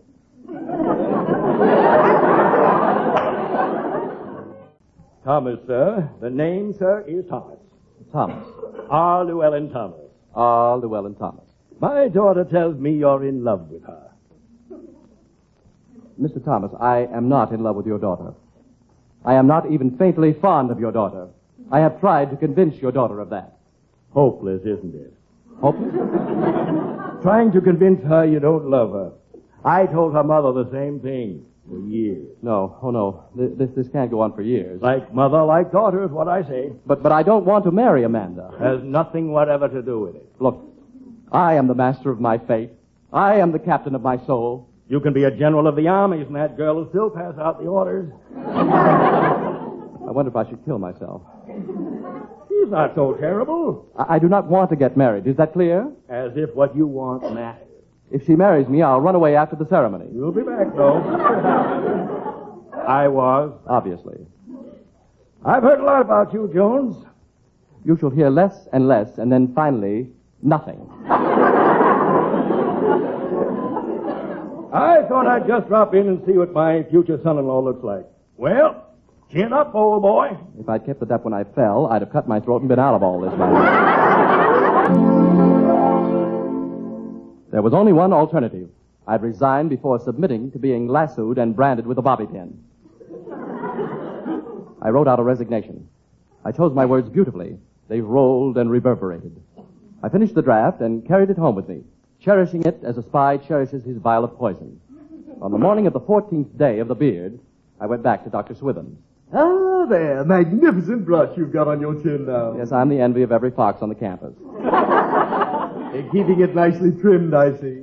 Well, I had to do something. It was getting caught in my teeth. You're growing your own dental floss, eh? Well, the wound healed perfectly. Goodbye now. But what about the new bandage? Oh, you don't need a bandage. You're cured. Your beard is tidy. A man can't ask for more. I'll send you my bill.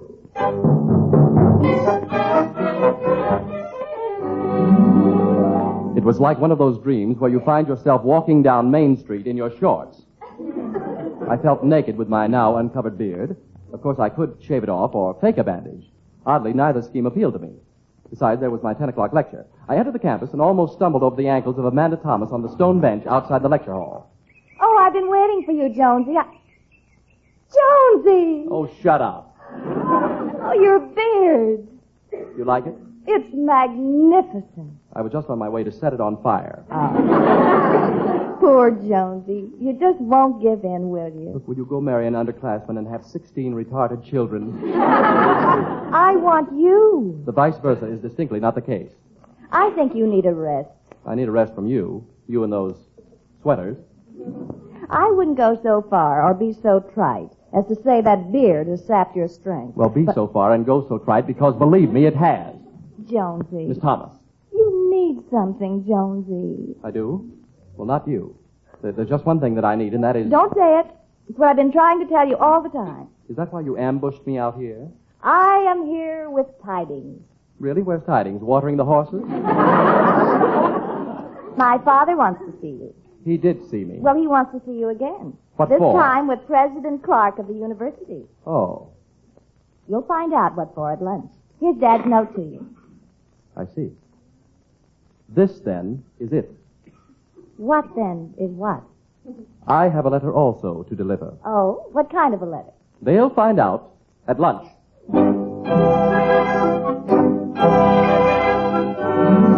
This was it. I went home and got out my lovely letter of resignation. I read it over. It was a masterpiece of vitriol H2SO4. Then I stomped off to keep my meeting with Llewellyn Thomas and President Clark at the Handsome Thomas home. Miss Amanda Thomas answered my sweater. Or my knock. Well, you're just in time, Professor. Jonesy, you didn't. I didn't. You cut off your beard. Then I did. You shaved off that lovely thing. You have acute perception, Miss Thomas. Oh, and you had such a cute beard. Perhaps, but I did not aim to be your fuller brush man. Oh, come in, Jonesy. Thank you. Why did you shave it off? It was getting into my food. And if I may be so blunt, my food was getting into it. It was getting rich. I know why you shaved it off. You shaved it off because you knew I liked it. That's nonsense. And if I said I didn't like it, you'd grow it back just to spite me. You're flattering yourself. So do those bright sweaters. And I'm going to wear them in class now as long as I like. I don't care how long you wear them. I care how quick you wear them. Now, will you be good enough to direct me into the presence of your father and President Clark? Through that door. Thank you. You open it first, of course. Elementary. Oh, there you are, Professor Jones. Glad to see you. Glad to see you. Thank you, Mr. Thomas. How are you, Dr. Clark? I see your chin is healed up, Professor, but what's wrong with your nose? Oh, it's nothing. Just blood. You shave, too. Yes, sir. Professor Jones, Mr. Thomas here has generously seen fit to endow Kennedy College with another and even more generous sum of money. A rather large sum of money.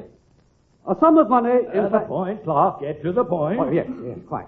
The purpose of the new gift is to establish a chair of creative literature. And after careful consideration, we have decided to appoint you the first R. Llewellyn Thomas Professor of Creative Literature at Kennedy College. Oh. That's very kind of you, gentlemen. No strings attached, Professor. You don't have to tear off box tops or answer riddles in song. You don't have to marry anybody either. Gentlemen, much as I appreciate the offer, much as I am touched, I feel impelled at this time... Feel impelled not to be impulsive, Professor. Think it over. Step out into the hall and give it a whirl. I really don't have to think it over, Mr. Thomas. Walk it around outside a bit while Clark and I exchange stupid anecdotes. Well, if you insist, Mr. Thomas. Excuse me. We'll expect you back in 5 minutes, Jones. Yes, sir. Oh, Amanda. Well, Jonesy? They offered me a new professorship. Oh, congratulations. No. Why not? I'm going to turn it down. Why? I'm resigning from Kennedy College. Resigning? Yes, I'll turn in my cap and gown tomorrow. On account of me? Oh, there you go, flattering yourself again. Oh, Jonesy, don't do it. I'll drop out of sight. I'll leave college. I'll become a hermit. I'll wear a potato sack. I'm quitting. I'm going to hand your father and President Clark the prepared resignation I've been carrying for days. Oh. You see? It's not an angry impulse. Well, in that case, there's nothing more I can say. Go ahead and resign. I quit, too. Amanda, wait. I've got a class. Amanda. Miss Thomas. Just let me go. But listen.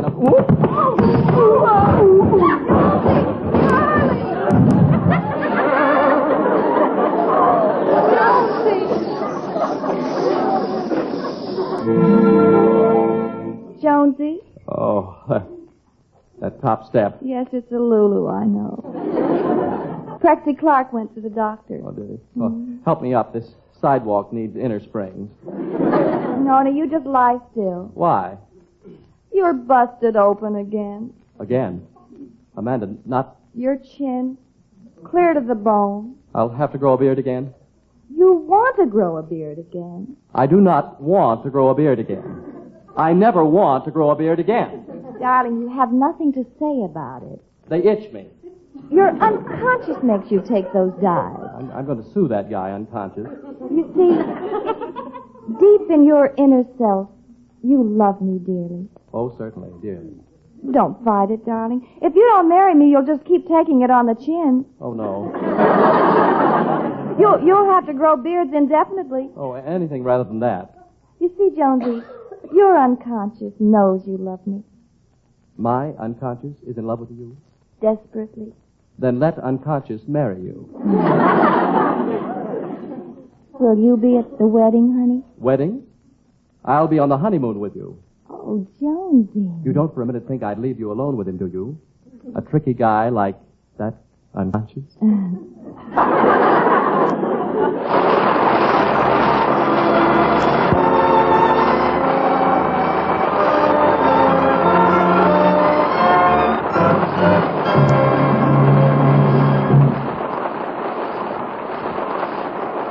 You have been listening to Four Star Playhouse, tonight starring Robert Cummings in Surprise for the Professor, written by Richard Stern and adapted for radio by Milton Geiger.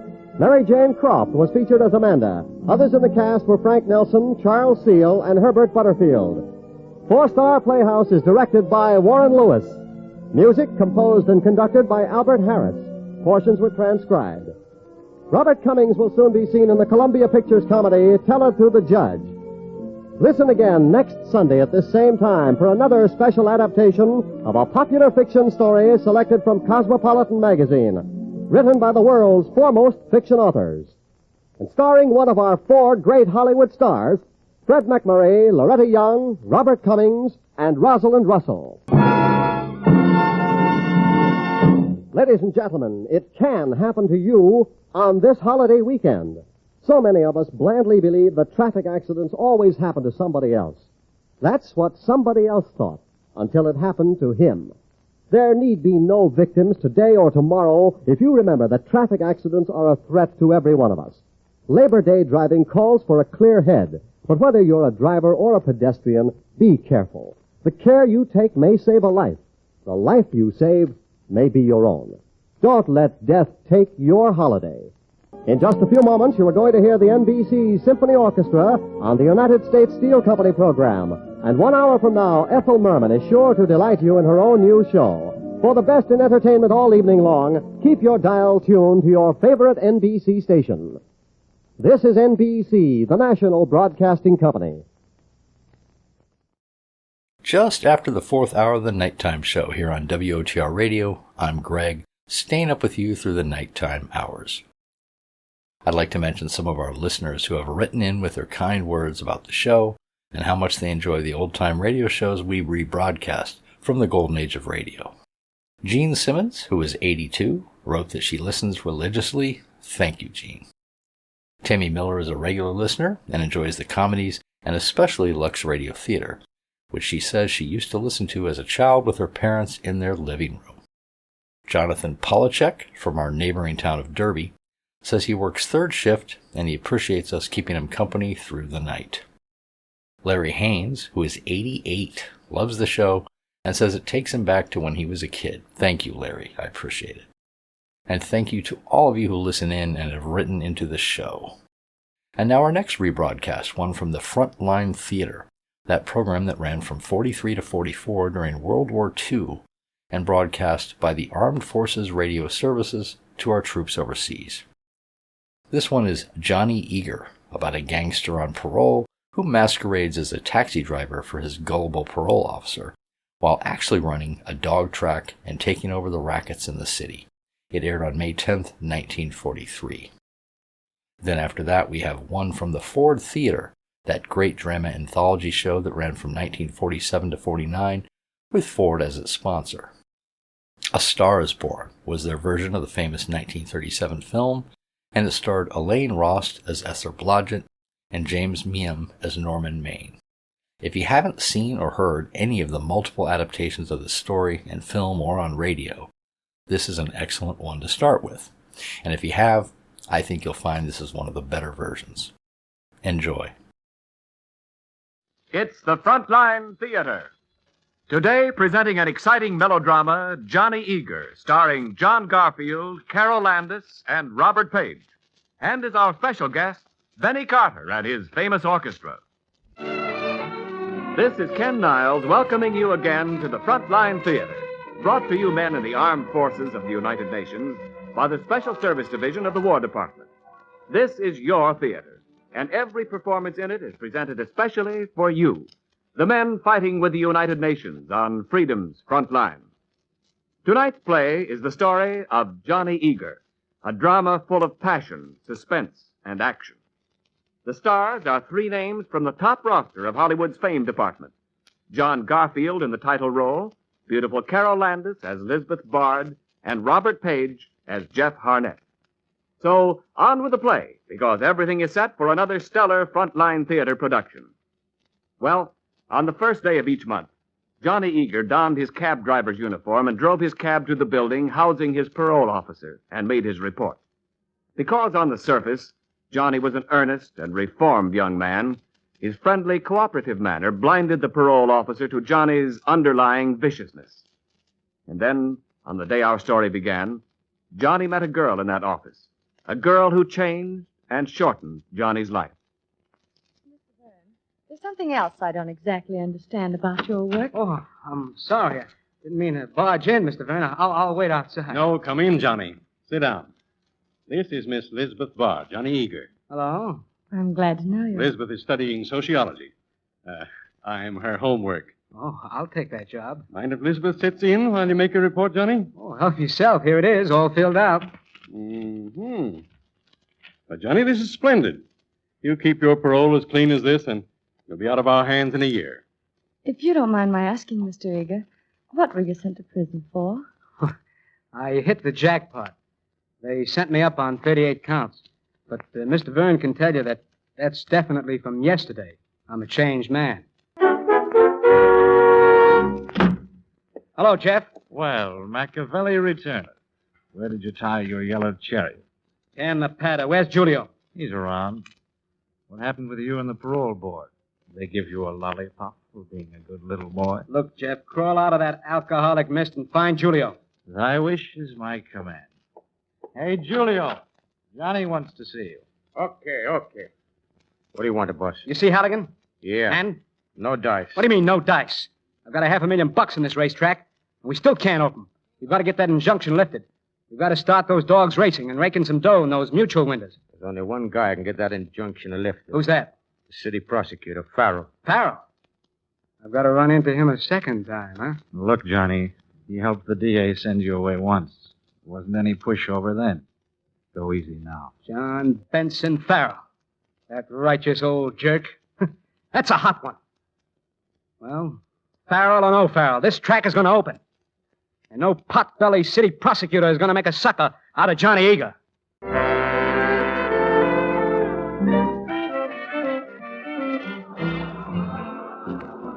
I hate this joint. So do I. The liquor stinks.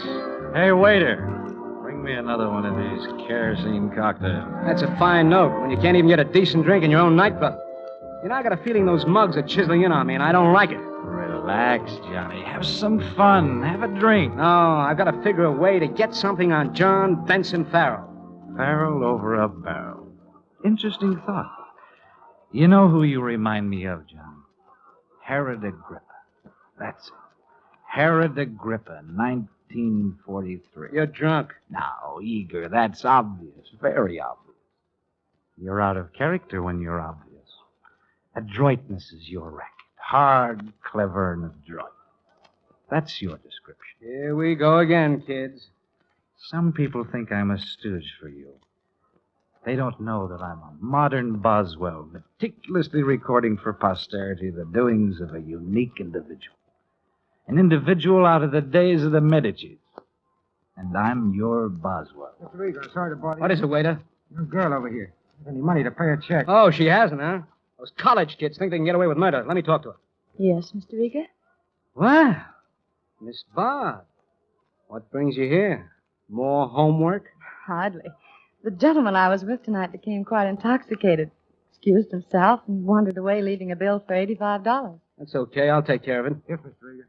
Oh, won't you sit down, Miss Bard? Oh, this is a friend of mine, Jeff Hartnett. Elizabeth Bard. I'm glad to know you, Mr. Hartnett. My pleasure. Think I'll be on my way, Johnny. Oh, don't dash off, Jeff. Sorry. Got a date to play Monopoly with a couple of greyhounds. Okay. Well, this is a surprise, Miss Bard. Yes, isn't it? I see you've branched out from the taxicab business. Huh? Oh, did the waiter tell you I own this joint? He was just ribbing you. I wonder if the parole officer would take it that way. I like your suit. Lovely material. Fine tailor cut that coat. Huh? Oh, this? Oh, it's just a hangover from the days when I was in the big money 5 years ago. 5 years ago? They were quite a ways ahead of the fashions, weren't they? Don't lie to me, Mr. Eager. Why not? Because I have no intention of reporting you. I'd better take you home. Come on. Good night, Mr. Eager. Good night. Get in. You better tell me where you live. Holbrook Hill, just off Marley Road. Let's stop all this Bush League nonsense. You don't want me to take you home, and you know it. Of course I don't. Of course I don't want you to take me home.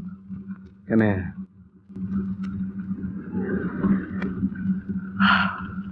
I hope you meant that. What makes you think I didn't? If anybody told me about a thing like this, I'd have burst out laughing. What's funny about it? Oh, it's so hackneyed. It's almost, well, for a better word, corny. Love at first sight. But nobody ever believes it, I suppose, until it happens to them. We'd have met again, sooner or later. I was having you looked up. Why? Why? You just called it, didn't you? Love and fear must be very close. Awfully close. Because I'm quite frightened. Nothing to be frightened about. In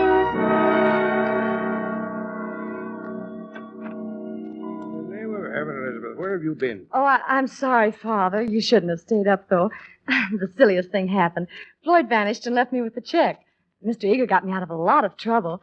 Johnny, this is my father, Mr. Farrell. Your father? Her stepfather. Why, of course. I guess everybody in the world knows John Benson Farrell. Especially you, Eager? We're acquaintances of long standing, Elizabeth. I had the pleasure of helping to send Mr. Eager to the penitentiary. Not for as long as he deserved. I served as a special prosecutor without fee, just as a public service, for the pleasure of ridding the city of vermin. Please, Dad. Good night, Elizabeth. Oh, just a minute, Eager. We have some things to discuss. Go to bed, Elizabeth. Had I... Go to bed. All right. I'll make this short and sweet, Eager. Don't go near my daughter again. Don't try to see her. Don't phone her. Don't write her. Now, get out. This is marvelous. I do you a favor by helping your daughter out of a spot, and you declare war on me. You heard what I said. Thief. You mean ex-thief. Get out, thief. The big shot John Benson Farrell doesn't like his daughter knowing a taxi driver. Well, there's no law against my seeing any girl I want to, as long as it's all right with the girl. You didn't learn a thing up the river, did you? Look, Farrell, you can't touch me. My parole record is clear. Wouldn't it be odd if you were picked up on suspicion? I'd be on the street in an hour. I'm clean. But wouldn't it be odd if a gun were found in your pocket? It could happen. There are cops in this town that think a lot of me. You'd frame me? Certainly. You'd turn crooked? You made a typical thief's mistake. You banked too much on an honest man's honesty. Sure, I'd resign my job tomorrow and frame you on my own. I'd frame you or I'd kill you if it'd protect my daughter. Now get out, thief. Thanks, Mr. Farrell. Thanks for giving me a swell idea.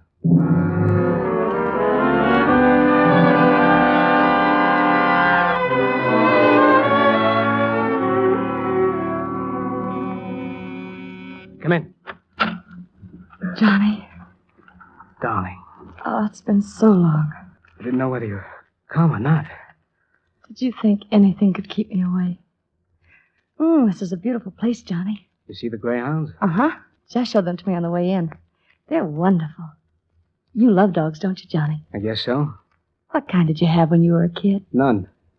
Oh, you poor darling. Huh? You never had a dog. That's dreadful. Listen, there's a million things I never had that I needed more than a dog when I was a kid. But it sort of tells the story of Johnny Eager so completely. He never had a dog when he was a boy. Don't worry about what I missed. I'm getting all these things now. But you missed something, Johnny. That's why you're the way you are. Johnny, where do we get off?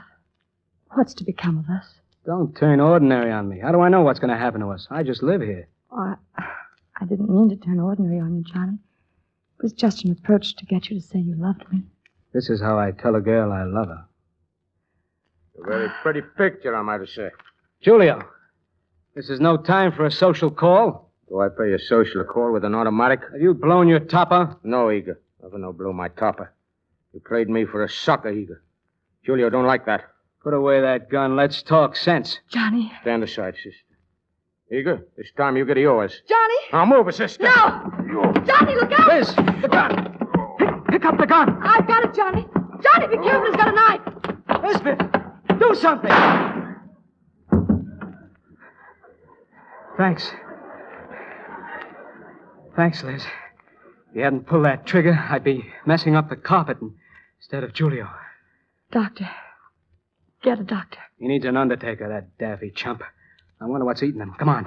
You gotta get out of here. I can't, Johnny. I can't run off and leave a dying man. Listen to me, Elizabeth. We're both in this jam. Big jam. And that's... Here's what you've got to do. Get in the cab, go straight home. I'll take care of the body. Don't say a word to anybody about this. Not a soul. Because if this gets out, darling, you and I are practically on the train to the pen. Now get out of here. All right, darling. Good night. Okay, Julio. You can get up now. Is she gone? Yeah. The act's over. Wipe the ketchup off your shirt. Was I good? Terrific, terrific. Too bad there wasn't a movie scout around. The blank sure sounded real. I'm so all over with ketchup, I smell like a hamburger sandwich. Julio, I just looked at my hand. I'm holding all the high cards now in this friendly little game with Mr. Farrell. And all I gotta do is lay 'em on the table.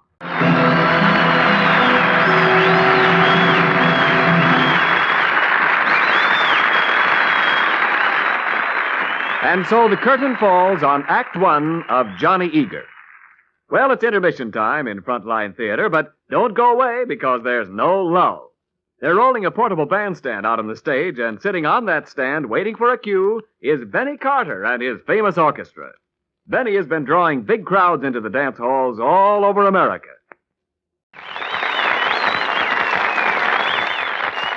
Thank you, Benny Carter, for bringing your swell orchestra here to play during intermission. We want you to be back with us soon. And now, Act Two of tonight's Frontline Theater production, Johnny Eager. It's the day after Johnny Eager framed Lisbeth with a false murder, making her believe she had shot and killed a man. As the curtain rises, Lisbeth's stepfather, John Benson Farrell, is calling on Johnny, which is just as Johnny had planned it. Well, John Benson Farrell, the big shot himself. I sort of had an idea you'd be dropping in today. What happened to Elizabeth last night? Nice layout I got in, huh, Farrell? What happened to Elizabeth? What does she say happened? She's hysterical. I think she's losing her mind. Eager, if you've done anything... She'll be all right in a couple of days. She's not in any trouble. I'm covering up for her.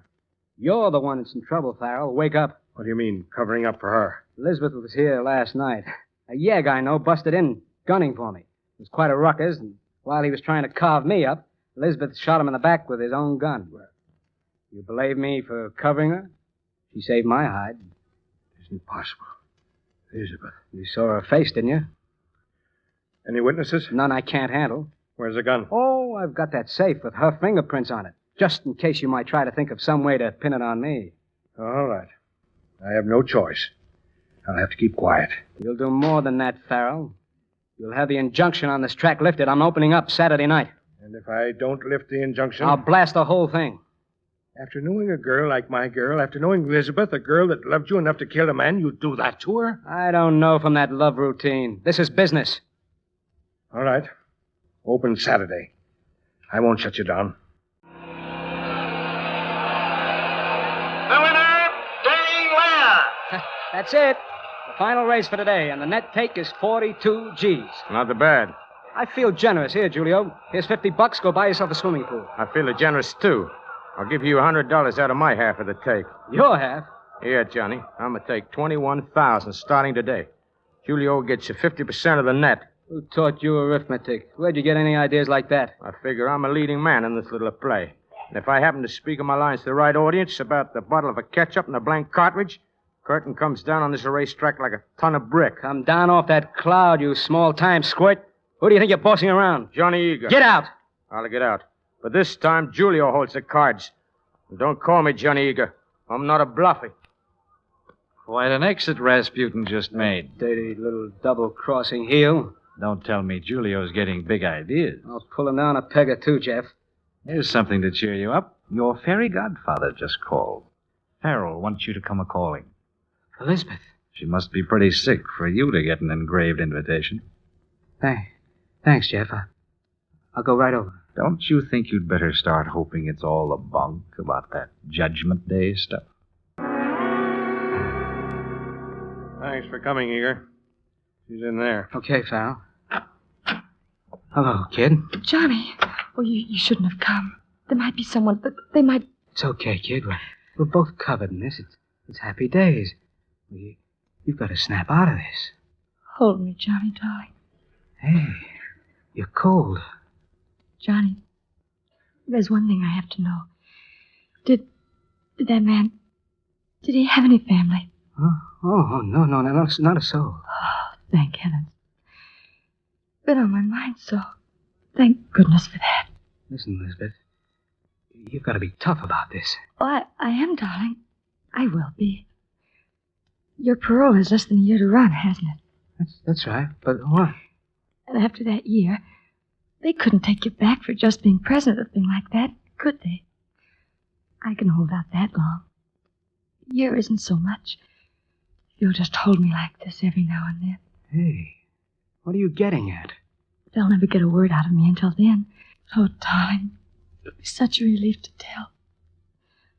I see him every minute, rolling over on his back. All over his shirt. That awful noise he made in his throat. Tell who what?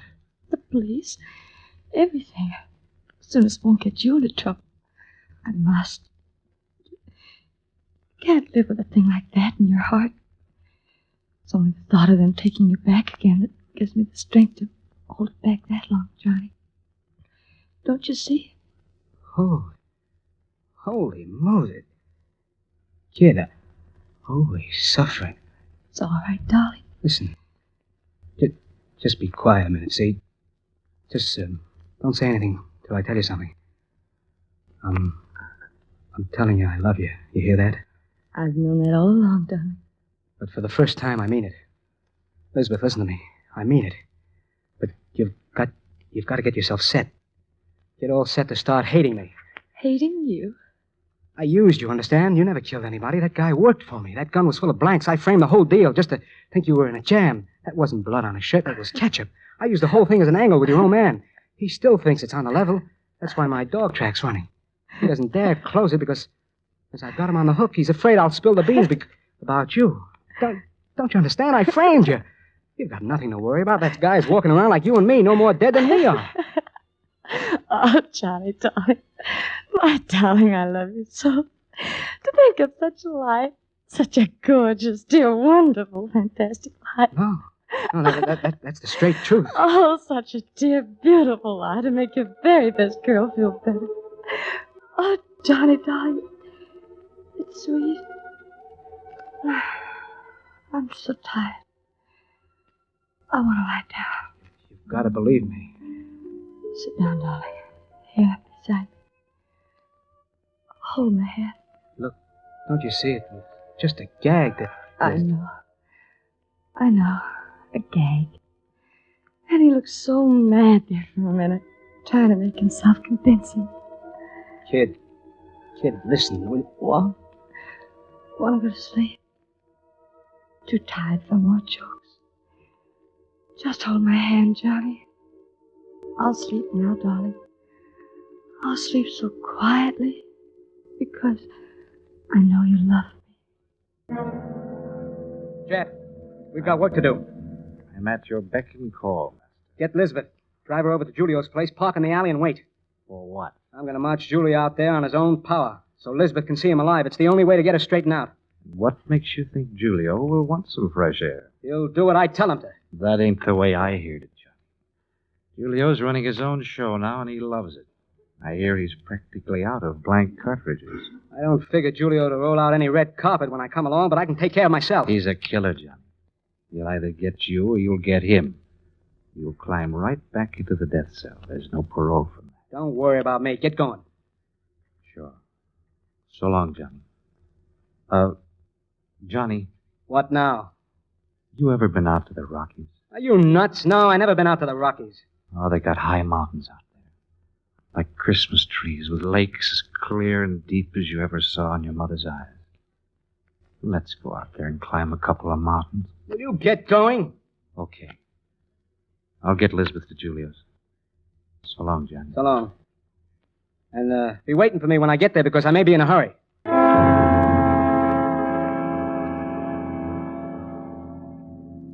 Jeff, what's happened? He's been in there 10 minutes. Horatius at the bridge. That place is swarming with Julio's pals like maggots. If anything happens to him... All we can do is sit here in the car and wait. It's a roll of dice. Look, the door's open. Who is it? Julio. Keep moving. Straight ahead, Julio. Johnny's right behind. Hello, Lisbeth. Johnny.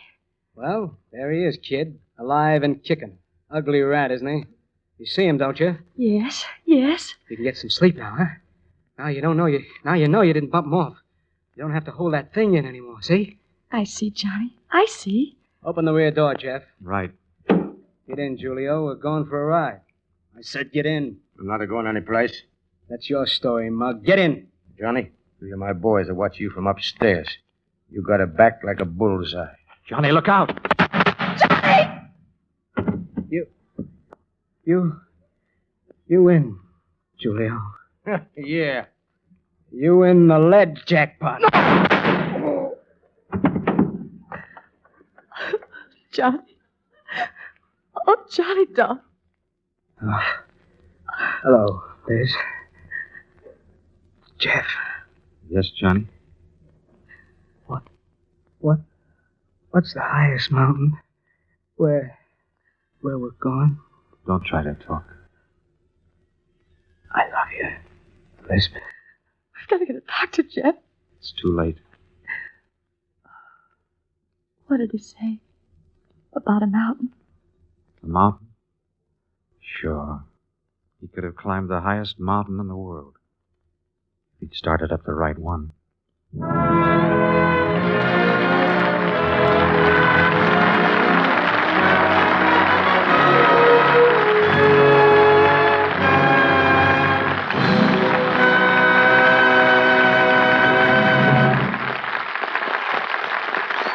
Well, men, that ends today's Frontline Theater production, Johnny Eager. There'll be lots more plays coming your way soon, and they'll feature Hollywood's top-flight stars, so keep on listening. This Frontline Theater play was presented for you men in the Armed Forces of the United Nations by the Special Service Division of the War Department of the United States of America. This is the Ford Theater, a full hour of radio drama. Our play today, A Star is Born, a moving Hollywood story of success and heartbreak. This is Billy Moon, your Hollywood star chaser. Here's the latest news from Glamourtown. Just a few hours ago, producer Oliver Nile signed a lovely new starlet who may make screen history. Her name, Esther Victoria Blodgett. But you're right, she'll never be called that on the screen. You'll be seeing her as Vicki Lester. The Ford Theater, presented by the Ford Motor Company, makers of Ford, Mercury, and Lincoln cars, and Ford trucks, farm tractors, and motor coaches. In the past 3 generations, millions of Americans have learned to rely on Ford products. For 3 generations, Ford has led the way in the development of more dependable, more economical transportation. Today, in the 3rd generation, more than 8 million Americans prefer Ford products. They know from experience you can depend on Ford. As spokesman for the Ford Theater, may we present the distinguished playwright, producer, and actor, co-author of State of the Union and Life with Father, Howard Lindsay.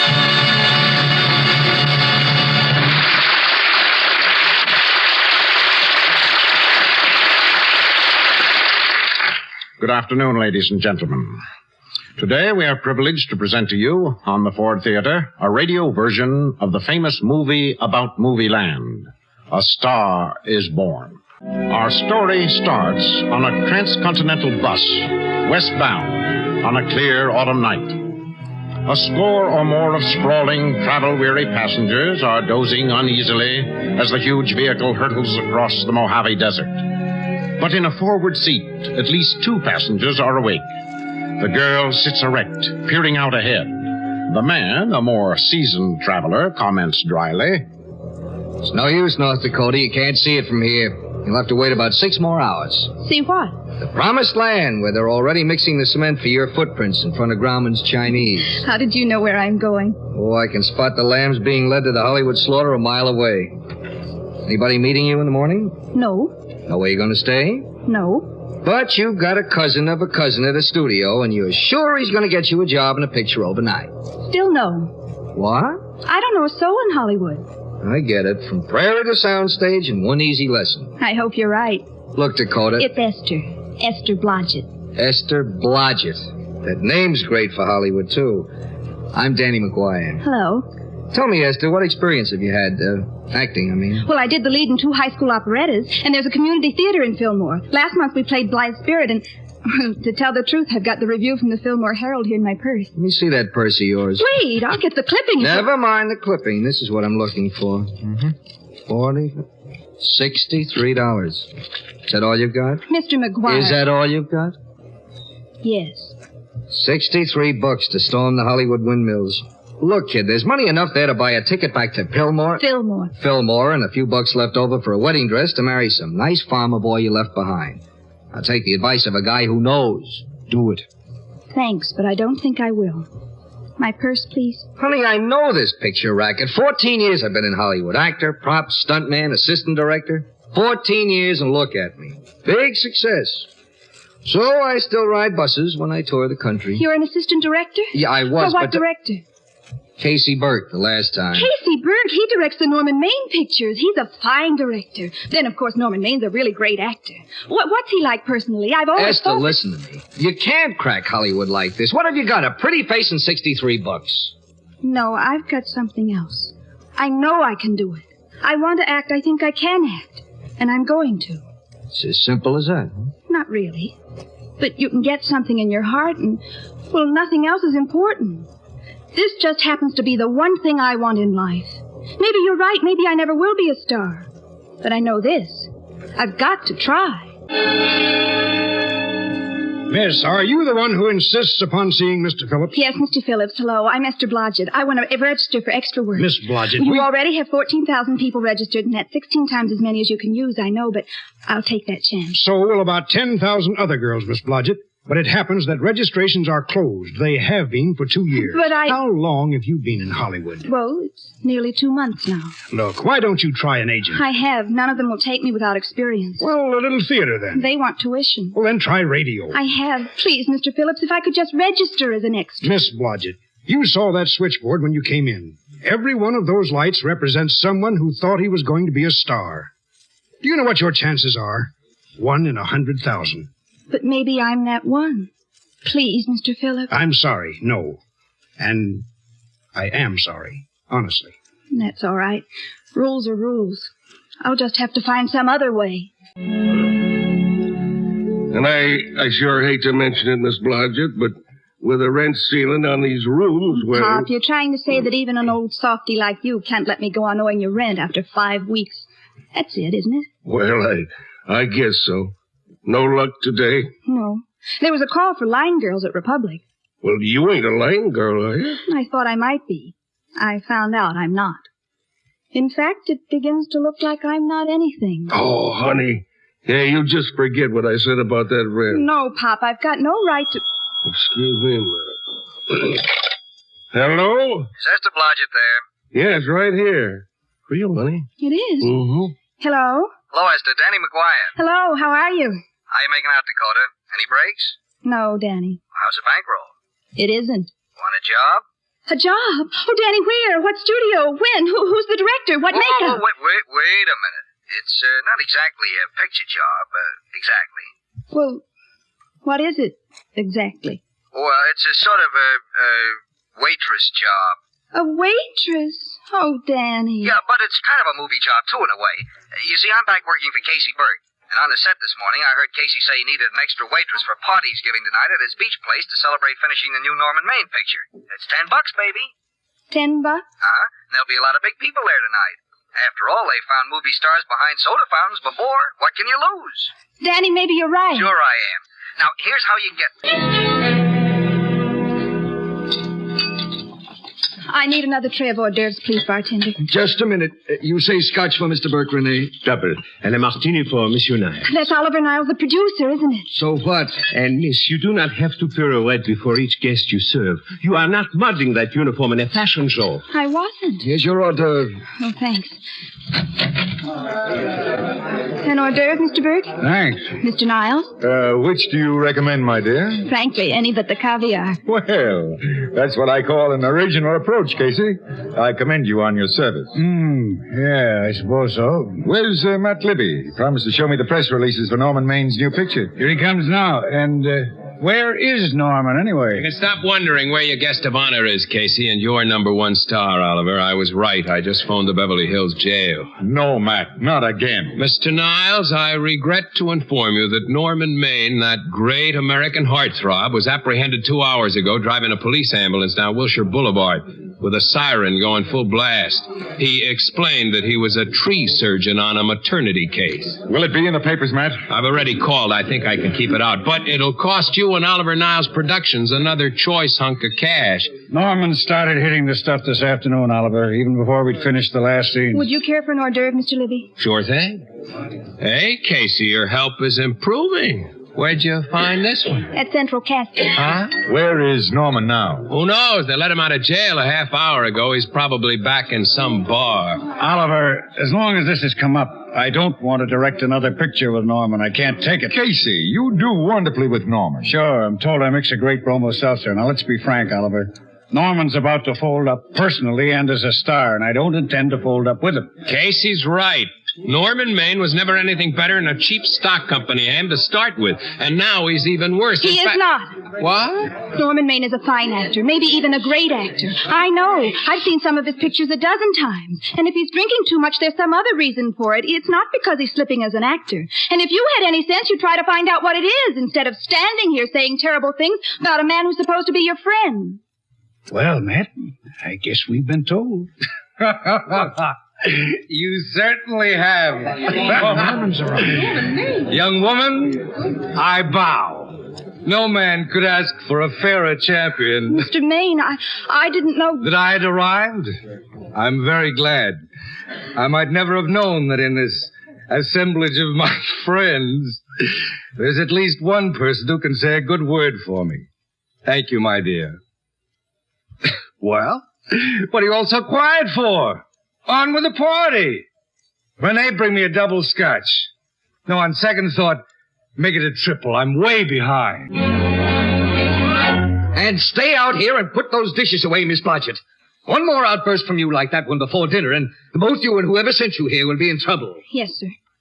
Mr. Blodgett, you learned to keep your mouth shut. Oh, here you are, little one, hiding in the kitchen. I want to talk to you. I'm sorry, I'm busy, Mr. Libby. I brought you a drink. No, thank you. You want some help? Please, Mr. Libby. Don't work so hard, honey, babe. You're a darn pretty kid. You're in my way, Mr. Libby. Funny. To look at you, nobody'd think you were a hothead. Me, I'm a guy who likes hotheads. Please let go of my arm, Mr. Libby. You know something? What I like, I usually get. No, let me go. You're a smart girl. A little kiss or two to the right guy in this town can pay off. Don't you know that? Mr. Libby, let me go. I don't want to make another scene, but if I have to... You won't. Matt, let her go. Nobody asked you in this, Maine. I said let her go. Let go of my arm. Your other one's free, Matt. Why don't you use it? I don't hit drunken bums. You don't hit anybody. You just talk. Now get out of here. Look out! You're pushing him into the... Mr. Maine, the dishes. What can I tell You him? won't tell him anything. Come with me. You're out the back way and hurry. This is my place. Bet I know what you're going to say now. What? Good night.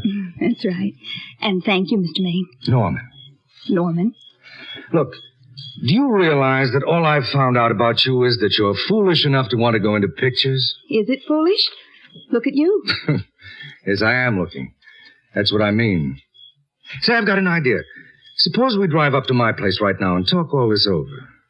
No, thank you anyway. Esther. Yes? Has anyone ever told you you're lovely? Well, now you know. Now I know.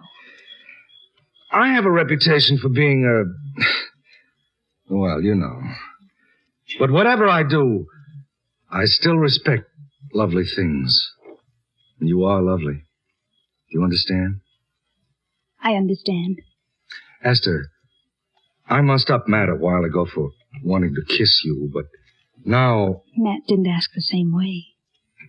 And Matt wasn't you. Thank you. Good night. Good night. Hey, Yes? mind if I take just one more look? Thanks. So long, beautiful. All right, move that gullible ring. Yeah, that's the one. Oliver, I tell you, you'll never be sorry for this. This girl has got a quality unlike any other girl on the screen today. She's got sincerity and honestness and honestness. She's genuine, Oliver. She's a living, breathing part of real America. She's got something that... she's getting the test. Isn't it enough you kept me up half the night getting me to okay it?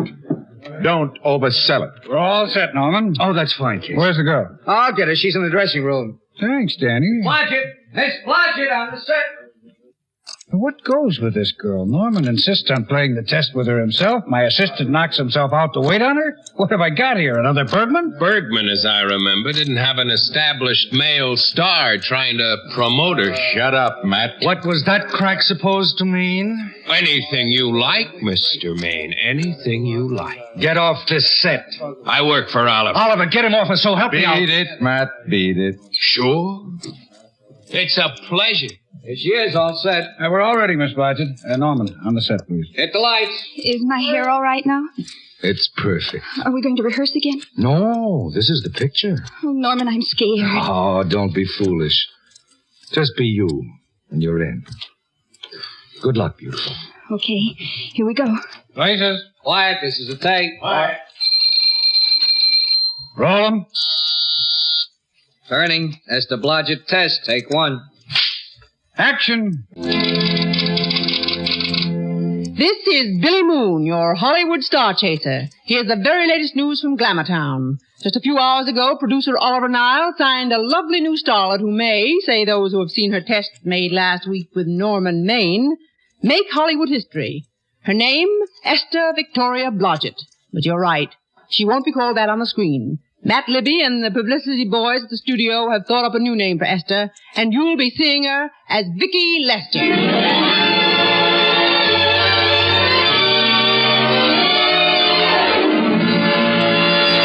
Norman, you're kidding me. Oliver Niles wants me to appear opposite you in The Enchanted Hour?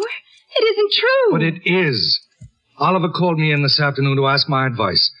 And I told him I was sure he'd be making no mistake. Oh, gosh, but do you think I'm ready? The lessons, Dixon, dancing, all the rest, I've only just started. You've got 6 weeks before the picture starts. And I told Oliver I'd work with you on the script. Norman, did you arrange this whole thing? I told you. Oliver sent for me. Did he? Or did you go to him? Esther, it's a great part, and you... Norman. Huh? I'm very grateful, but I can't let you do it. What? I know how you feel about this story, and I'm not ready. A year of work, maybe even 6 months, but 6 weeks. I'm scared, Norman. I'm still scared when I even see a camera. Listen to me, beautiful. I did go to Oliver. You're right. I did ask for you. Why? For 2 reasons. One, I think you can do it. You've got something more important than experience. And with my help, you'll get it across on the screen. And the other reason? I need you. You happen to believe in me in a way... Well, in a way I used to believe in myself. You see, I used to know a pretty good actor named Norman Maine. He got lost somewhere a while back. But I've got a hunch a kid named Esther Blodgett can help me find him. Will she? Or is she still too scared to take the chance? She's so scared she can't even think. But when you ask her like that, what can she say? Oh, yes, Norman, yes, of course I'll play the part. And, dear Lord, please don't let me ruin the picture.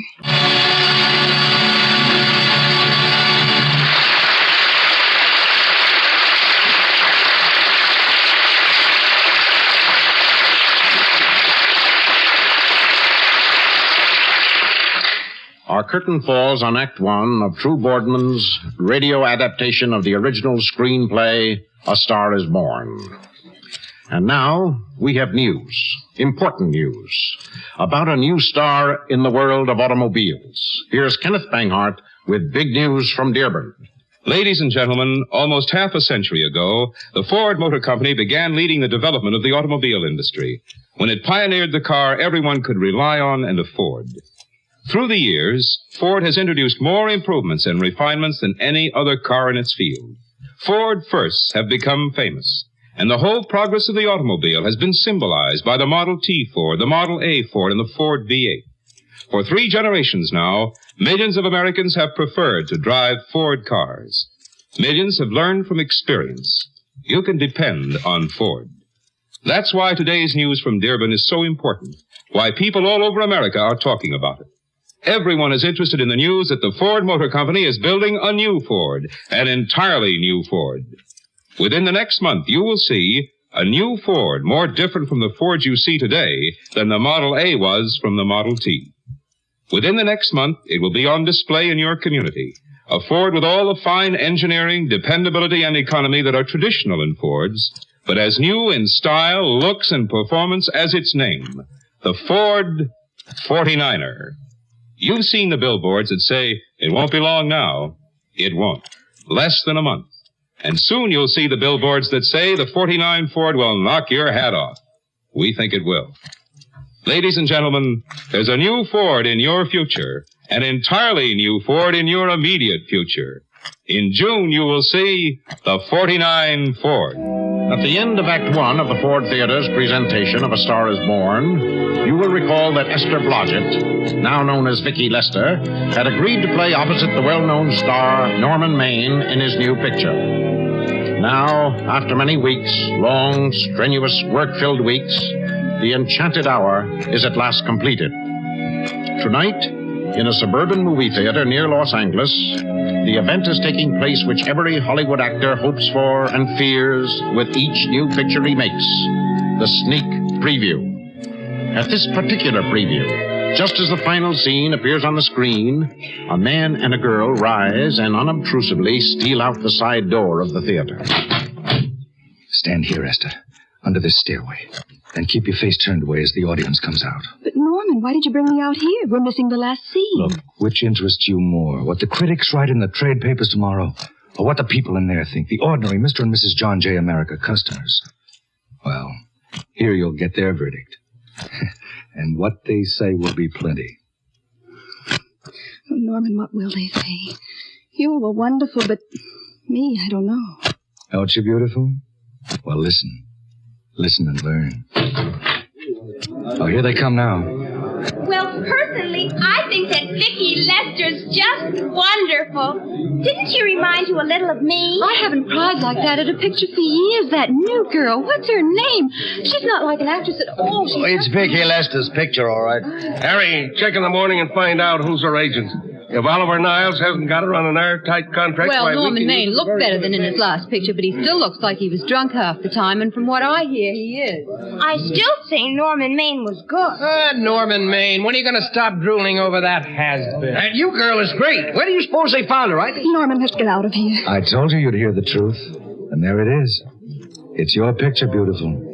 I knew it by the second reel. Please, we'll be late for Oliver's party at Zero. Okay, duck your head and make a run for the car. Look, there she is. Oh, there's Vicki Lester. Oh, Miss Lester. Norman, please, let's go.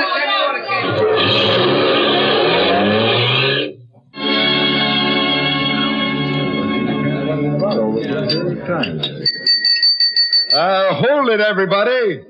I'd like to propose a toast to Norman and Vicki, who has given us a surefire hit in the Enchanted Hour. My thanks to them both. Wait just a minute. Let me correct that, Oliver. To Vicki, who is the real star of the picture, and whose performance exceeded even the fondest hopes of those who believed in her. Norman, what am I going to do with you? Because I tell you the truth. Wait, another Scotch double. He brought it already, dear. Two, in fact. Vicki, honey, you look wonderful. Thanks, Matt. Hello, Norman. Hello. You both did all right tonight. Great. And, incidentally, any misunderstandings we may have had, let's forget them, huh? Gotta be one big happy family from now on, that right? Sure, Matt. Okay, Matt.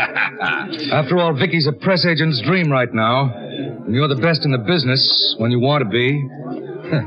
I remember. So do I.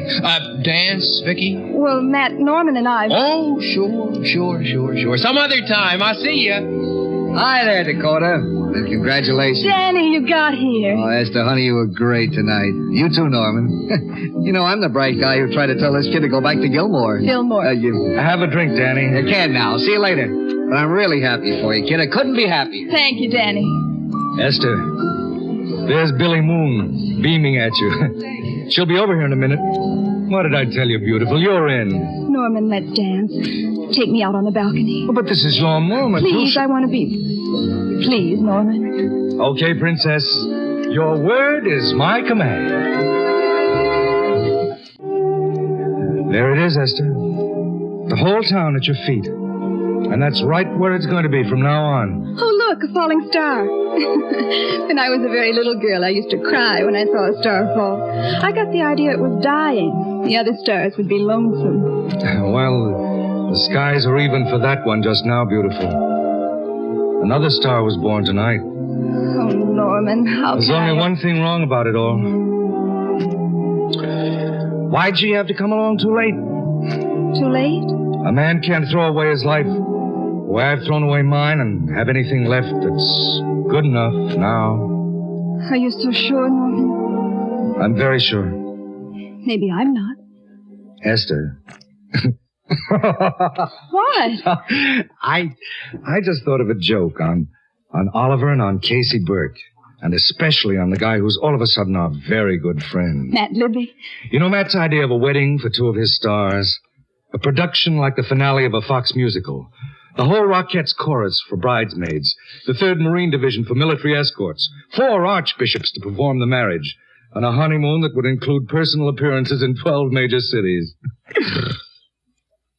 Well, I'm thinking, what if instead of that, the couple just ran off? Eloped to Nevada with nobody along except maybe Danny McGuire for best man. Suppose they got married like that tonight. Norman. Norman, do you really mean... Marry me, beautiful. I don't deserve you in a million years, but I can try from now on. Oh, darling. And I will. I know how you feel about my drinking. I'll cut it out. All the rest of the nonsense. Who knows? I might even turn out to be the guy you think I really am. The guy I love. That guy. Oh, Norman, quick, let's find Danny McGuire. And now, by virtue of power vested in me as Justice of the Peace of San Vardo Township, I now pronounce you Alfred Hinkle and you, Esther Blodgett, man and wife. Kiss the bride. That'll be $2. Congratulations, kids. Hope I'm there for your golden anniversary. Kiss the bride, Esther? Sure, Danny. Thank you, Judge. I'm a little short on cash, but I think this check will take care of it. Yes, but, come on, darling. Danny, let's go. Goodbye, Judge. And thanks. Well, another check, Lamb. Won't you never learn? Was you watching, Ma? We both were. Ma, I swear I've seen them two before. On them warning posters in the post office, most likely. Let me see that check, Lem. Hey, it's for $50. Yeah, but he said his name was Hinkle. And this check signed... Norman Maine. What? Oh, and the girl was Vicky Lester. Oh, Pa. And you didn't even get their autographs. Oh, gosh. Well, they signed to the record book. Look, Alfred Hinkle and Esther Blodgett. Oh, but that's just their old real names. I wanted their autographs. Oh, Pa.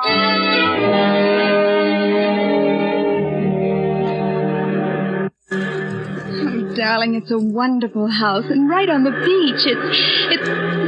I don't know how to tell you. Not bad, is it? I made a deposit on it for you a month ago. I hoped we'd come here together like this. Otherwise, well, it would have been a present, a kind of a consolation prize. It's perfect, Norman. You sure you don't mind having the honeymoon here? Mine? Anywhere else we'd have gone would have been a madhouse, reporters, autograph hounds, and all the rest. But here, well, here not even the studio will find us. Mr. Maine, have I told you recently your wife loves you? I don't think you have. Oh, by the way, this house has a very special advantage. Look, a hideaway bar, very well equipped.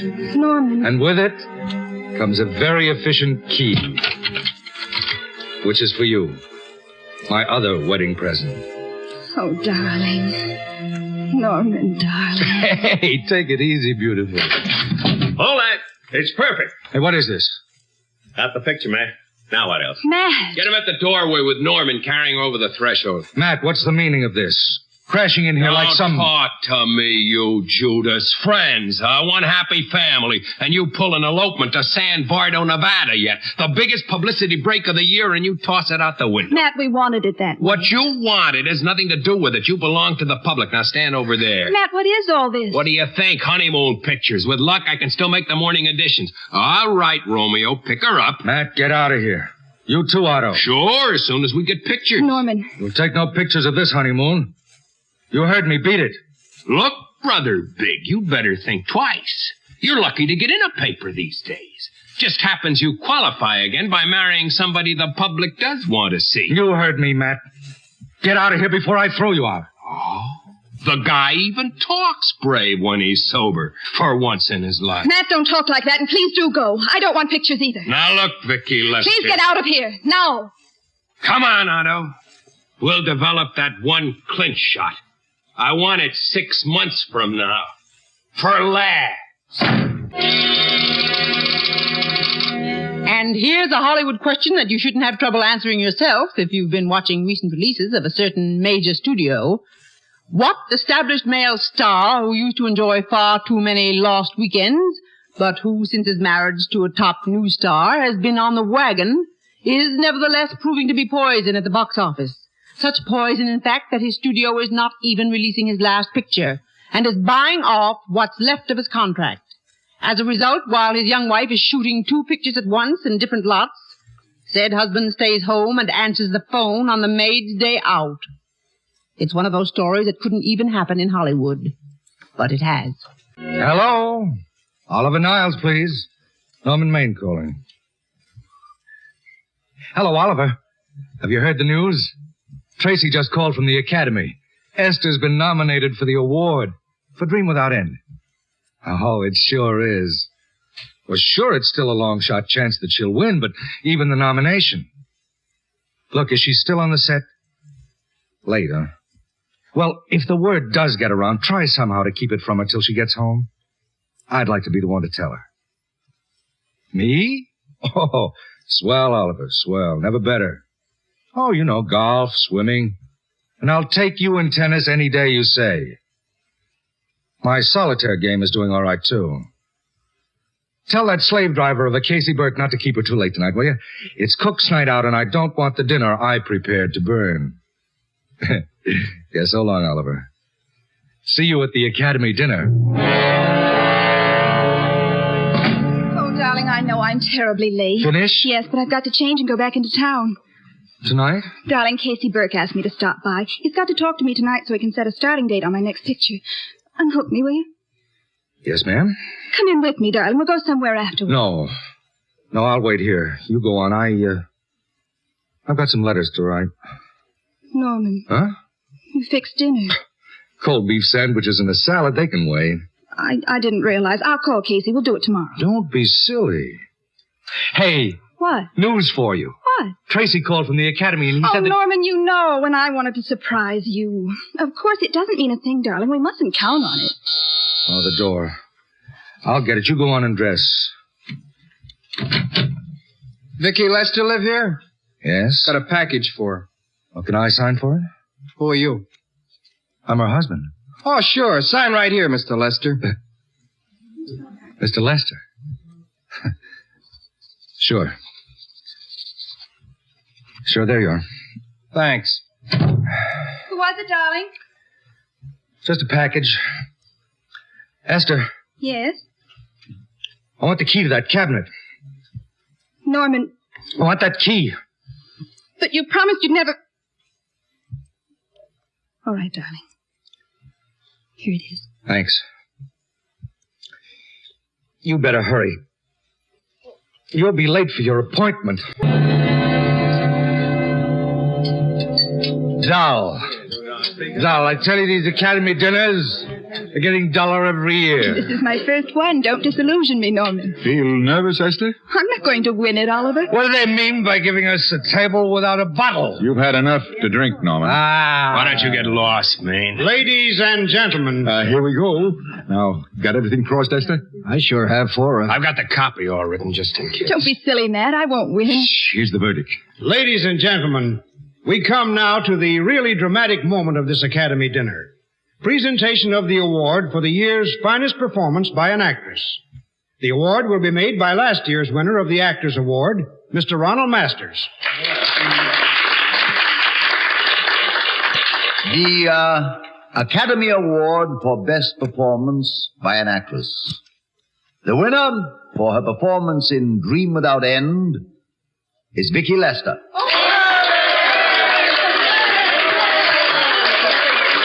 Darling, you did it. Oh, no. Go on, Esther. We're waiting for you. Congratulations, Vicky. Here you are, your Oscar. Vicki, the mic's yours. Thank you, Mr. Master. Ladies and gentlemen, when something like this happens to you and you try to tell how you feel about it, there are only two words in the world that really mean anything. Thank you. You see, I didn't really win this award myself. I mean, so many other people are responsible. One person more than any other. One person who took my hand and brought me here should be standing beside me now. I mean my husband, Norman Maine. I'd like him to be on this platform with me now. Norman? Thank you, beautiful. Thank you, thank you. I'm the happiest man in Hollywood tonight.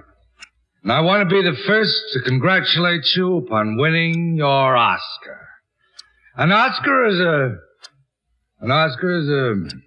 Well, it's a little badge they give you to mark you for the rest of your life. It's sort of a dog collar. Norman. Leave me alone. I wanted to say this about Hollywood ever Norman, since. please. They give you an Oscar, and they tell you you're the best. But they can't wait to kick you when you're down. Darling, please don't. Mr. Maine, if you don't In mind. Hollywood, you're only as good as your last picture. They picked a good symbol in their Oscar, all right. All the glitters on the outside. Underneath, it's just... Oh, Norman. Norman, you'd better get out of here. Come on, this way. Girl, leave me alone. Come on. Leave me alone. Congratulations, Norman. This time you topped yourself. The one big moment of the kid's whole life, and you have to mess it up. Norman Maine, the genius jerk. Maybe this will convince even her. Matt, once and for all, will you shut up and leave him alone? Look, beautiful, I'm sorry for what I just said. I've been storing it up for a long time. It's been eating away at me, and tonight, suddenly, for the first time, I decided to be honest. And it just came out before I thought. I didn't mean to spoil your party. I guess I'm just poison for you, too. Shh, never mind, darling. It doesn't matter. It doesn't matter at all. Come on. We're going home.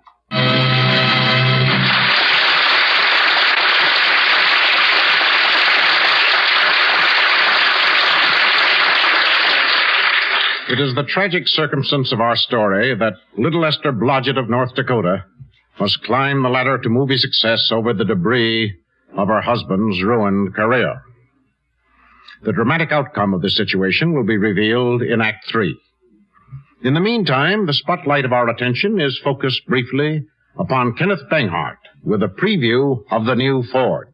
Yes, right now I'd like to give you a short preview of the Ford 49er. Let's start with the interior, the living room of the new Ford. Picture a sofa big enough for 3 people to sit on in real comfort. That will be the front seat.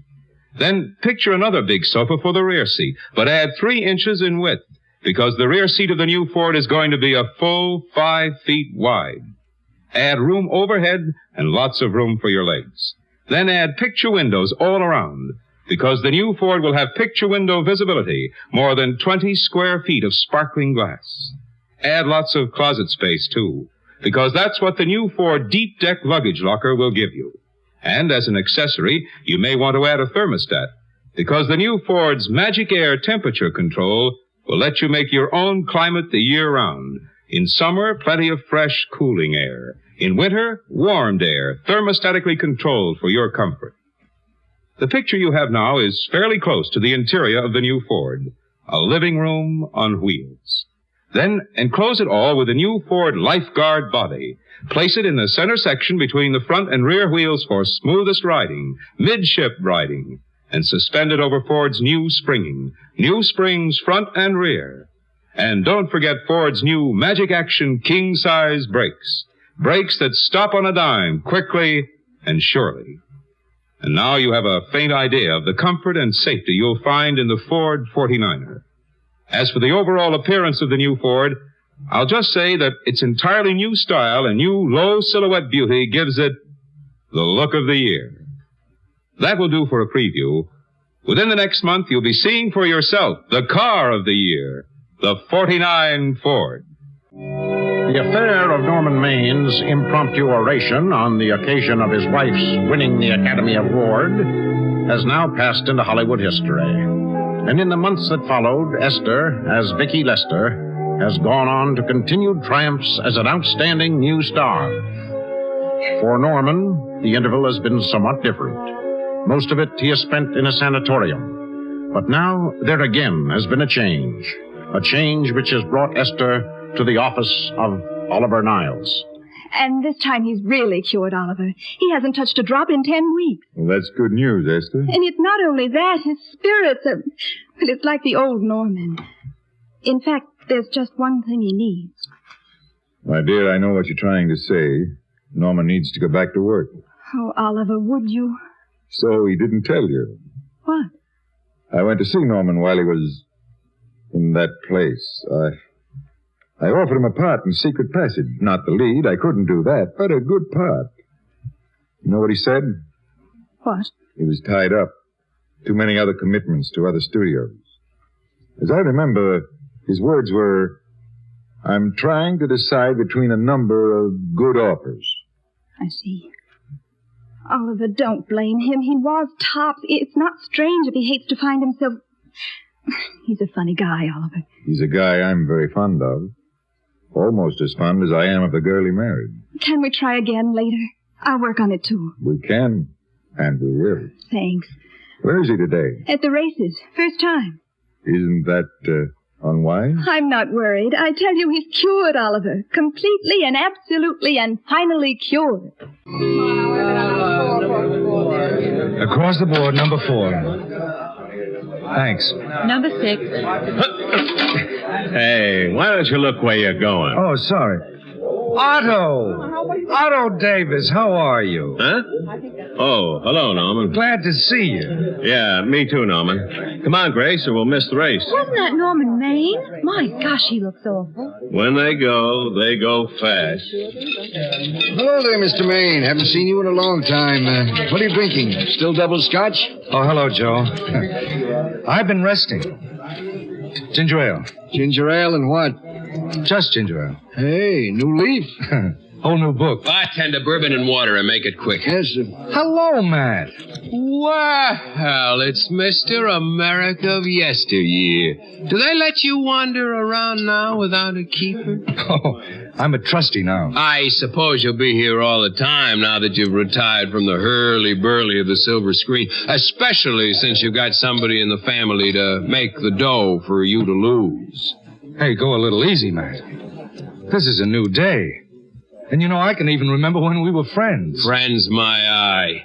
I never liked you, Maine. And nothing made me happier than to see those cute little pranks of yours catch up with you and land you on your celebrated face.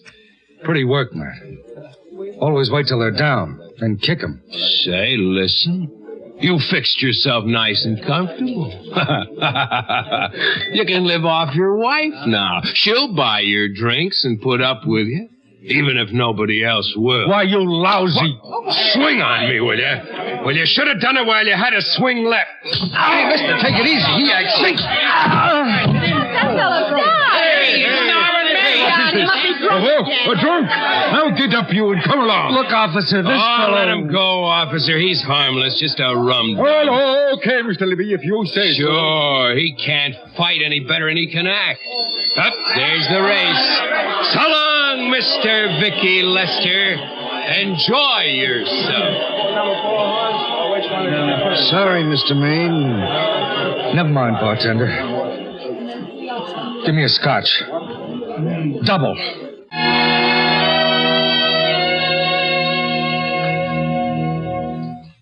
And the record shows, Mr. Maine, that in the past 6 years you have appeared in this same night court 11 times on the same or similar charges.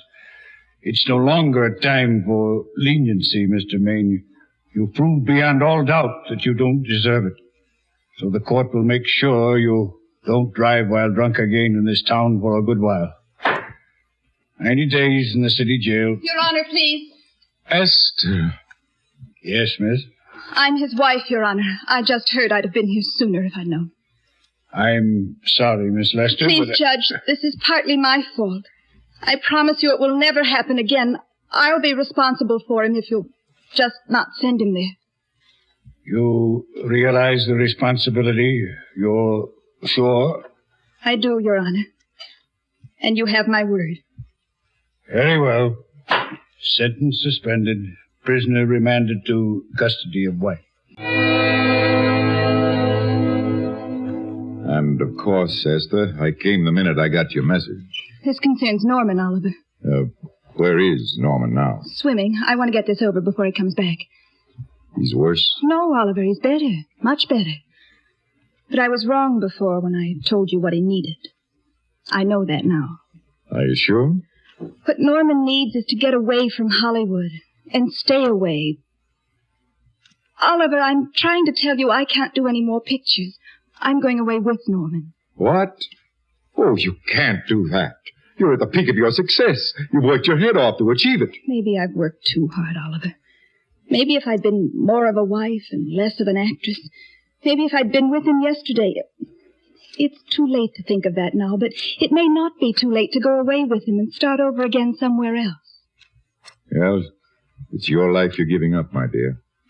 So I can try to give Norman back his. Can you honestly tell me I'm wrong? No. No, Esther, I can't honestly tell you that. Then there won't be any more Vicki Lester, Oliver. Goodbye, Vicki Lester. You were a swell girl. And good luck, Mrs. Maine. Goodbye, Oliver. And thank you. Norman, I thought you'd gone swimming. I came back. You hurt us? I didn't mean to at first. I'm terribly sorry. What's there to be sorry about? She's a wonderful girl and very sensible, Norman. You do well to take her advice. Thanks, Oliver, but I don't need advice. I know what I've got to do.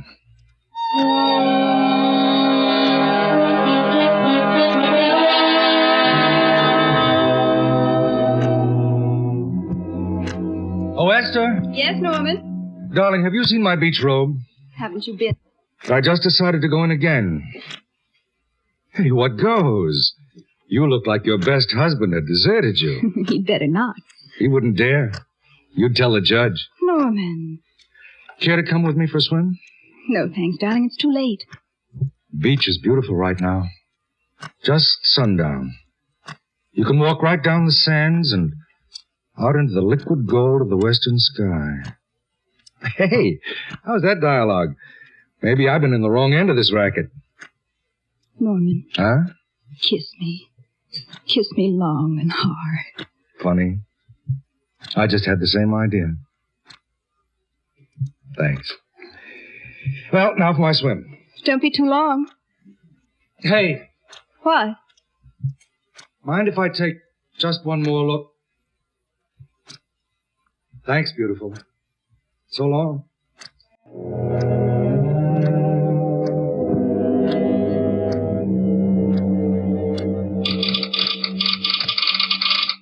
You have, of course, already heard the tragic news. And I know you listeners all over the country share the deep sense of loss that all of us in Hollywood feel in the death of Norman Maine. It's now official.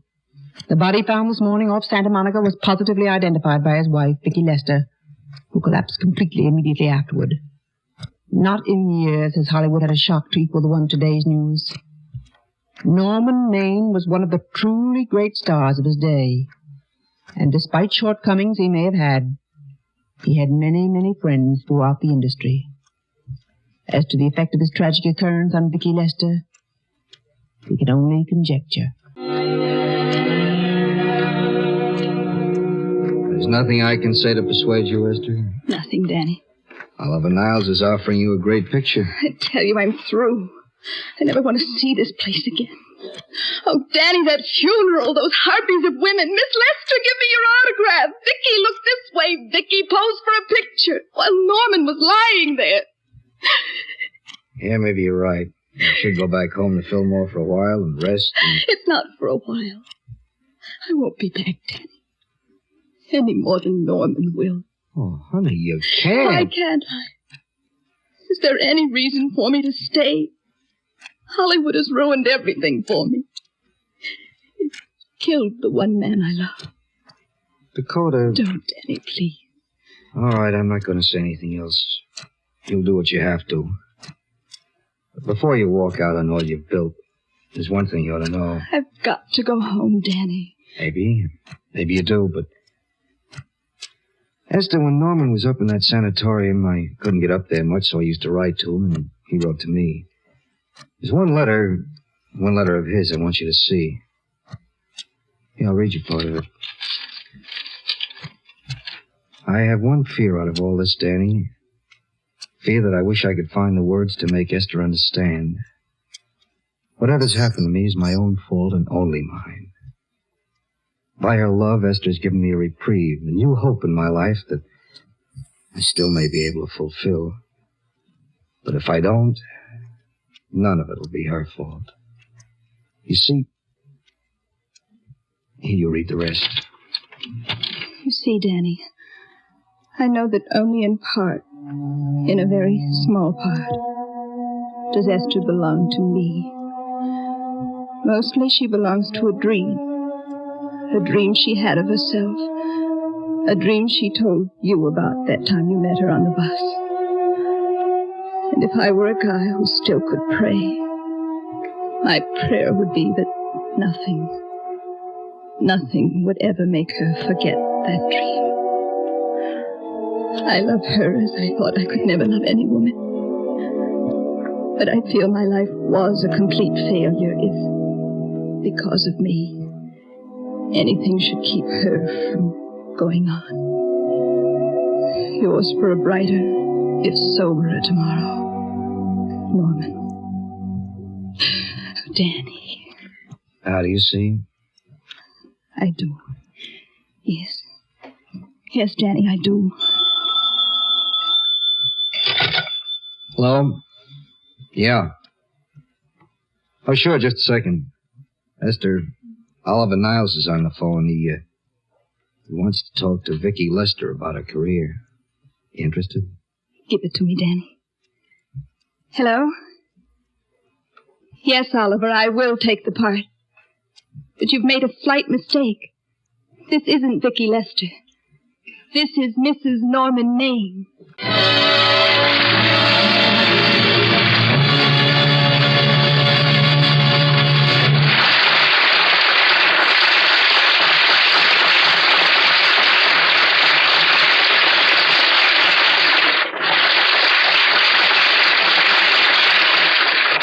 Ladies and gentlemen, the audience here in NBC's Studio 6A in New York City have been applauding the Ford Theater's presentation of A Star is Born. I would like to acknowledge the moving performance of Elaine Rost, who played Esther Blodgett, the North Dakota girl who rose to motion picture fame as Vicki Lester, and of James Meehan, who played the part of Norman Maine. Ed Jerome appeared as Oliver Niles, Mason Adams as Matt Libby, Carl Eastman as Danny, and Adelaide Klein as Billy Moon.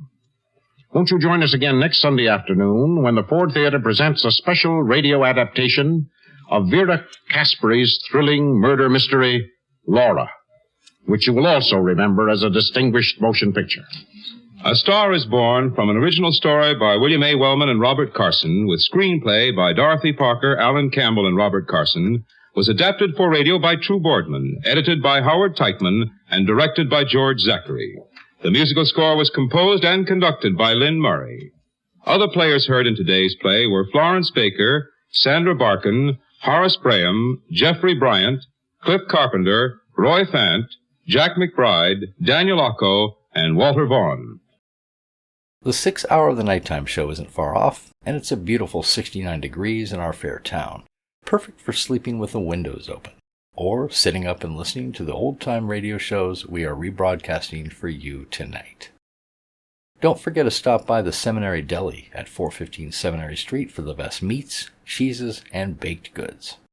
In business for over 25 years, Seminary Deli also features several delicious soups made daily, and makes custom party trays for your next large gathering. Be sure to call for pricing. The local Kiwanis Club is sponsoring a children's clothing drive this month, and it's asking any who are able to donate clothing, including shoes, at their office on Peterson. Now, these donations go directly to the needy children of our area, and I encourage everyone to give what you can to this great organization and this worthy cause. All right, next up we present Woman in the Window from the Hollywood Players, a.k.a. the Cresta Blanca Hollywood Players, a show that ran from 1946 to 1947 and featured 8 famous Hollywood stars: Claudette Colbert, Bette Davis, Joan Fontaine, John Garfield, Paulette Goddard, Gene Kelly, and Gregory Peck. It was sponsored by Cresta Blanca Wines, and it adapted famous plays and films. This one is an adaptation of the 1944 film written by Nunnally Johnson, and I actually think it's better than the film itself. You be the judge. After that, an offering from MGM Theater of the Air, which ran from 1949 to 1952, adapting radio versions of many of its famous movies. In Vacation from Marriage, which aired on September 16, 1949, Deborah Kerr reprises her role from the 1945 film, alongside Ivor Francis, who replaces Robert Donat from the film. This is a really moving romance drama, and is easily as good as the film itself was. Good evening. This is John Garfield of Cresta Blanca's Hollywood Players. Tonight we invite you to listen to Nunnally Johnson's The Woman in the Window, presented by the R-E-S-T-A, B-L-A-N-C-A, Cresta Blanca, Cresta Blanca. The Cresta Blanca Hollywood Players. Each week a great star. Each week a great show.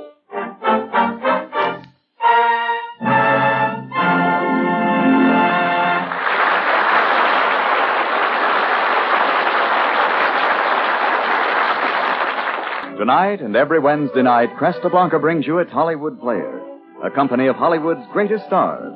Claudette Colbert, Joseph Cotton, Bette Davis, Joan Fontaine, John Garfield, Paulette Goddard, Gene Kelly, and Gregory Peck. Presented for your enjoyment by a great name in wine, Schenley's Cresta Blanca wine. Now, the Cresta Blanca Hollywood Players present John Garfield with Lynn Barry in Nunnally Johnson's The Woman in the Window. The Gotham Club in New York is situated next door to an art dealer. It so happens at the time our story opens, there's a portrait in the window of the art dealer. A portrait of a beautiful, mysterious-looking young woman. And gazing at the portrait is Richard Wanley, professor of psychology. It is just dusk. Wanley seems engrossed in the portrait, studying the features of the woman when... Well, Richard, you like her? Huh? Oh, Michael. Mike Boston. How are you, Richard? Fine. You? Old cat kick. You interested in our dream girl in the window? Oh, it's an extraordinary portrait. A certain, intriguing quality that makes me want to know the original. At your age, Richard? Just middle-aged. Incidentally, what are you doing here? Oh, the missus and the children ran up to the Cape for a little vacation. I thought I'd have dinner at the club. Well, then have dinner with Frank and me. Frank Laylaw? Yeah. Well, I'd like to, Mike. Let's go.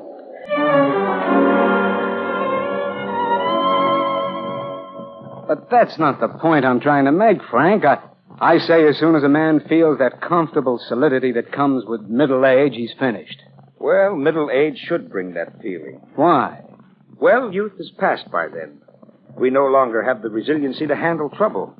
As district attorney, Richard, I've seen what can happen to a middle-aged man who kicks up his heels. What, for example? Well, when a situation confronts him that's out of the ordinary, that's apt to disgrace him or his family, he's off guard. Then he does something stupid and foolish. Then, he lands in the district attorney's office. Well, is that just an attribute of middle age or of all ages? All ages, Richard. I just said a middle-aged man is more likely to run into trouble if he leaves the beaten path he's made for himself. Well, you make middle age sound stupid. Oh, but it's not. It's not at all. It's only when middle age tries to act young that it becomes stupid. Well, It's after 9. Middle age or no middle age, I've got to be running. Yes, I think I'd better go, too. You coming, Dick? No, I think I'll stay a while and read. How about dinner tomorrow evening? All right with me. Frank? Well, unless something unforeseen happens, yes, I'm free. Good. Same time, then. Night, Dick. Good night, Mike. Stick to that chair, Dick. You look good in it. Don't worry. I will. I won't budge. Not even for adventure? Even if the spirit of adventure should rise up before me and beckon, even in the form of that alluring young woman and the woman in the window next door, I'm afraid, I'd do nothing about it. Well, then you're safe. Good night. Realize. Good night. Oh, Steward. Yes, Professor? I think I'll have some coffee. Yes, sir. And let me know when it's 10:30, will you? I'm apt to forget the time. Yes, sir. 10:30, sir. I beg your pardon. You have a match? Huh? What? Match. Do you have one? Oh, of course. I'm sorry. I didn't hear you at first. That's all right. Good looker, isn't she? The portrait? Yes, very. Too bad it's just a picture. Here you are. Oh, thanks. Well, women don't come that good looking, except in pictures like that. Think not? I know it, brother. Well, thanks for the match. You're welcome. He's a cynic, isn't he? What? I bet. Oh, no. It couldn't be. No? Why do you say that? Because, well, you did pose for it, didn't you? That's right. Why, it's amazing. I mean, the likeness. Is it yours? No, I wish it were. Then I wouldn't have to come here to see it. Well, did I react properly? React? How do you mean? Oh, the expression on my face, my attitude, were they normal like other people's? Well, no, not exactly. Abnormal? Of course not. But there are two reactions. One is just a stare, a solemn stare for the painting, a tribute to the artist who did it. And the other? A long, low whistle. That's for me. I did neither. Maybe if I'd given you another moment, you might have given a long, low, solemn whistle. I wonder. Well, good night. Good night. Are you walking up or downtown? A middle-aged man is more likely to run into trouble if he leaves the beaten path. What's the matter? Matter? Nothing. Why? You had a funny look on your face, as if you were thinking about something unpleasant. No, not at all. Are you walking up or downtown?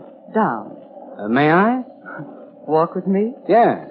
If you'd like, certainly, but... For what? Well, you sound almost as if walking with me would be done on a dare. You're very intelligent and discerning. Shall we go? Yes. Why not? You still look a little frightened, as if you were doing something you shouldn't. Well, it isn't my usual custom to take a strange young woman home and then stop in. Don't you like the apartment? Oh, very much. It's done in excellent taste and expensively. Yes, expensively. You said you were a model? That's right. And the next question is, how can a model afford an apartment like this? Is that it? Oh, that's none of my business. That's the right answer. Funny, isn't it? I don't know your name, and you don't know mine. Mine is... No, don't tell me. Why not? Because we'll never see each other again, will we? Probably not. All right. Let's leave it a mystery, then. If you like. Would you like to see some sketches? Sketches? Done by the same artist who painted that portrait in the window. Yes, I would. All right. I'll get them. You'll find some of them quite different from the portrait, but I think you'll like them. Well, I'm sure I will. Oh, there's someone at your door, Miss... Yes, I heard it. Oh, what's the matter? It's Fred. Fred? Who? He mustn't see you. Why not? This is all perfectly innocent. You don't understand. Well, he has a key. Yes, he's coming in. Oh, I'd be so excited. Get in the other room, quickly, please. But you... Why didn't you answer the... Well... Hello, Fred. Who's this? Fred, darling. Listen, Fred. Shut up. Now, wait a minute. What do you think you're doing? Get out of here. Not till I explain. I said get out. Fred, please. I'll attend to you in a minute. Now, you get out. I will not if you think you're going to... Why, you... Fred! Let him alone. Fred, don't! I'll show you. Fred, you're killing him, Fred!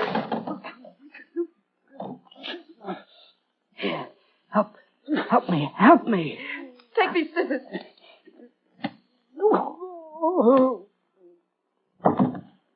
Fred. You killed him. I had to. Or he'd have killed me. Killed? Well, none of that now. We've got to call the police. Police? Of course, I'll explain. When a situation confronts confronts him that's out of the ordinary, that's apt to disgrace him and his family, disgrace his family, disgrace his family. The phone's over there. Yes. Well, what's the matter? I've got to sit down and think. What did you... Well, who was this man? He said his name was Fred Howard. Is that all you know about him? Yes, he wouldn't tell me anything else. He told me not to ask or he'd leave me, and well, all of this, it was... I didn't want to give it up. Wait. His watch. The initials on it are C.M. Then Fred Howard wasn't his right name. I don't think so, but I didn't ask questions. Then, listen to me. I can't call the police. It would mean ruin for me and my family. I'm not going to have that, do you understand? But... If he kept his real name from you, it's 10 to 1 this neighborhood didn't know it either. I know no one knew him. All right, then. I'll get him out of here. Take him and... I'll take him into the country. But how? Well, I'm going home to get my car. I'll take the subway. Oh, no. No, you won't. What do you mean? You're not going to run out and leave me here with him. You wouldn't come back. I know you wouldn't. Well, stop it. I'll come back. You wouldn't. It's an easy way out for you. I don't even know your name, who you are. Listen to me. I won't. I'll call the police. You gave me the scissors. I don't care. I won't let you go. It's the only way. Wait. Leave me something. What do you mean? Something that belongs to you, so that you'll have to come back. All right. What? Your vest. Why that? Because it'll have a cleaner's mark. It'll identify you if you don't come back. All right. Here. Now, listen. Clean up the apartment. Go over it carefully. Boil the scissors in water. Don't leave a single spot on anything. Do you understand? Yes. All right, I'm going now. Don't you stir out of this apartment until I get back. And you'd better come back. If you don't, this vest and I are going to the police.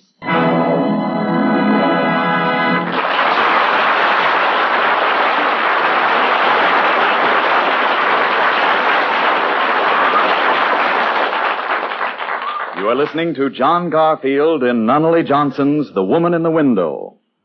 I'm sure you've heard me use the phrase, when you dine, dine with wine.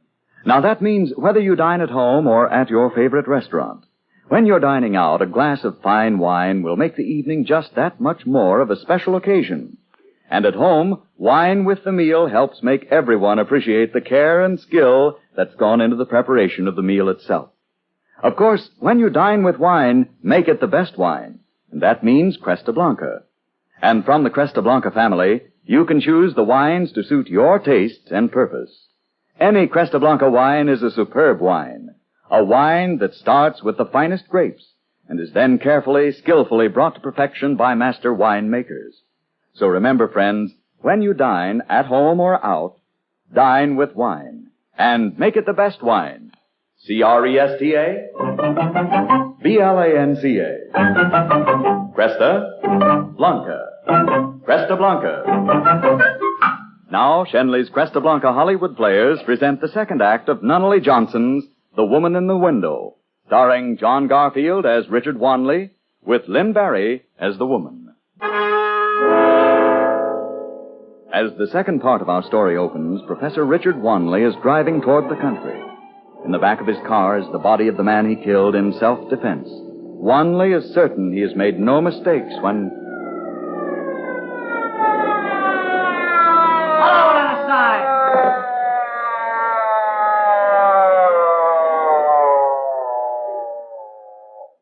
What are you trying to do? Save expenses? What? What'd you say, officer? You only got one light. You know it? One light? That's Look, impossible. get out and take a squint. But, I'll take your word for it. Let me see your license. Of course. Here you are. Wanley, huh? This your car? Yes, it is. Mm-hmm. Got any other identification? I have a letter here from the Board of Education. Okay, let's see it. Well, of course.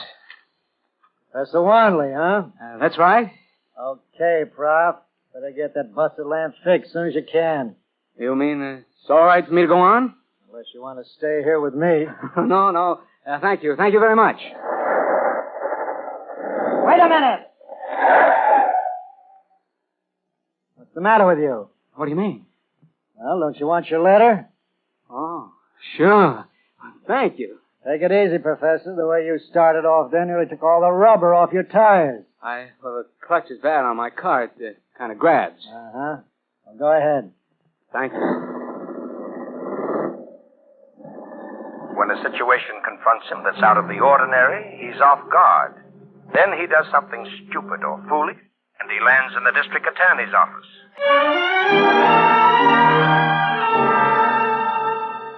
Ah, there you are, Dick.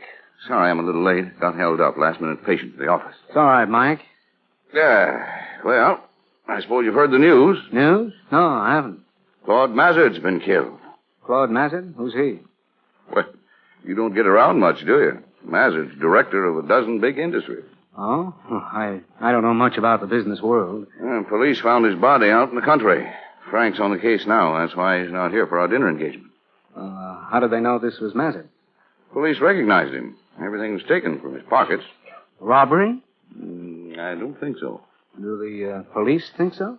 Well, you can ask Frank when he gets here. I'm a doctor, not a cop. I was there. Oh, what'd you do to your hand? What? Your hand, that piece of adhesive tape. Oh, I opening a can this morning, the opener that slipped. Put anything on it? The Curacao. Oh. Steward. Drink, Dick? No, I had one. Yes, Mr. Broxton? Glass of sherry, please. Yes. Professor Wanley? Nothing. Oh, and give me the tab for the drinks. I'll sign it. No. Oh, you had them last night. My turn. What's the matter? I must have mislaid my pencil. The gold one with your initials on it? Yeah. Loses around here? No, I don't think so. I usually keep it clipped in my vest. In my vest? Well, what's odd about that? Most men do. I changed suits this morning. I took everything out of the other vest. I know I did. Hey, what's the matter with you? Mike, I got a sort of dizzy spell. I don't feel so good. Yeah, you look it. Heart acting up again? No, I don't think so. Well, just in case. Here, I'll write you a prescription. Well, I don't need it. Well, as your doctor, I say yes. But watch this stuff now. Just one tablet a day. 2 or 3, and it'll knock your heart for a loop. Yeah. All right. Mike, now, if you'll excuse me. Sure. You go get some rest. I'll explain to Frank. Thanks. I'll see you probably tomorrow evening.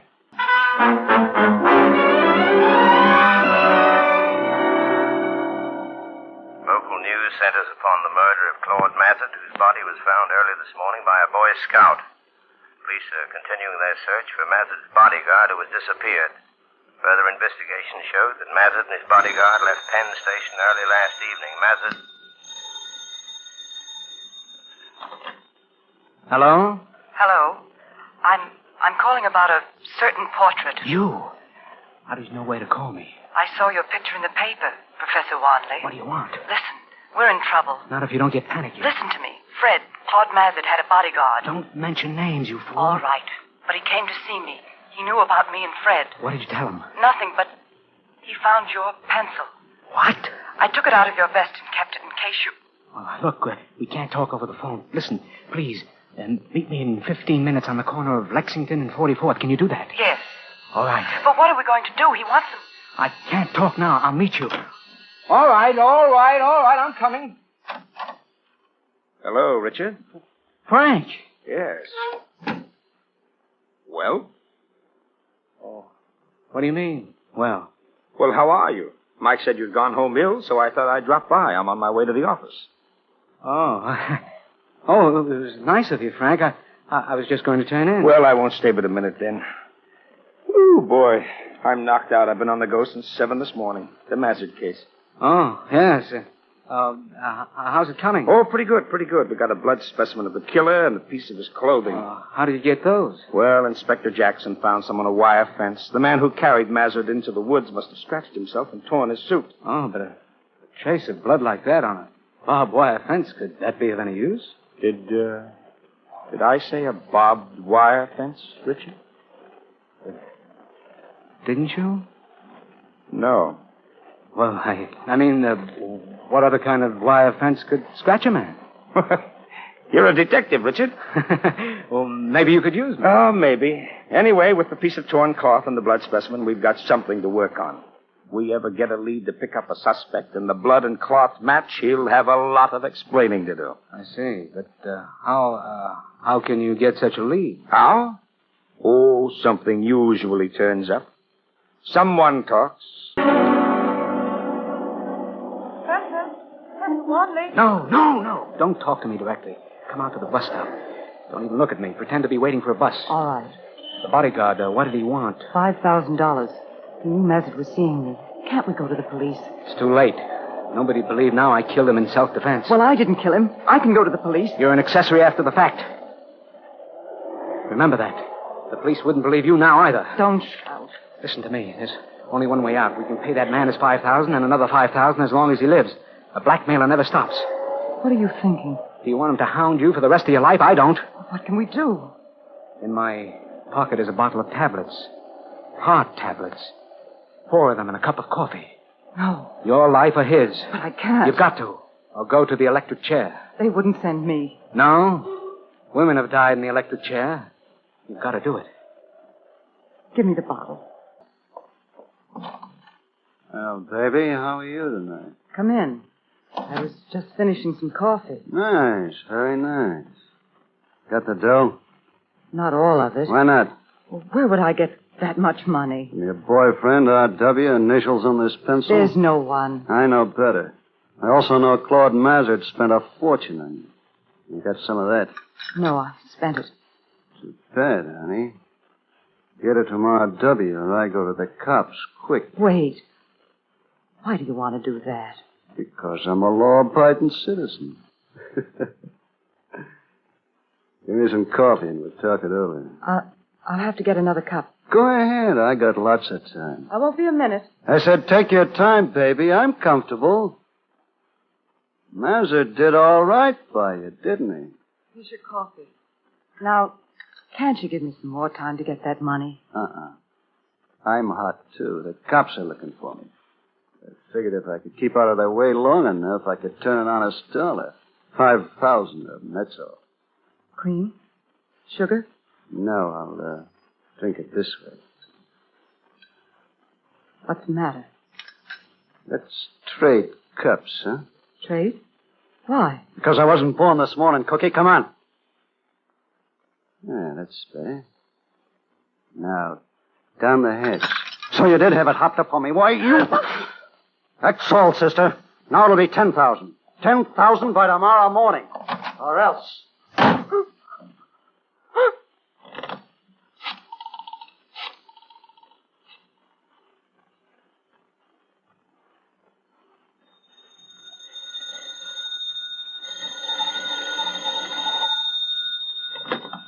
Yes? It didn't work. Well, what happened? Why didn't it work? He guessed, and now he wants 10,000. 10? But it's no use. He'd go on and on, but I can't. This has to be the end for me. If we ever get a lead to pick up a suspect and the blood and cloth match, he'll have a lot of explaining to do. Just 1 tablet a day now. 2 or 3, and it'll knock your heart for a loop.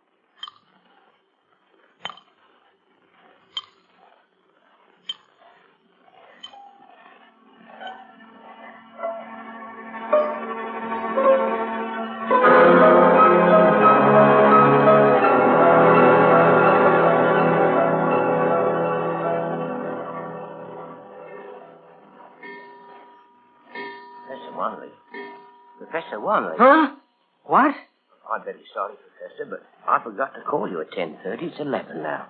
I hope you'll forgive me, sir. I forgive you? Man, I love you. And I haven't been out of this chair all evening? No, sir. But, are you all right, sir? All right. I never felt better in my life. Good night. Good night, sir. Of course, sir. Good night. Good night, Professor Wanley. Whew. Hey, mister. What? What did you say? You got a line? No. What? No, thank you indeed.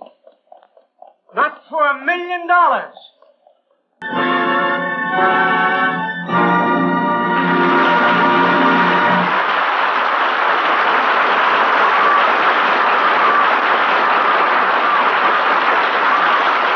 Henry's Casablanca Wine joins our audience here in Hollywood in applauding John Garfield for his performance in Nunnally Johnson's The Woman in the Window. Our star will be back in just a moment. These winter days, a delicious hot dinner is certainly a very pleasant thing, one of the high points of the day. And a sure way to make dinner especially good is to serve one of Cresta Blanca's fine table wines. It will make the meal doubly enjoyable. Try it and see. Try a bottle of Cresta Blanca California Sauterne, for instance. It's a light white wine, pale golden in color, with a dry, delicate flavor. It's created to make food taste even better, to make your meal more enjoyable. And it does. Cresta Blanca Sauterne is the perfect accompaniment to good food.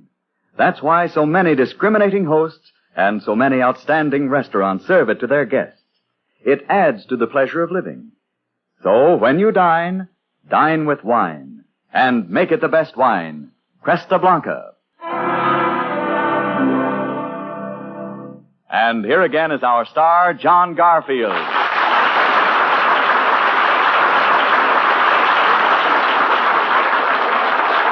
Thank you, ladies and gentlemen, on behalf of Lynn Barry and myself. Tell us, John, what's new with you? Well, just 2 days ago, I started shooting my first picture for Enterprise Productions, and that's pretty big news for me. Oh, naturally. What's the name of the picture? It's called Body and Soul. We'll certainly keep our eye on it. But for the home front, what's with next week's Hollywood Players show? Well, the story is one that was a big hit as a novel and a movie. It's James Hilton's Random Harvest. And our Hollywood player for the occasion, Joseph Cotton. Good. And now, are we going to have the benefit of your help in our traditional ceremony tonight, John? No, but I have a very apt pupil here, Frank. Lynn, show the man.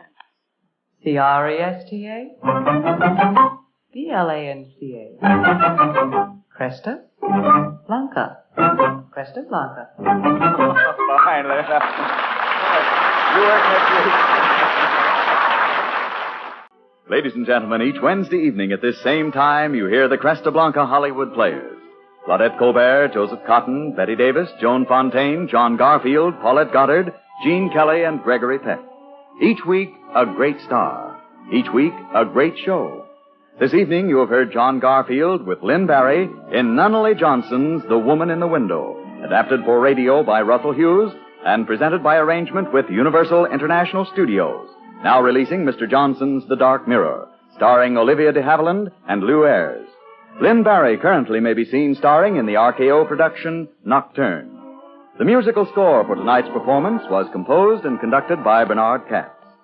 Don't forget, next Wednesday at this same time, when the Cresta Blanca Hollywood Players present Random Harvest, starring Joseph Cotton.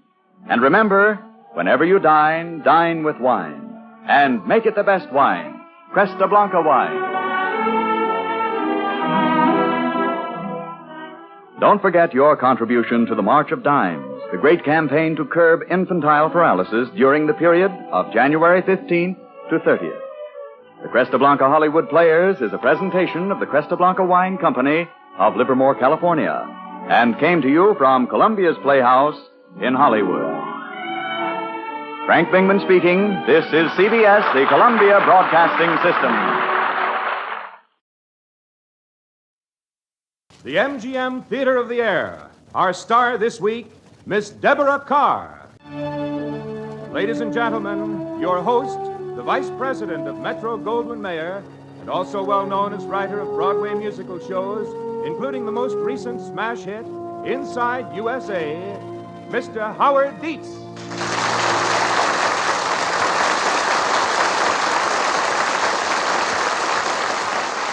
Thank you.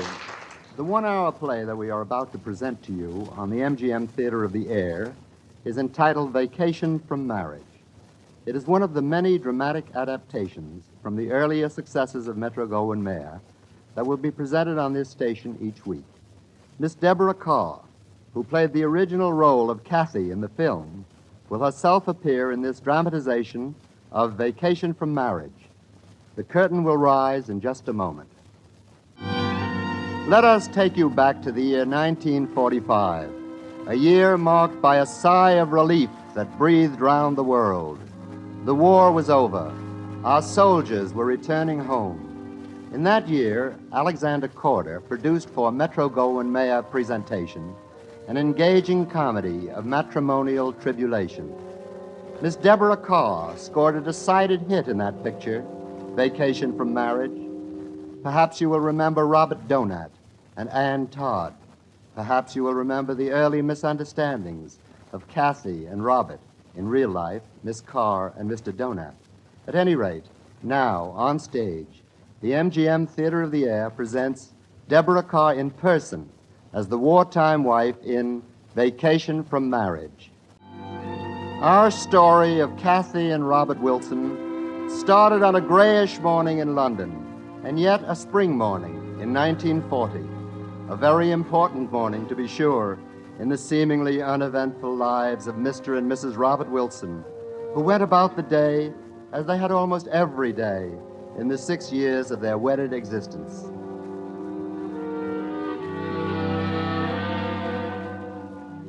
Another morning, another day. London spring, grey, foggy. Rather, well, dripping, from all we could tell, with that wall, that brick wall of the building across the alley, blocking any view we might have. Oh, if only I didn't have this cold. Every winter, every spring, a cold. Is it the same cold, I wonder, or a different one each year? Now, that's silly. I'm not silly, usually. Maybe it's because Robert is going off to war tonight. Here now, young woman, none of that. Robert wouldn't approve. And his egg has boiled its 3 minutes. He'll be out in a minute. Tie proper, jacket proper. Sits at the table properly. Robert, your egg is on, dear. Coming, Kathy. I wonder, every morning for 6 years, I wonder what is he thinking this morning. Any morning. Morning, Catherine. Oh, don't miss me, dear. No, of course not. You'd think that this morning of all mornings, same cold, same red nose, hair undone, that flannel wrapper, tea, toast, egg. Oh, well, why should it be different today? Only it is different. Or is it? Tonight, perhaps. Not this morning. Tonight, yes. Your umbrella, dear. His umbrella. Every morning, of course. This is London. Suppose I gave him a raw egg in his hand instead of an umbrella. Kathy, about tonight. Yes, dear. Bless you. Thank you. Perhaps I'd better take a taxi home and keep it waiting. If you will... Have your bag packed? Yes, dear. All packed. Well, goodbye, Kathy. Goodbye. No, don't kiss me. You'll catch my cold, dear. Well, goodbye. Another morning. Another day. Like clockwork. Even in the middle of a war. Wilson. Yes, Mr. Staines? Mr. Hargrave will see you now. Oh, thank you, sir. All employees of 5 years or longer volunteering for His Majesty's service will receive from the company the difference between salary and service pay. Now, Robert Wilson, this is what you have to say to him. Mr. Hargrove, I've served the company devotedly for 5 years, all but 8 weeks, Mr. Hargrove. So I trust you'll make an exception in my favor as to making up this salary. After all, 8 weeks out of 5 years can't make that much difference. And so you see, Wilson, since you are 8 weeks short of 5 years, well, there's not much we can do about it now, is there?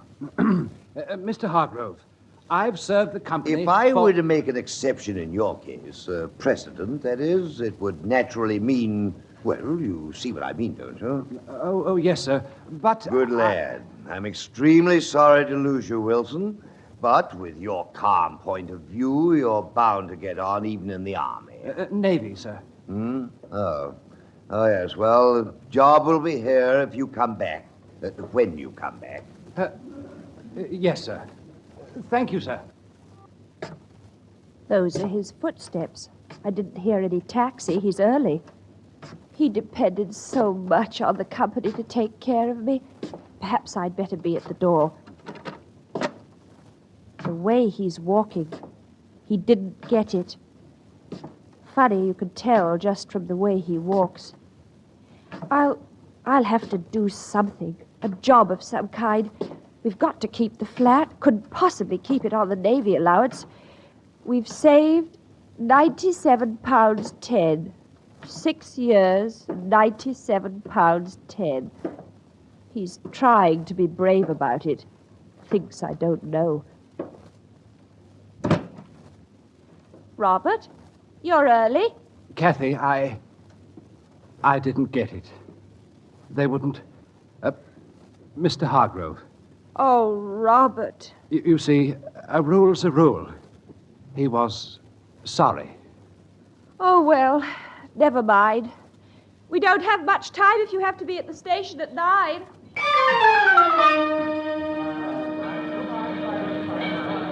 I put some sandwiches in your case, Robert. Top left-hand corner. Thank you. You don't have to change trains, do you? No, I don't think so.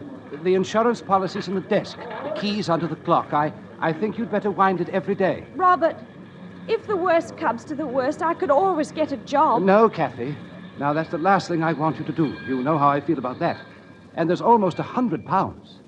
Just as you say, All right, Robert. mate. Find a seat now. Thank you. Thank you very much. Goodbye, Kathy.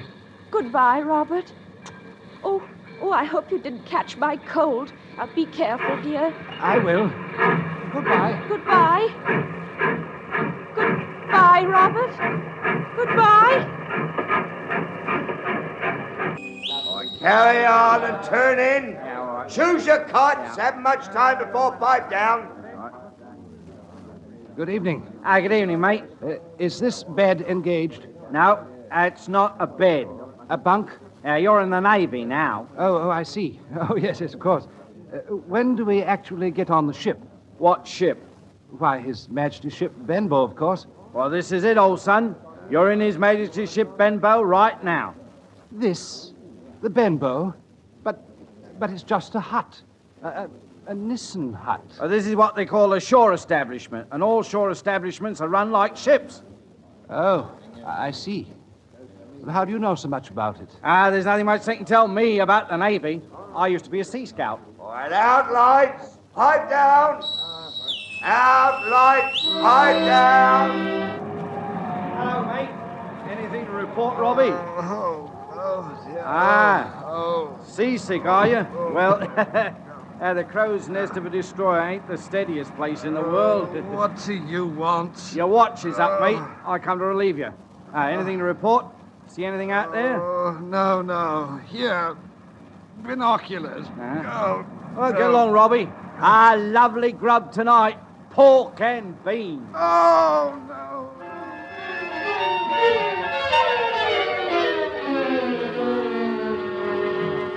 What's the beans, Harry, with you? What? Ain't you going to eat your lovely grub, matey? Oh, leave me alone. Are you reading that letter again? You must know that letter by heart, Bob. What do you keep reading it for? It's Kathy. Oh, she's joined the Wrens. Hey, you got my bunk. Oh, I'm sorry. I thought the chief said any bed in the hut. She said nothing of the kind. Oh, but I assure you she did. She didn't say any bed in the hut. She said any bunk in the cabin. Oh, yes, I mean that. Any bunk in the cabin. Take that bunk and you better stow your kit.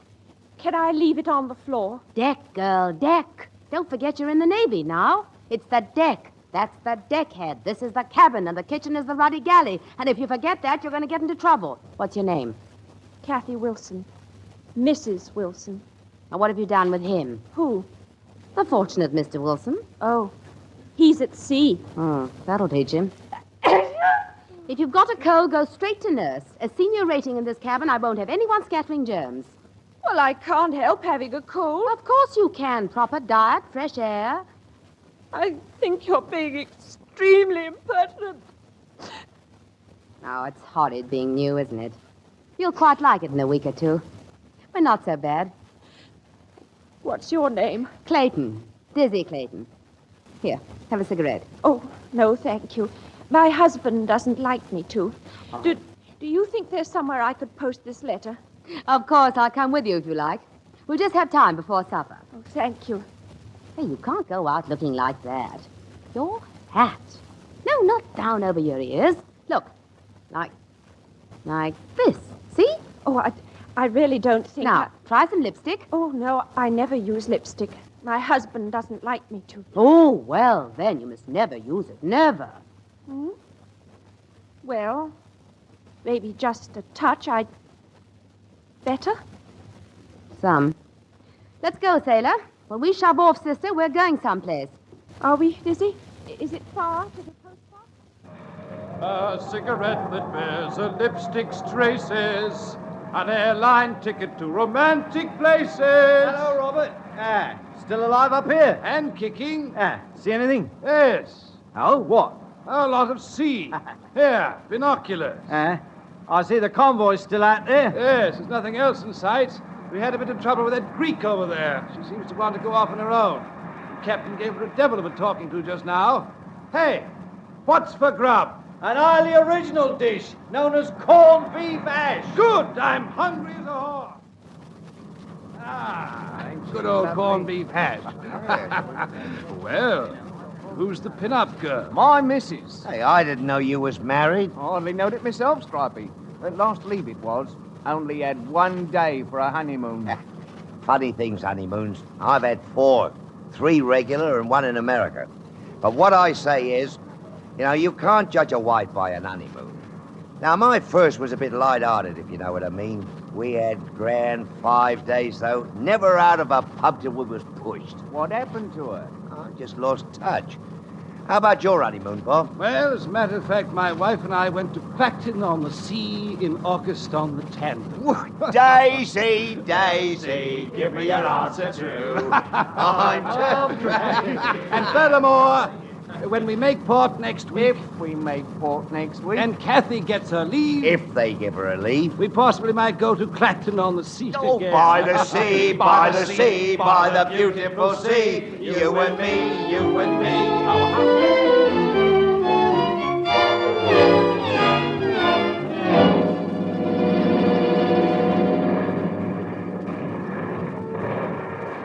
Come in, miss. Thank you, sir. An urgent signal for you from Commander Baker, sir. I'm to say that the telephone's broken down and nobody can get through by road. Thank you. Did you come alone? Yes, sir. In a motorboat, sir. Have any trouble? No, sir. A bit noisy. Frightened? Yes, sir. Don't blame you, so am I. When I was your age, I should have been a darn sight more frightened. You know, you'll have something to tell your children when you marry. I am married, sir. Oh? Where's your husband? At sea, I hope? Yes, sir. How long is it since you saw him? It's about 18 months now, sir. Long time, 18 months. Yes, sir. It's a long time. Now, say, Robbie, how do you spell nostalgia? Nostalgia. Nostalgia? What's that? Oh, it's what I feel when I'm away from my wife. I got to say something, ain't I? Not so easy when you ain't seen your wife for 2 years. Now, my last old woman, after I'd been away for a while, I found myself forgetting what she looked like. Couldn't even remember her face. Yeah, that's right. And she was a good wife, too, in many ways. But when we was apart, she sort of faded out, went kind of misty. Sort of out of focus? Yeah, that's right. Can you see your wife, Bob? Huh? Oh, of course I can. Good looker? Well, she's just an ordinary girl. Simple, uncomplicated, quiet, dependable sort of person. Yes, that's the strong point about Catherine. She's thoroughly dependable. Have you got a picture, Bob? Yes, here she is. Oh, yeah. That's a nice, quiet little number, I should say. You're not the flighty sort. You'll know where you are with her when you get shore leave. When we get shore leave? Yeah. They're always best in the long run, them quiet ones, even if they ain't much fun. Now, I always says... General quarters, all hands, manual battle stations. All hands, battle stations, battle stations.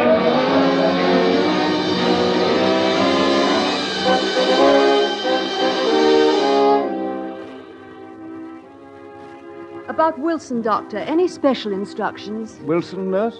He was on that destroyer, sir, torpedoed. Wilson's the case with the hands and the wound on his head. Oh, the cut on the head is nothing. One can't tell about his hands yet. Just keep him quiet. Yes, Doctor. How is he, nurse? He'll be all right, Scotty. I hope so. He's earned it. They tell me he rowed a lifeboat for 5 days with his hands half roasted. Yeah, it's bad enough when your hands haven't been burned. I know it was a wonderful party tonight, but in 5 minutes we'll have to put out the lights. Oh, I can't finish my letter. Well, you're not writing to Robert at this hour. I sort of thought I ought to. Did you have a good time tonight, Kathy? Oh, yes. And it's because I had a good time. It doesn't seem fair to Robert somehow. Why, is he so mad about dancing? Oh, he hates it. And you see, while I was dancing with your cousin, I suddenly realized how he hates it. See what I mean? I'd rather like to meet your Robert. Oh, I don't think you'd get on. He's never done anything or gone anywhere exciting, like your cousin. Why don't you call him Richard? Yes, he asked me to. Oh, he's had a wonderful life. Robert's in the city, isn't he? Bookkeeper. Richard told me all about the docks at Hong Kong. Why, he practically built them, didn't he? Well, he did repair work on them, I believe. Oh. Kathy, how old is Robert? Oh, about Richard's age. Imagine he's learning to speak Chinese. Who, Robert? Robert, Chinese? Oh, don't be silly. Richard. Kathy, had he charm when you met him? Who? Richard? Robert. Oh. Well, he was always very kind. Oh.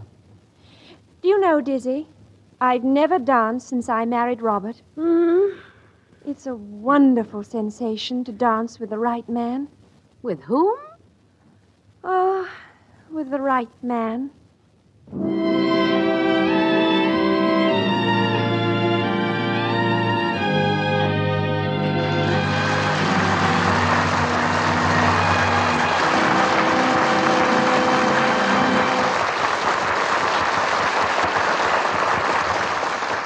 After a brief intermission, the MGM Theater of the Air will bring you Act Two of Vacation from Marriage, starring Deborah Carr. The house lights again dim. The curtain rises once more on Deborah Carr in Vacation from Marriage. 2 years. Not so very long in someone's life, but in a war, it can be a lifetime. 2 years can see changes, vast changes. Houses turn to rubble, and people can change their personalities. So it was with Kathy and Robert Wilson. We find Kathy now, unaware of Robert's wounds, trim and fresh, beautiful in her blue wren's uniform, watching the sea in good company. Oh, Richard, look. What a wonderful view. Guarded by ships and all our sea our own. Who said that? A poet, 300 years ago, in another fight for freedom. Oh, I do envy you, Richard. You've read everything, traveled everywhere. I do read, but I've never traveled. Why don't you, after the war? Oh, you don't know my husband. Don't I? What you doing? Making a sketch of you. No, don't look till I'm finished.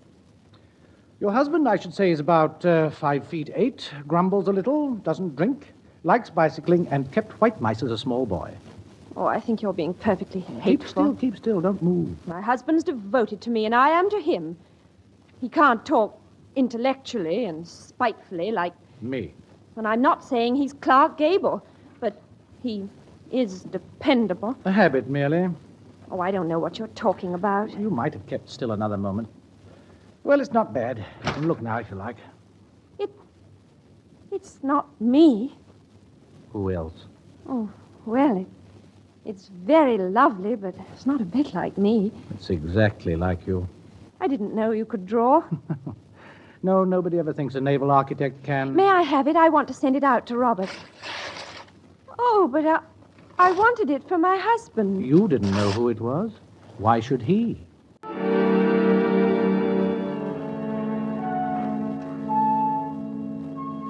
Well, Wilson, is there anyone else you want written to? I won't bother you, nurse. I'll be able to write myself in a day or two. Oh, rather hard on her, whoever she is, to be kept waiting, even a day. Oh, it's only my wife. Only your wife? Well, I mean, whether she gets a letter a day or two sooner or later, she won't mind. Is she pretty? Nice looking rather than pretty. At least I thought she was when I first met her. Where was that? At the Polytechnic. I wanted to be an engineer. You know, bridges, roads, India. One sort of dreams, you know. Yes. Yes, I know. I went to the Polytechnic, evening classes. It was there that I met Kathy. She was studying shorthand or something. Well, we fell in love, married, and that was the end of that. I see. You know, I seem to be pouring out the entire story of my life. People always unburden to their nurses when they're getting better. It's what we're here for. Well, I can't see myself unburdening to matron. Oh, no, don't go for a minute. I want to ask you something. I'll be leaving in a few days. Before I go, would you... could we have a sort of evening, a sort of final evening? Oh, I'd love to. You would? Why, of course. This is rather silly, but what's your name? Elena. Rhymes with Vienna.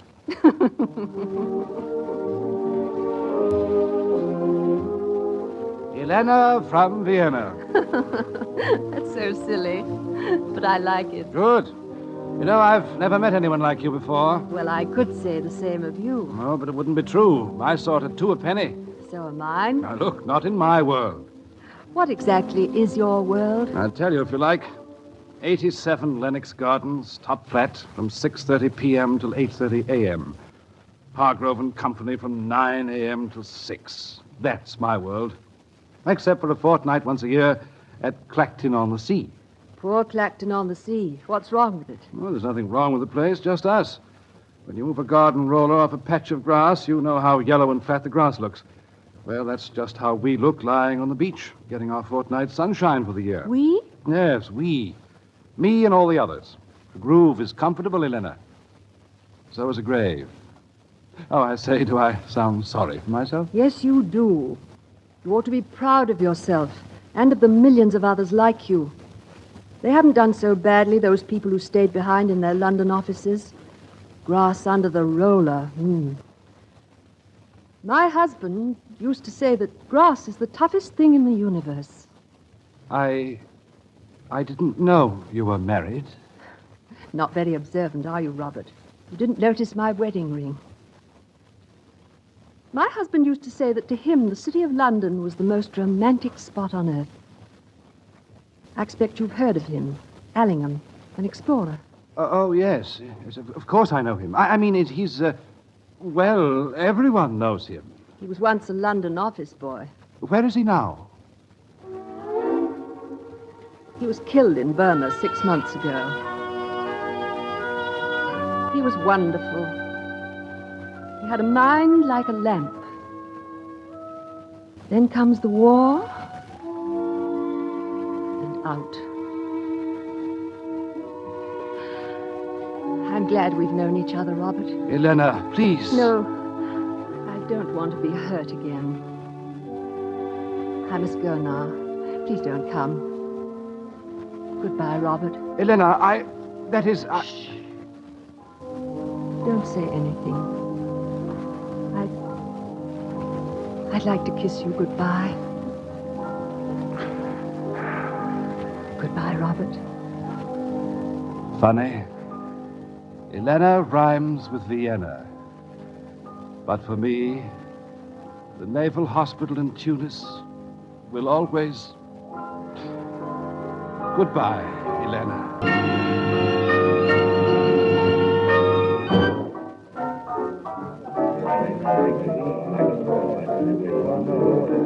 Richard? Yes, Kathy? Wool gathering? Courage gathering. Courage to tell you the truth. I wish you wouldn't. I love you. You've known that for a long time. No, Richard. You're fond of me, just as I'm fond of you. But you're not in love with me. Anyway, you told me yourself you never meant to fall in love again. I didn't mean to, but I have. I suddenly realized that I'm two persons, and I used to be one. I'm two persons, and I don't like either of them. At least I don't like the one that you like. Listen, Kathy. Richard, Robert's home. I've got leave. I'm going up on the night train to London with Dizzy. You needn't look as though you're going to a funeral, Kathy. Oh, I'm stiff, Dizzy, with this stuffy train. A whole week's leave with your husband after 3 years. Why, you should be jumping with joy. Out with it, Kathy. What's the matter? 3 years. How would you mean? I haven't seen Robert for 3 years. It's just what you said. 3 years.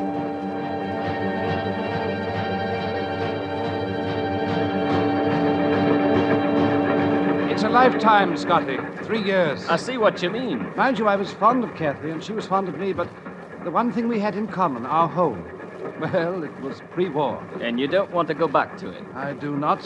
She will. I'm her whole life. Poor little Kathy. Scotty, there were times when I'd say to myself, if she gets one more cold, only one more, I'll emigrate.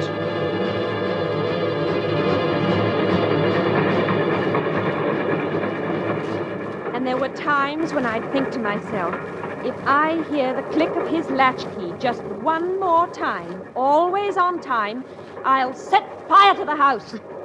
Oh, Dizzy, I don't want to have anything I oughtn't, but I just can't go and live in that guinea pig hutch with Robert. Could you with Richard? Dick? What's Dick got to do with it? Well, he's in love with you, isn't he?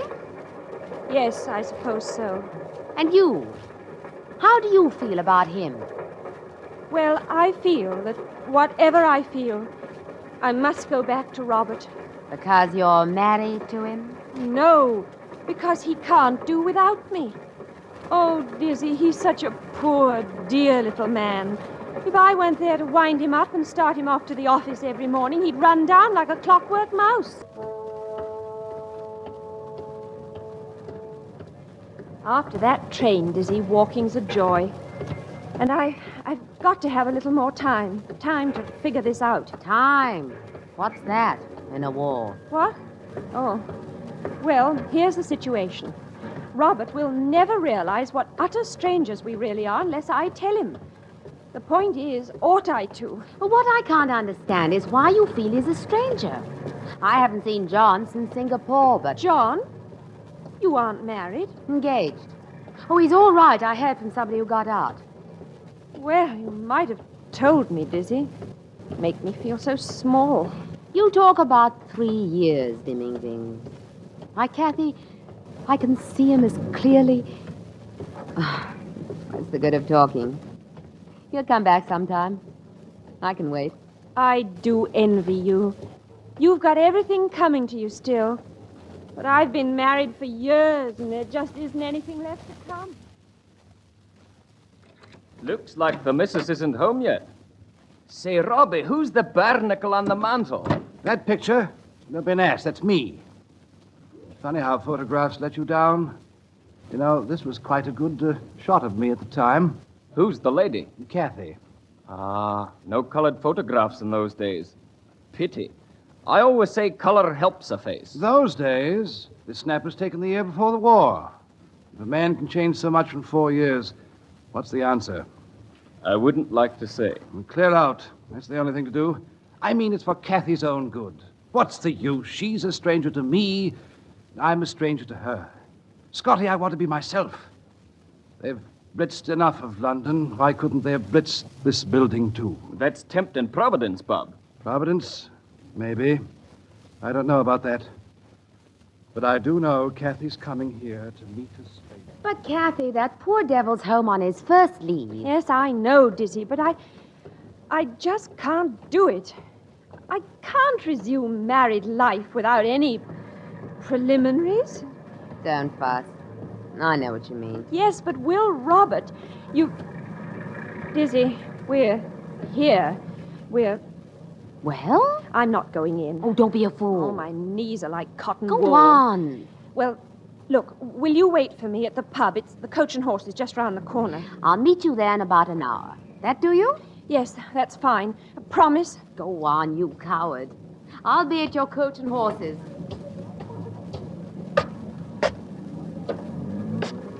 How many times have I climbed these stairs? Every day. Every single day for 6 years. Home. Home from the butcher, the baker. Not once from the pub. That's it. That's the difference. Robert will expect me the same. But no. No. I won't. I'm not a coward. I'm brave for the first time in my life. I won't go back to umbrellas and boiled eggs and tea. I won't. Dizzy! Dizzy! Wait for me. What is it? I simply couldn't do it. You are a coward. Yes, I'm so ashamed. Well, so you ought to be. The least you can do is to telephone him. Telephone? Oh, yes, I can do that. Oh, no, I can't. I haven't got any coppers. Here are your coppers. Phone at the pub? Yes, in here. Phone? Yes, here.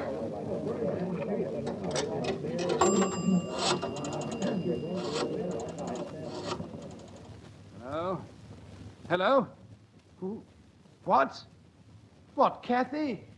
Robert, I wondered if you could manage to meet me somewhere. Anywhere, the bus stop will do. I've got something private to tell you. But Kathy... I just don't want to come back to the flat, Robert. What are you trying to say, Kathy? I'm sorry, Robert. I'm most awfully sorry, but I don't want to come back to you at all. Hello? Hello? Oh, she's out of her mind. What on earth's the matter? It's Kathy. She's crazy. She wants me to meet her at the bus stop. She says she's not coming back to me. How? Congratulations, Robbie. Look, there's a pub around the corner, the Coach and Horses. I'll meet you there when I'm through with her. If you think I'm going to let my own wife walk out on me, you can think again.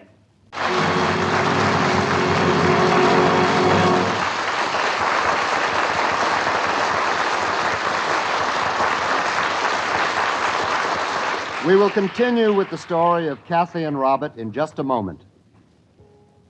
And here is the final act of the MGM Theater of the Air adaptation of Vacation from Marriage, starring Deborah Carr. London in wartime, a London night in wartime. The sprawling city draws its blackout around it and lies there waiting. The people wait. The shadows wait. The lonely young woman at the bus stop is Kathy, miraculously changed, now a courageous, self-reliant, and lovely Kathy. Her thoughts are only for the young man approaching in the shadows, the young man who calls. Kathy, is that you? Yes. That you, Robert? Yes. Hello. Hello. Well, what's all this about? I thought we'd better have a talk somewhere on neutral ground. Well, why not come back to the flat? Why not come home? But that's just it. You see, it isn't a home to me anymore. I'm sorry, Robert. I'm awfully sorry, but I told you. I don't want to come back to you at all. I see. I've had time to do a lot of thinking. What about? Oh, about you and me and the life we used to lead before the war. And about the life I intend to lead after the war. Is there someone else? You needn't worry. I'm still a respectable married woman. No, I'm absolutely sure about that, Kathy. Oh, you needn't be so sure as all that.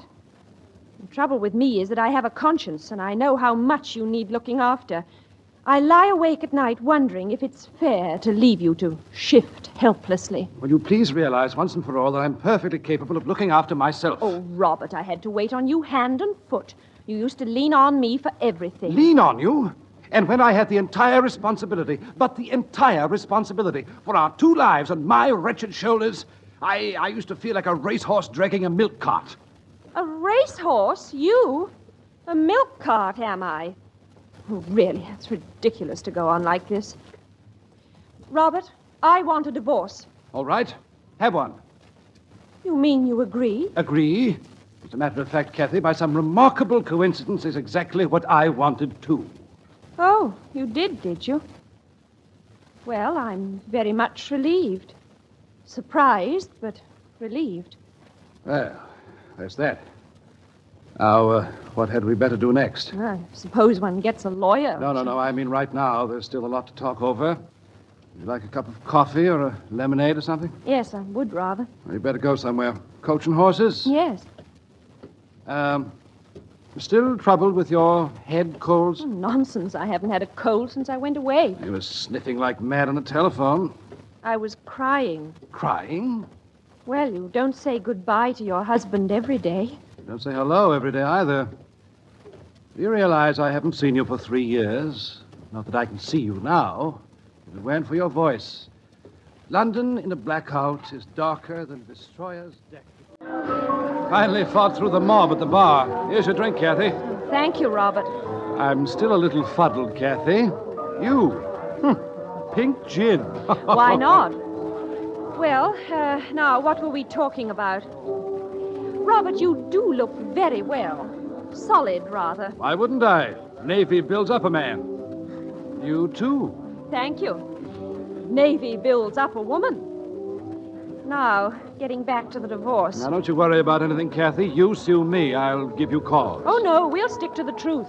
I've deserted you. Oh, no, I take a very strong view of that. It's a bit of a slur, you know. I don't mind. Can't be helped. A slur on me, I mean. Tell me, Kathy, was I so awful? Oh, what does it matter now? Not a bit. Was I? Come on, out with it. Well, you were a bit of an old maid. Old maid? You know, cut and dried. Of course, I don't suppose I was exactly a pin-up girl myself. No, not exactly. But, Robert, how could I help it? A woman's place may be the home, but... Oh, I'm not so sure it is. Oh, yes, it is. No, I don't think it is. Yes, it is. It always will be. Only not our sort of home. Oh, Robert, I got so bored. Bored? You too? Yes. Do you remember that high wall that used to shut out our view? It was so flattening, Robert. Oh, how I used to envy you going down into the city every day. Envy me? Yes, there's something so romantic about the city. I mean, it's exciting. It's like the center of a web. That's it. You get caught in it. Oh, no. Quite the opposite. The threads run out to the ends of the earth. I always wanted to travel. Do you know what I did once? I brought home travel folders, Robert, from the Travel Bureau in Victoria Street. Oh, those folders were so wonderful. They were as good as a pink gin. I never caught you reading one. Of course not. I hid them in my stocking drawer. I was afraid of being sneered at. Kathy, I never sneered at you. Never. Oh, let's have another drink. Oh, all right. Let's go to the bar. Everyone's dancing. Well, just push through. The bar's over. Kathy, want to dance? Oh, love to, but you don't. Think so? Oh. Hey, where did you learn to dance? Around and about. One picks it up, you know. Ha-ha. Where did you learn? Around and about. One picks it up, you know. Well, blow me down. Kathy. Somebody you know. Yes, excuse me a moment. Go ahead. I'll be around.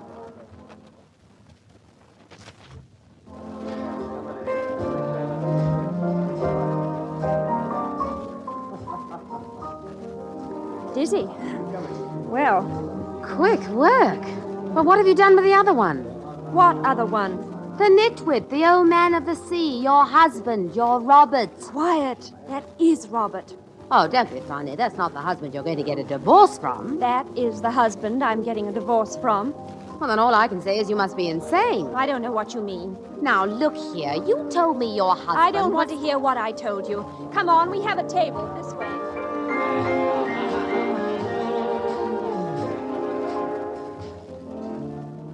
Ah, there you are, Robert. Sorry I'm late. Hello, Scotty. Hey, give me a hand with these drinks. Aye? Who are they for? For the girls. That table over there. Oh, boy, what a couple of smashers. What did you do to get rid of the wife?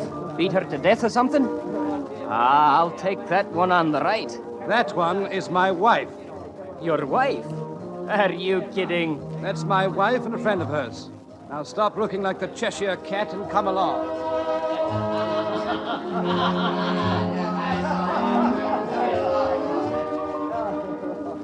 You're not Robert's wife, are you? Why, Why, Scotty, what makes you think I'm not? After all, look at you. I'm looking. What's wrong? Did Robert say there was anything wrong with me? Huh? Oh, no.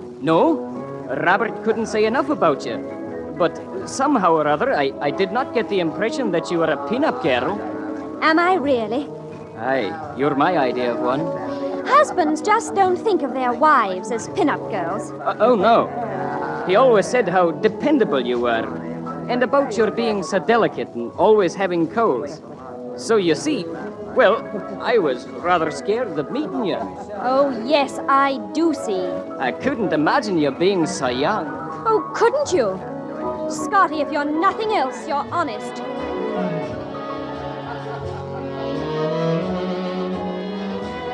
Kathy, dance with me. No, thanks. Kathy, what's happened? What's Scotty been saying? Nothing. He only explained to me just what a dim, dowdy, irritating frump of a woman he was expecting to meet. Clumsy, muddle-headed fool. I thought him very clear and very interesting. I do absolutely understand now, Robert, why you were so keen on getting a divorce. I wanted a divorce? Who asked for a divorce first? I did, very naturally. And I agree, very naturally. But I am not going to be divorced on the grounds that I'm older than you. Dull, dowdy, sickly, I never said anything of the sort. I never, mind you, never. I don't brush my teeth. If you think I'm going to stand for that sort of abuse, you're very much mistaken. And if you think I'm going to be called an old maid... So you are, an old maid. Kathy, if you say that once more, I'll wring your neck. Wring my neck. What a silly, stupid, hackneyed phrase. My dear Robert, I've run myself for the last 3 years with complete efficiency. I've worked with just as good brains as yours and held my own with them and had nothing but respect and courtesy wherever I went. Let me tell you this. You were a fairly pleasant person once, and I was doubtful if I was doing the right thing by you. Yes, I was actually afraid of hurting your feelings, as if you had any that weren't exclusively concerned with your own swollen, overbearing, impossible ego. Now I'm going. Good night. All right. Good night. Taxi! Taxi! Kathy, what's got into you? As far as I'm concerned, I never saw your friend Scotty's friend before in my life. His name is Robert Wilson, and you're married to him. Taxi! Taxi! Have you far to go, Dizzy? Streatham. Kathy's staying with me. Taxi! You'll never get a taxi to Streatham at this hour. Dizzy, if we can't get a taxi, we must go to a hotel. You two girls can go on to the flat. He says we can go to the flat. I wouldn't dream of going to the flat. She wouldn't dream of going to the flat. Tell her not to be a fool. He says not to be a fool. Oh, tell him to mind his own business. You heard that, I suppose. Tell her for the time being she is still my business. I will not allow my wife to wander about the streets.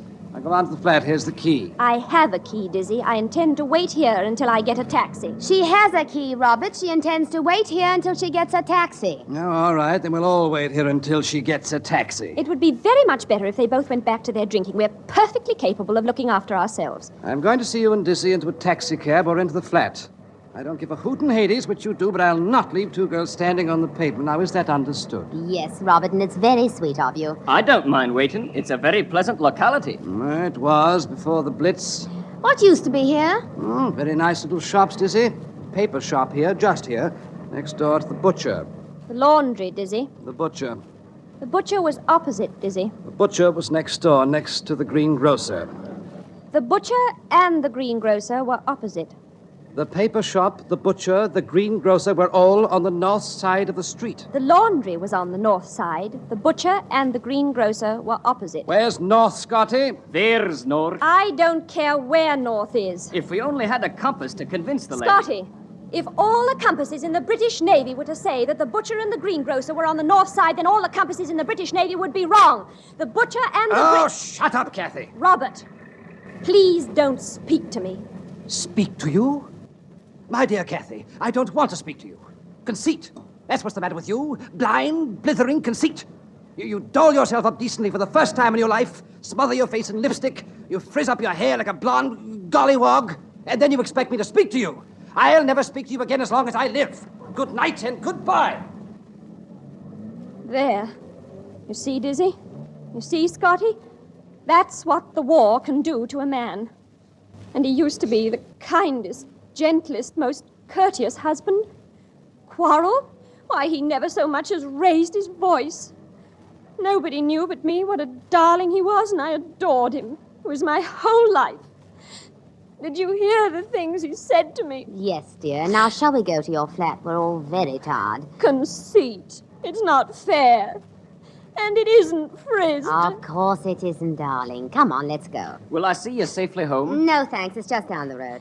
Goodbye, Scotty. Goodbye, Mrs. Wilson. Thank you for a very interesting and instructive evening. I'm on the brink of matrimony myself. You know, Kathy, that's your 8th cup of tea. I can't sleep. I can, if I'm let. Oh, I'm sorry, Dizzy. You must be dead with sleep. Go on now, in there. Oh, but the cups and plates. I'm just not sleepy. I'll do them. Oh, I hoped you'd say that. Good night, darling. Oh, think of it. A real bed to hit the sack in. Don't wait up for him. Too long, that is. Dizzy, go to bed. Cups and plates, like it used to be. Same sink, same stove, same flat. Only different. I'm different. He's different, too. Outside, anyway. I wonder, could the old outside have been, well, wrong? And the new outside the real inside? Or was the old outside really inside? Oh, who knows? Oh, what's the matter with me? I must be tired. I'll leave these things for the morning. Don't need the light to think by. I can draw the curtains back now. Well, what? The old wall. It's down.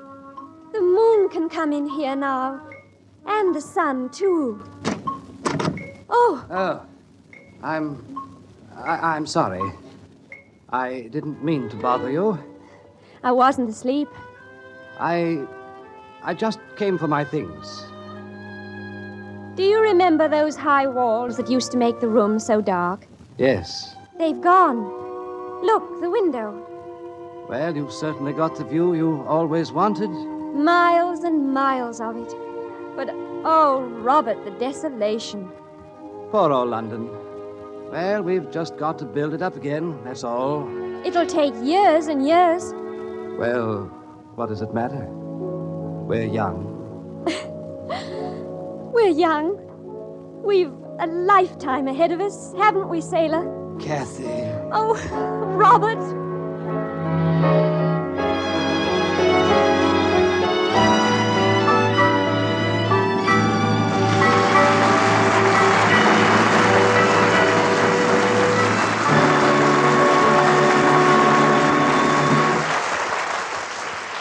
Deborah Carr will be back in just a moment. And now here again is our host, Mr. Howard Dietz. Deborah, it was a nostalgic thrill hearing you play Kathy again. Thank you, Howard. I must confess I enjoyed it myself. It brought back old times. You like the old times better than the new ones? Oh, I wouldn't say that. The recent years have been great fun, working in the Hollywood sunshine, working in America. Working for MGM? Well, yes. They've kept me pretty busy since I got here, playing If Winter Comes with Walter Pidgeon, The Hucksters with Clark Gable, and Edward, My Son with Spencer Tracy. Well, I saw it, and I recommend it. Well, I don't hesitate to recommend it. That is, because of the performance given by Spencer Tracy. Also because of your performance. Thank you, Miss Carr, for decorating our studio tonight. And may I also thank you for allowing me to be here, Howard.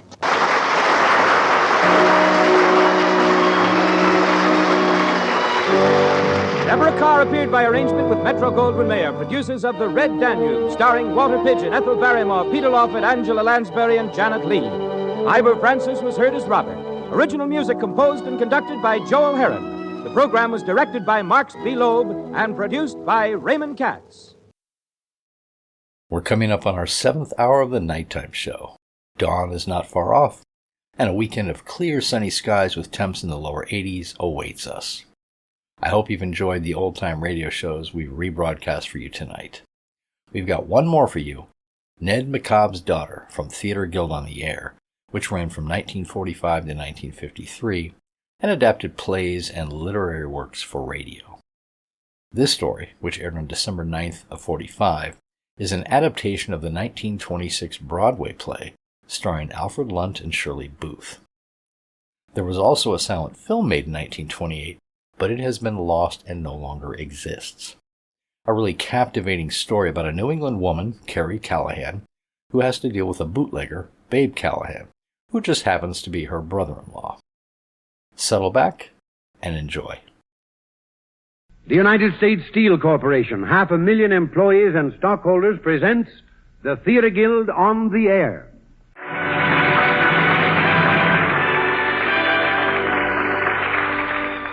United States Steel presents the Theater Guild, one of America's foremost theatrical producers, bringing into your home every Sunday evening from the stage of the Vanderbilt Theater in New York City the most famous plays of Broadway.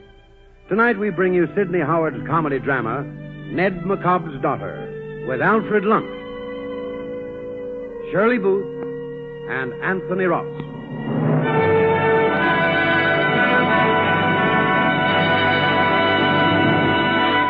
And here is Lawrence Langner, co-director with Teresa Helburn of the Theater Guild, to tell you something about the play and the players. Mr. Langner. Good evening, ladies and gentlemen. The play we are producing for you tonight is about New England and is set in the Prohibition era. Many of you listeners are probably too young or too law-abiding or even too innocent to know about the illicit trade in liquor, which went on then and was conducted by gentlemen known as bootleggers. In our play tonight, Alfred Lunt plays the part of Babe Callahan, a colorful New York bootlegger in business on a large scale. He created the same character in our original production at the John Golden Theater, New York. Shirley Booth plays the part of Carrie, the daughter of Ned McCobb, a woman with the Yankee shrewdness and the Yankee honesty which has made our country great. And in the conflict between Babe and Carrie, New Yorker against New Englander, we shall see who wins in the end. And now, on with the play. The curtain rises on the Theater Guild production of Ned McCobb's Daughter, presented by United States Steel, with Alfred Lunt as Babe, Shirley Booth as Carrie, and Anthony Ross as George.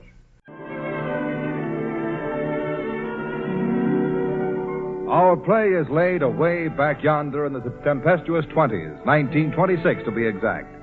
It was the year when everybody was doing the Charleston, the year Admiral Byrd flew across the North Pole and Gertrude Ederle swam across the Channel.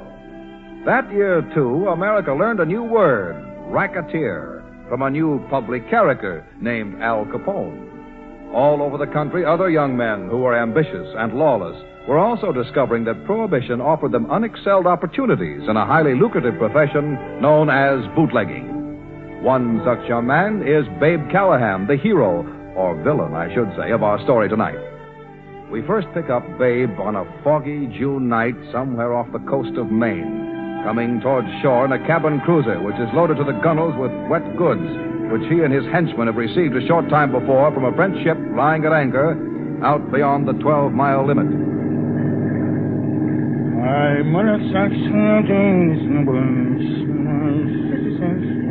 Say, babe, you don't have no slicker on. Slicker on back, you're getting wet. Around back? What kind of sailor talk is that? Okay, aft. So what, Commodore? Hey, boss, Ralph wants you quick. Be right there, Eustace. What's up, Ralph? We've got a government patrol boat on our tail. Well, what are we doing? Highball out of here. Oh, there's a searchlight. Look at that nasty thing filling around for us. Push her up another notch, Ralph. She's wide open now. Listen, Eustace, when we get in closer, you and me will drop off in a dinghy. She's gaining on us. Stop! The lights picked us up. They spotted us. Get down, babe. They can see you. Turn her around sharp, Ralph. Keep zigzagging. Oh, boy, it's just like the movies. Wow, that was too close for comfort. Ah, Mr. Samaya, I'd like to give a medal to the guy that invented fog. You know what I'm thinking? Them swells down in New York got a lot of crust beefing about the price of bootleg booze.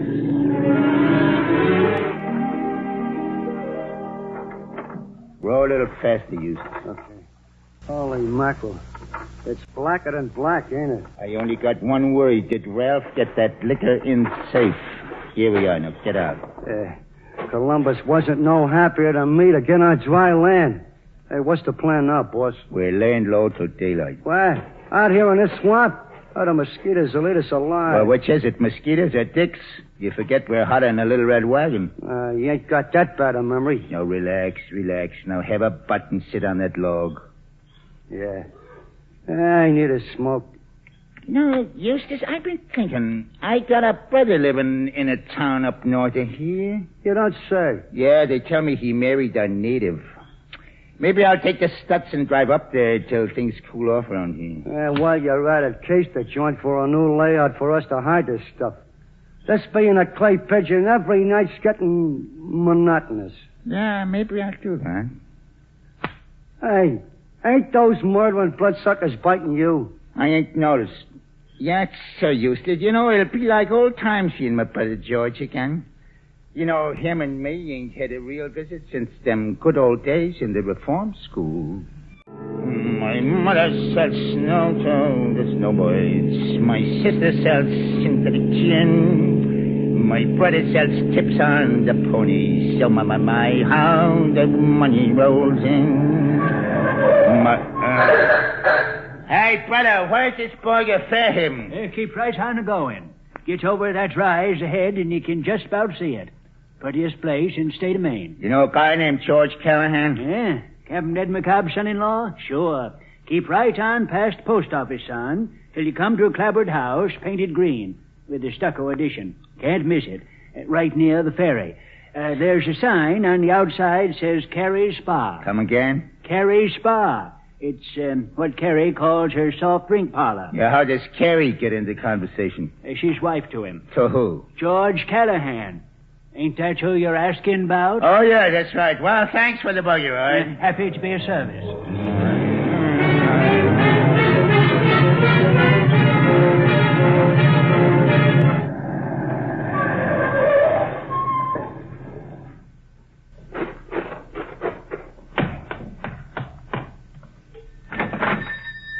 Boss here, Toots. Mrs. Callahan's cooking dinner in the kitchen. Want me to call her? No hurry. Think you could rustle me up a cup of coffee? Sure. Just set yourself there at the counter. Yeah, pleasure, honey bunch. No wonder you're happy, riding around the country in a Dutch bear cap. Yeah, my favorite bus. And it don't stop for nothing but railroad crossings and beautiful blondes. That'll be a nickel. Yeah, keep the change. Honey bunch. Listen, my name's Jenny Bootlier. Well, a Frenchie, huh? Lucky for you, I don't have no prejudice against foreigners. I ain't any more a foreigner than you are. Me, I'm fresh from Upper Park Avenue. Fresh is right. Yeah, I asked for that one. Say, you know, you ain't bad looking. Oh, you can tell you're from the city, all right. Yeah, how's that? Your line and you're such a nifty dresser. Yeah. Clothes make the man, they say. You counting and staying around here? Well, it all depends. I'm up here for my health, you might say. Well, we got plenty of that. Yeah, what's that big red building out there along the water? Oh, it's nothing but an old barn. Well, looks okay to me and right on the water. Carrie had a dance there last Halloween. Yeah. Like to go dancing, Jenny? Are you inviting me or just asking questions? No, I'm inviting any night you name. You know, you gotta do something up here to know you're alive. Carrie, here's a fellow inquiring after you. Yeah, paddle right in, Carrie, and be a duck with the rest of us. Land's sake, are you speaking to me that way? Your name's Callahan, ain't it? Well? Ever heard your husband mention having a brother, Babe? You ain't Babe. In the flesh. Well, land's sake, what you know about that? Well, I'm more than happy to meet up with you. George be pleased to see you, though. Oh, he'll be tickled to death. There's the ferry starting back across now. Jenny, step out to the land and tell George's brother's here so he'll hurry into dinner. Sure, Carrie. I thought you was familiar, Mr. Callahan. You see, my father's captain of the Governor Smith. You don't say. That's the ferry boat. You'll like Pa. They don't come any better. Only he ain't been so well lately. Afraid it's hard. What's George do on the boat? He's first mate. Anyhow, that's what Pa calls him. He collects fares from the automobiles. Yeah, sounds like a job George would be suited to. Oh, we make out real good, living all together like we do. Pa and me, George and my brother. Oh, you got a brother, too, huh? Ben. He's in the state police. Oh, that's so. Must be a big comfort having a trooper living right here in the same house. Don't know but 'tis. How long since you've seen George? Well, it must be about 10 years. I went down south for a spell, about 10 years back. Oh, I don't guess you're no more of a letter writer than George is. Oh, I heard about George now and then. I heard he was living up here for his health. It was his lungs from having flu when he was in the Navy. Now he sounds a dollar. George was in the Navy? Well, I don't know as you'd exactly call it in the Navy, but he was in the Navy Yard. At Charlestown. That was where he took so sick. It's funny about sick people, how appealing they are. Well, that's how I met up with George. We got married. Kind of sad, ain't it? Yeah. I'd say it sure was a break for George. Oh, well, that's right nice of you to say, Babe. Babe ain't your real name, is it? Well, the moniker they wished on me was Raymond. Well, reckon we'll leave it, Babe. I hope you're fixed so you can make us a real visit. Well, I gotta admit everything here suits me fine. I suppose you know you're an uncle. No kidding. Yeah? Girls 5, boys 7. Couldn't ask for sweeter children. Only you wouldn't think so now, maybe. The measles made him so cranky.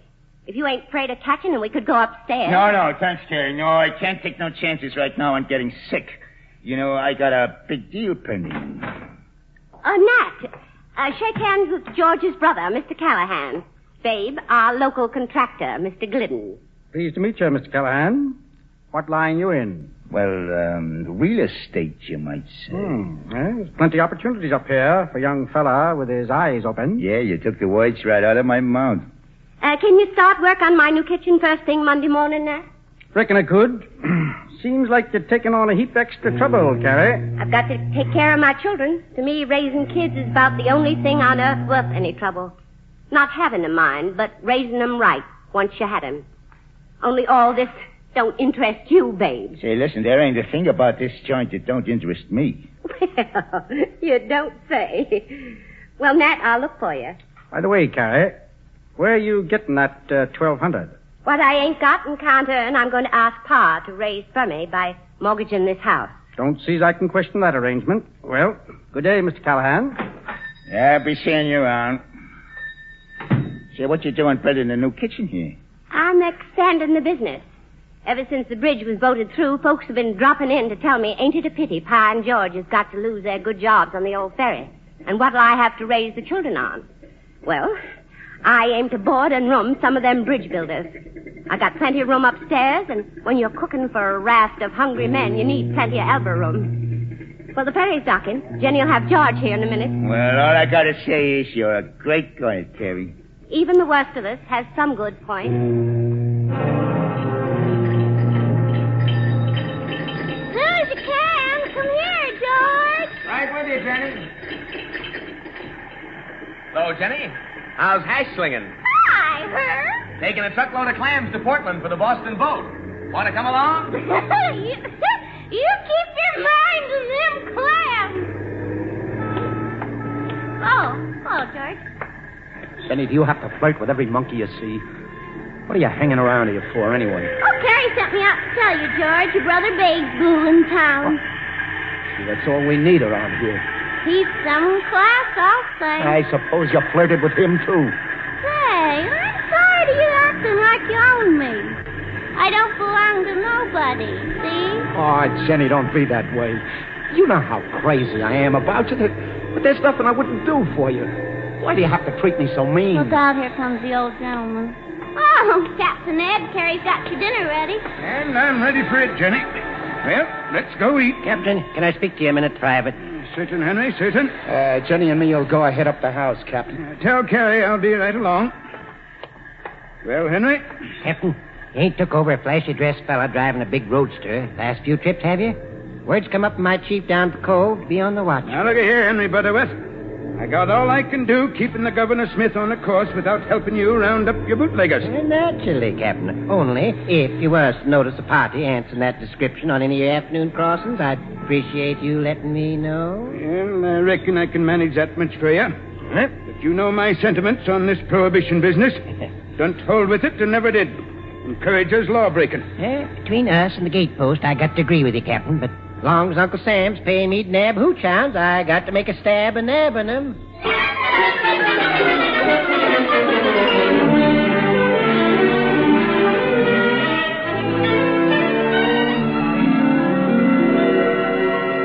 Another slab of blueberry pie, babe? Say, no, I'm up to my neck now. How about you, Pa? No more, daughter. You can give me a hunk, Carrie. Well, I gotta say, that was elegant eating. And it's Sonia's a pleasure to be here with you all. Oh, we're real glad you're paying us a visit, ain't we, George? Yeah, sure. Why, you act like such things happen every day. Long-lost brothers is real romantic. How long you staying, babe? You know, this place is dead as a doornail. Well, George, I like the simple life. You know, fishing, swimming, and maybe a dance once in a while. Jenny'd go dancing with you. Now, that's funny. I already asked her. Boy, you work fast. Yeah, I used to like dancing. Dances you young folks never heard of. Hell's Victory and such things. Yeah, it's a long time ago now. Who's that coming in here with Ben? Appears to be Lawyer Grover. Who's the cop with him? That's Ben, my brother I told you about. Pa, what you suppose he's doing home at noon? Afternoon, Carrie. Afternoon, Hello. Ed. Hey, it's good to see you, John. Cup of coffee, Mr. Grover? No, thanks, Carrie. Where you going, George? No place. I just thought I'd go have a look at the kids before I went back to work. No, you're not. Mr. Grover's got something to say to you. What about Ben? Perhaps we'd best go in the parlor. It's a family matter. A family matter. Well, don't mind me. I'm one of the family, you might say. Oh, excuse me, babe. Mr. Grover, Ben, this here's George's brother. I know you. Howdy, Mr. Callahan. Something wrong, John? Afraid so, Ned. Well, John, if something's wrong, better tell us right off what 'tis. Suppose you tell us, George. Tell you what? How much money you've robbed the ferry of. How's that, John? Oh, George, you ain't. Of course I ain't. Robbed the ferry? Won't do a bit of good to deny it, George. Company's had spotters on you. Ben's got a warrant for your arrest in his pocket. I tell you, I don't know what you're talking about. Spotters for the company reported in 12 days since Decoration Day, you've held out $194. Oh, George, how could you do that? That's right. Believe him. And Carrie, they've got further evidence your husband's been at this since last summer. I tell you, it's a dirty lie. A thief. No telling how much he's stolen. What did you buy that auto of yours on, George? Mr. Grover, I gave him $150 to pay for that auto out of what I saved here in the spa. Yeah, that's right. Then, where'd you get the rest? George, talk up. Tell him how cheap you got that car and how you painted it yourself to make it look nice. It was a brand new car, Carrie. No. That's right, sis. I was down to Portland yesterday and checked with the dealer. Of course, Carrie, I don't believe you're in any way responsible.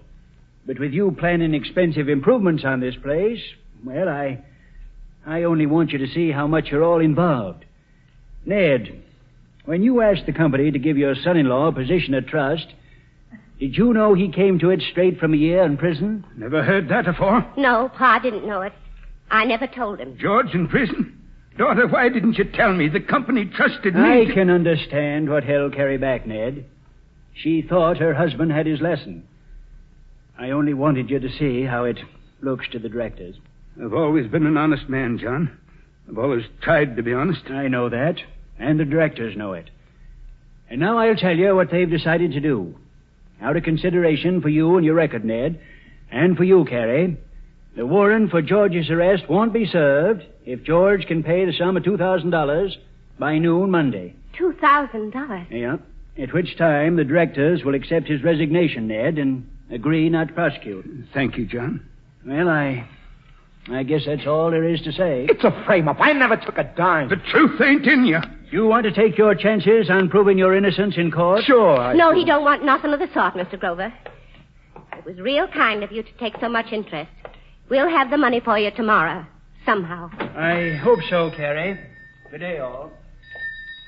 Well, you ain't improved much, have you, George? Shut up or I'll bust you. You and what quartet? Now, don't you two get to wrangling. Ain't we got enough to do figuring things out? You made nothing but trouble in this house since you come here.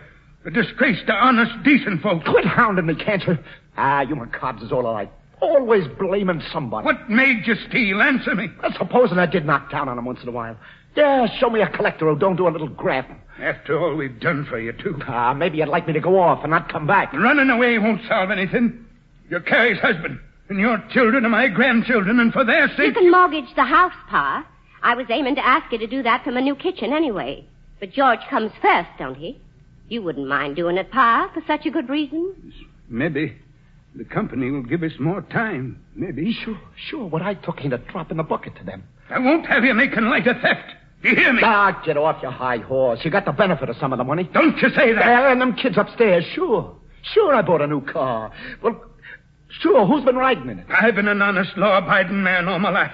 I won't stand for it. Trying to make me out one of his kind. Now, Pa, don't excite yourself. And if I so. go to jail, there'll be some others around here that'll go, too. Yeah, I'll see to that. You dare to threaten us? You low-down thieving whelp. I'll thrash you within an inch of your life. I'll show you. Look out now, old son. Don't stop nothing. I don't care how old you are. Stop him, Ben. Take your hands off me, Ben. Now, you just calm down, mister. Ain't you ashamed of yourself, George? I wouldn't have hit him. Well, that's only sense, seeing his son's a cop. Pa, listen to me. It'll work out. We'll raise the money on the house. Don't you worry about it. Daughter, I don't know what to do. Don't know how to tell you. Tell me what, Pa? A year ago, I gave that blackguard money for your sake, Carrie. What's he talking about, George? How do I know? I had to do it to save your home. What you mean, Pa? To tell your daughter, this husband of yours is a treacherous, good-for-nothing. What's the matter, Pa? Didn't know how rotten he was. Pa. I didn't know he was a thief. My daughter married. Pa, what is it? Ben, help me. Pa, what's the matter? Get some water. Here, let's get him up on the couch. Help us, George. Oh, speak to me, Pa, please. It's Carrie. Can't you answer me? Oh, Pa. It's a stroke, sis. Pa's got a stroke. A stroke, huh? Yeah, I heard it then.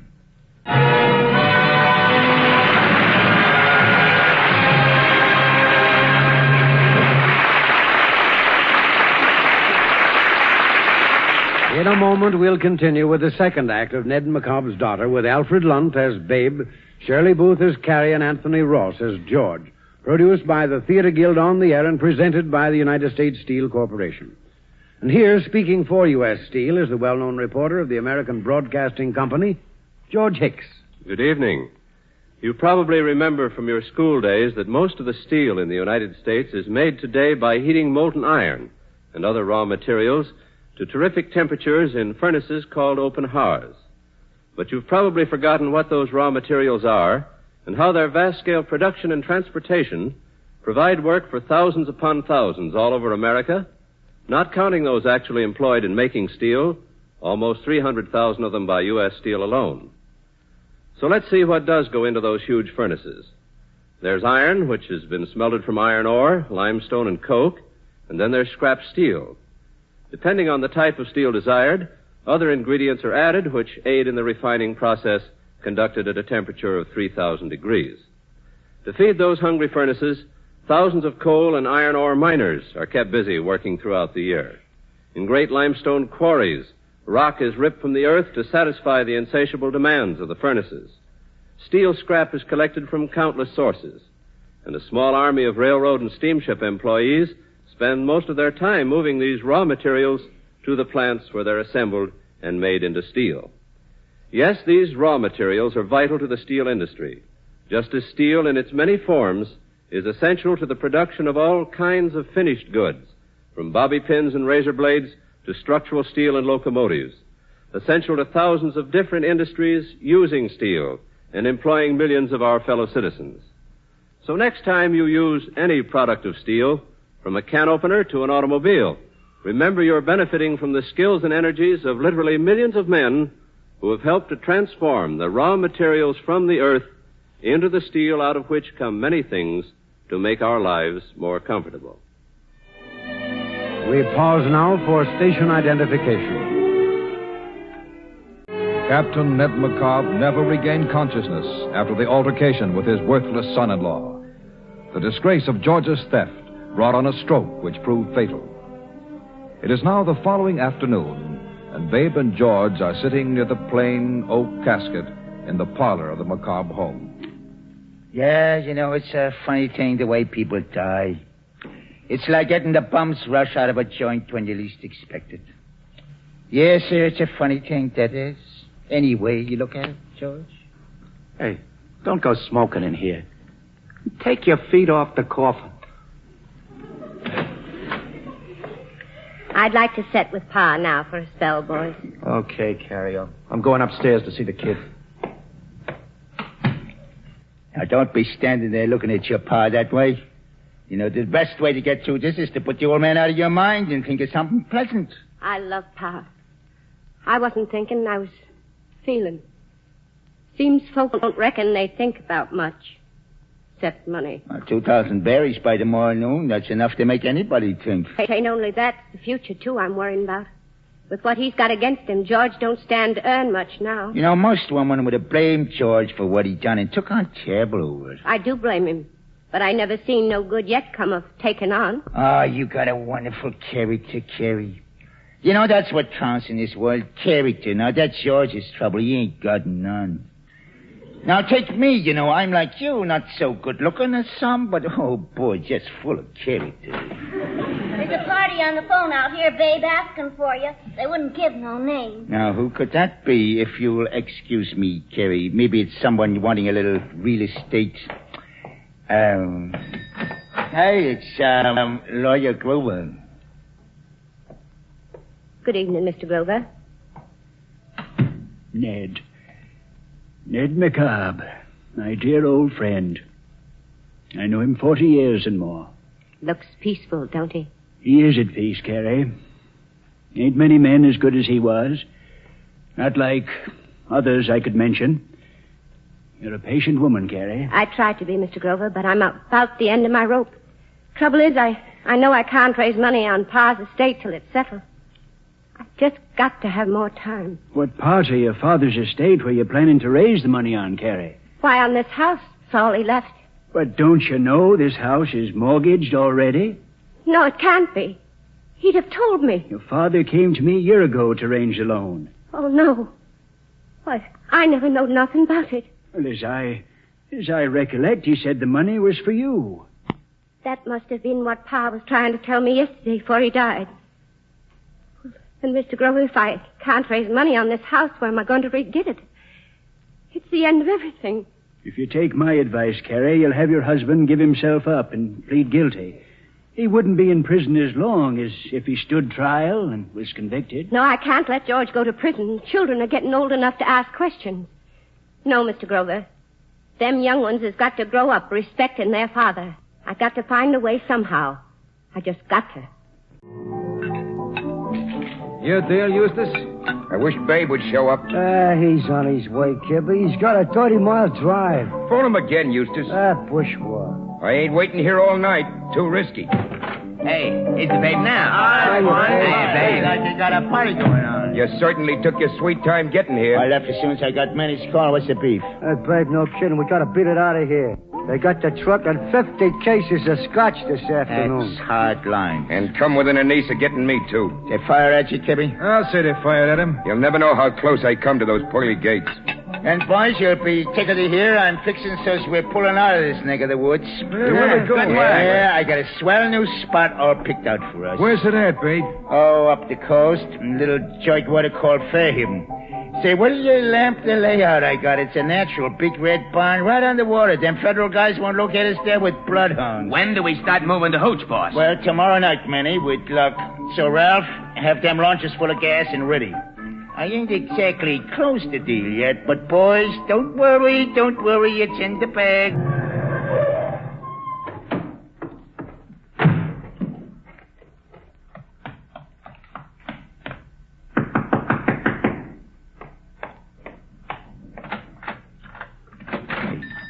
You, closed up shop for the night, Karen? My land, yes, it's late. Where you been so long? Oh, I had some business down the road. You missed your supper. Can I get you something to eat? No, I ain't hungry. Say, sit down, Carrie. I got something to say to you. No, I can't just now, babe. Nat Glidden's here. He's in with Pa. Oh, here's Nat now. Evening, Mr. Callahan. Hi. Well, Carrie, I still can't think of Captain Ned as a corp, even though I just seen him laying there in his coffin. Oh, Nat, about my kitchen. Yes, Carrie. It don't look like I'll be able to have you go ahead with them alterations after all. The trouble is, the house was mortgaged by Pa, and I never knew it. That's too bad, Carrie. I was wondering if maybe you could see your way clear to going ahead on the work and let me pay you from time to time when I could. I just don't have the ready cash to go on. I hate like sin to turn you down, Carrie. Don't matter, Nat. I'll let you out.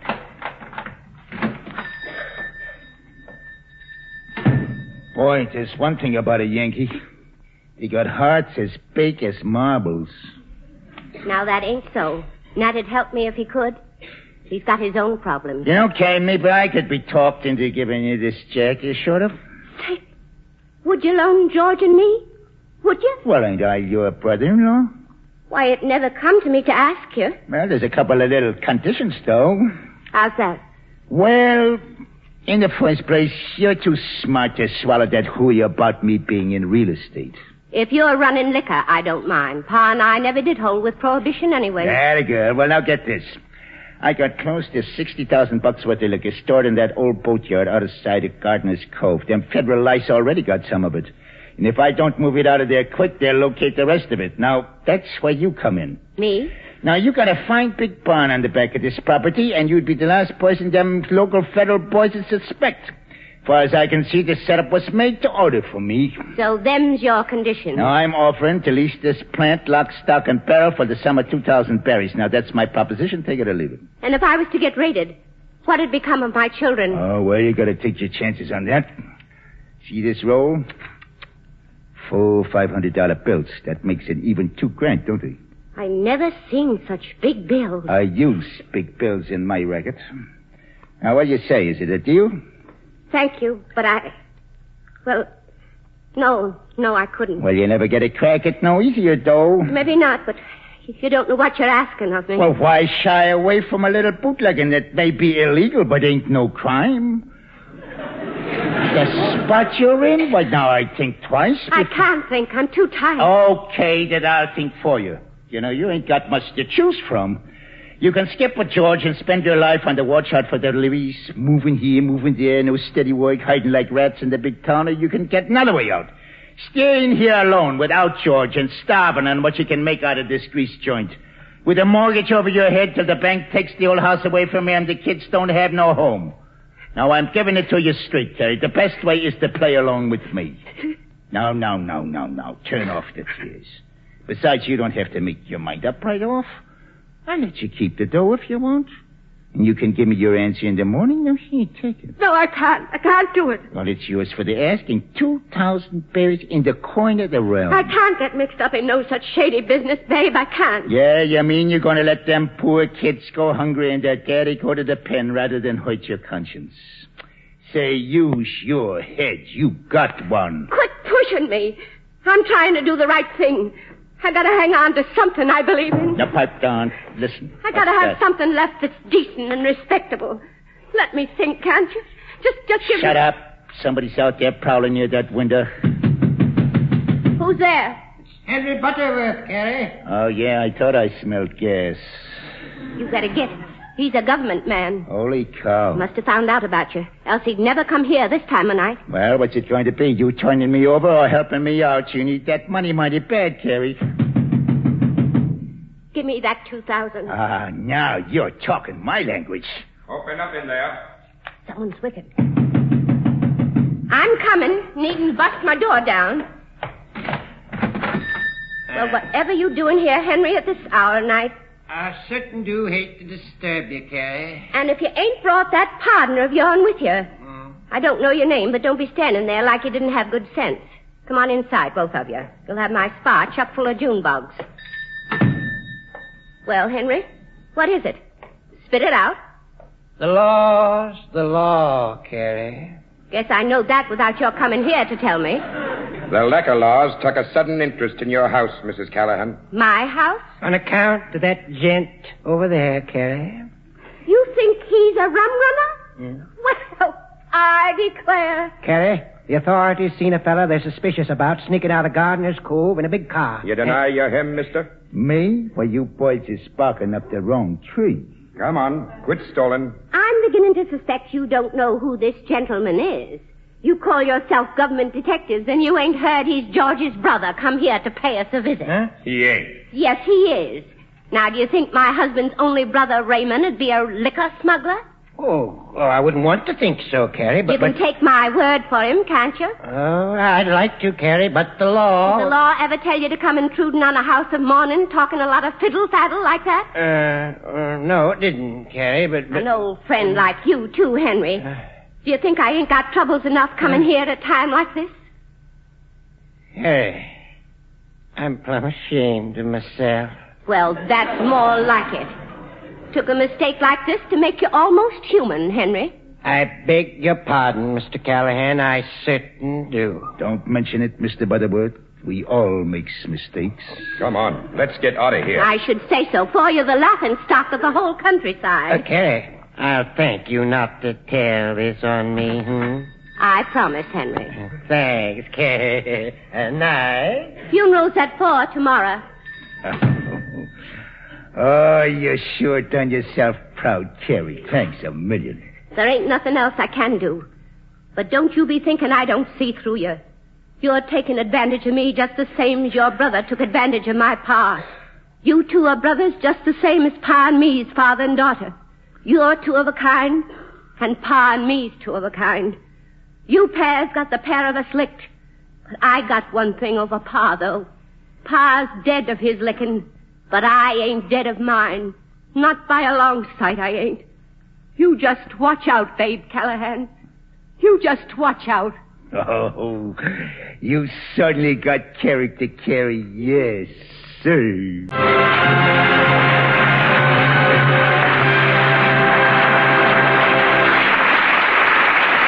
In a moment, we'll continue with the third act of Ned McCobb's Daughter with Alfred Lunt as Babe, Shirley Booth as Carrie, and Anthony Ross as George, produced by the Theater Guild on the air and presented by the United States Steel Corporation.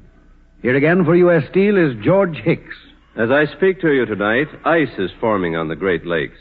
It's spreading along the shores of Lake Superior and extending across the shallow waters of Lake Erie. Within a few weeks, the harbors will be frozen. They'll remain that way for about 4 months.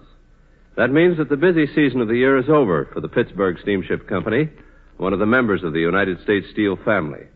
All its ships are in winter quarters now, waiting until the spring sun releases the lakes from the grip of ice.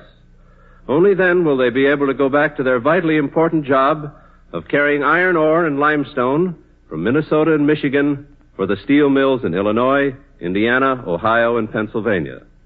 For 4 months of each year, the 63 ships of the Pittsburgh Steamship Company are tied up. But from early April until late November, they navigate between the head of the Great Lakes and the lower lake ports. During the shipping season just closed, this largest of all inland fleets transported over 28 million gross tons of freight, considerably more than the total tonnage which goes through the Panama Canal in a full peacetime year. Pittsburgh Steamship has been operating on the Great Lakes since 1899, when it began with 11 steamers. From the beginning, its job has been to keep American steel mills supplied with raw materials. As the demand for steel has increased, so is the size of this fleet and the size of the ships themselves. Until today, the Pittsburgh ships can carry 20 times as much as the first fleet did. And in the future, Pittsburgh Steamship and its sister subsidiary, Bradley Transportation Company, will continue to keep pace with the demands of the nation's steel mills. Delivering the raw materials of steel promptly and in tremendous quantities is the business of these members of United States Steel, the industrial family that serves the nation. The curtain rises on the third act of Ned McCobb's Daughter with Alfred Lunt as Babe, Shirley Booth as Carrie, and Anthony Ross as George. You up already, Carrie? Oh, I wanted to slip in here and get the spa cleaned and coffee ready for you when you come down. You can put the pies and donuts out on the counter. We're open today no matter what folks think. Except for only an hour during the funeral. Why, ain't that blasting a fright? The men have begun on this end of the bridge first. You can see the smoke and the dust flying. I got something on my mind I have to tell you, Jenny. Tell me, Carrie? I hate to say it, but you'll have to be looking for another place now. Why's that? Well, you see, I come into some pretty heavy expenses. Oh, if that's all that's bothering you, you don't need to worry about my wages. Well, it's real nice of you to say that, Jenny. But there's other reasons I can't let you stay. And I don't think you'd like it so much here, the way things are going to be from now on. Please, Carrie, don't send me away. I'll just get in trouble if you don't keep me. You'll get in worse trouble here. I'll try and find a good place for you. But you just simply got to go, Jenny. Are you in there, Carrie? Here's George coming. You don't want him to see you crying, do you? You get out in the kitchen now and warm up some milk for the children's breakfast. Morning, George. Good old Carrie. Well, it's some time since you kissed me good morning. Yeah, well, I'm turning over a new leaf and fixing to treat you right. This time, though, you got to mean it, George. I don't want always to be nagging you. You ain't strong and you don't think twice like I do. But you ain't so bad but what you couldn't be worse. You ain't a drinking man, and you ain't never carried on with other women. Them's the things a woman can't forgive in a man. But you just got to promise to try to be worthy of your children. Sure. You wait and I'll show you. From now on, I ain't going to believe nothing but showing. Oh, there you go. The first thing taking the heart out of a man. As if it ain't discouraging enough around here. You making Babe practically the boss. Well, thanks to him, I got the money locked up in that drawer over there that'll keep you from going to jail. Carrie, want me to take the kids' breakfast up? I'll do it, Jenny. I want to see if they have any fever. Yeah, that blasting. They're at it hot and heavy. Just Saturday I was figuring to board them fellas. Well, no use crying over what can't be helped. I got to get up to them children. Can I get you any coffee, George? Carrie's took my appetite. Hey, come here. Come here, I want to see you. What are your eyes so red for? Carrie just told me I gotta go. Oh, she did, huh? Ah, with Babe taking over here, you ought to be glad. Babe? Yeah, from now on, it looks like he's ruling this roost. That's okay by me. I was scared at first it was on account of... Oh, she don't know nothing about us. Take my word, it's better we both got out of here. I've had all I wanted, carrying her kind of lousy hypocrites. That's all Yankees is. Yes, sir, I'm going away, and you're coming with me. I wish you'd quit harping on that. I told you we're through. Oh, let's get some fun out of life while we're young, Jenny. You've got to come with me. Talk sense. You don't even have enough money to take yourself away. Oh, no? Well, I might surprise you. What are you going to do? I'll show you if I ain't in the dough. Will you believe it if you see it? You don't mean Carrie's money in that drawer. Who says it's Carrie's? Think I'd let her hand all that over the lousy ferry company? Are you crazy? That's to keep you from going to jail. Yeah, well, they got to catch me first. Oh, boy, this will buy a lot of coffee. That's Carrie's money, and if you don't leave that lock alone, I'm... Get away from me, can't you? Come here, look here, Jenny.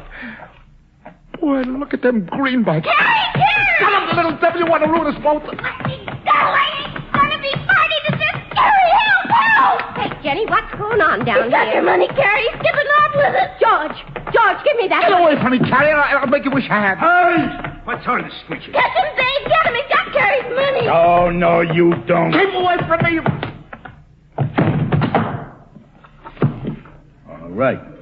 All right. Now hand it over. You just can't break the habit, can you? Here's your money, Carrie. Seems to be all there.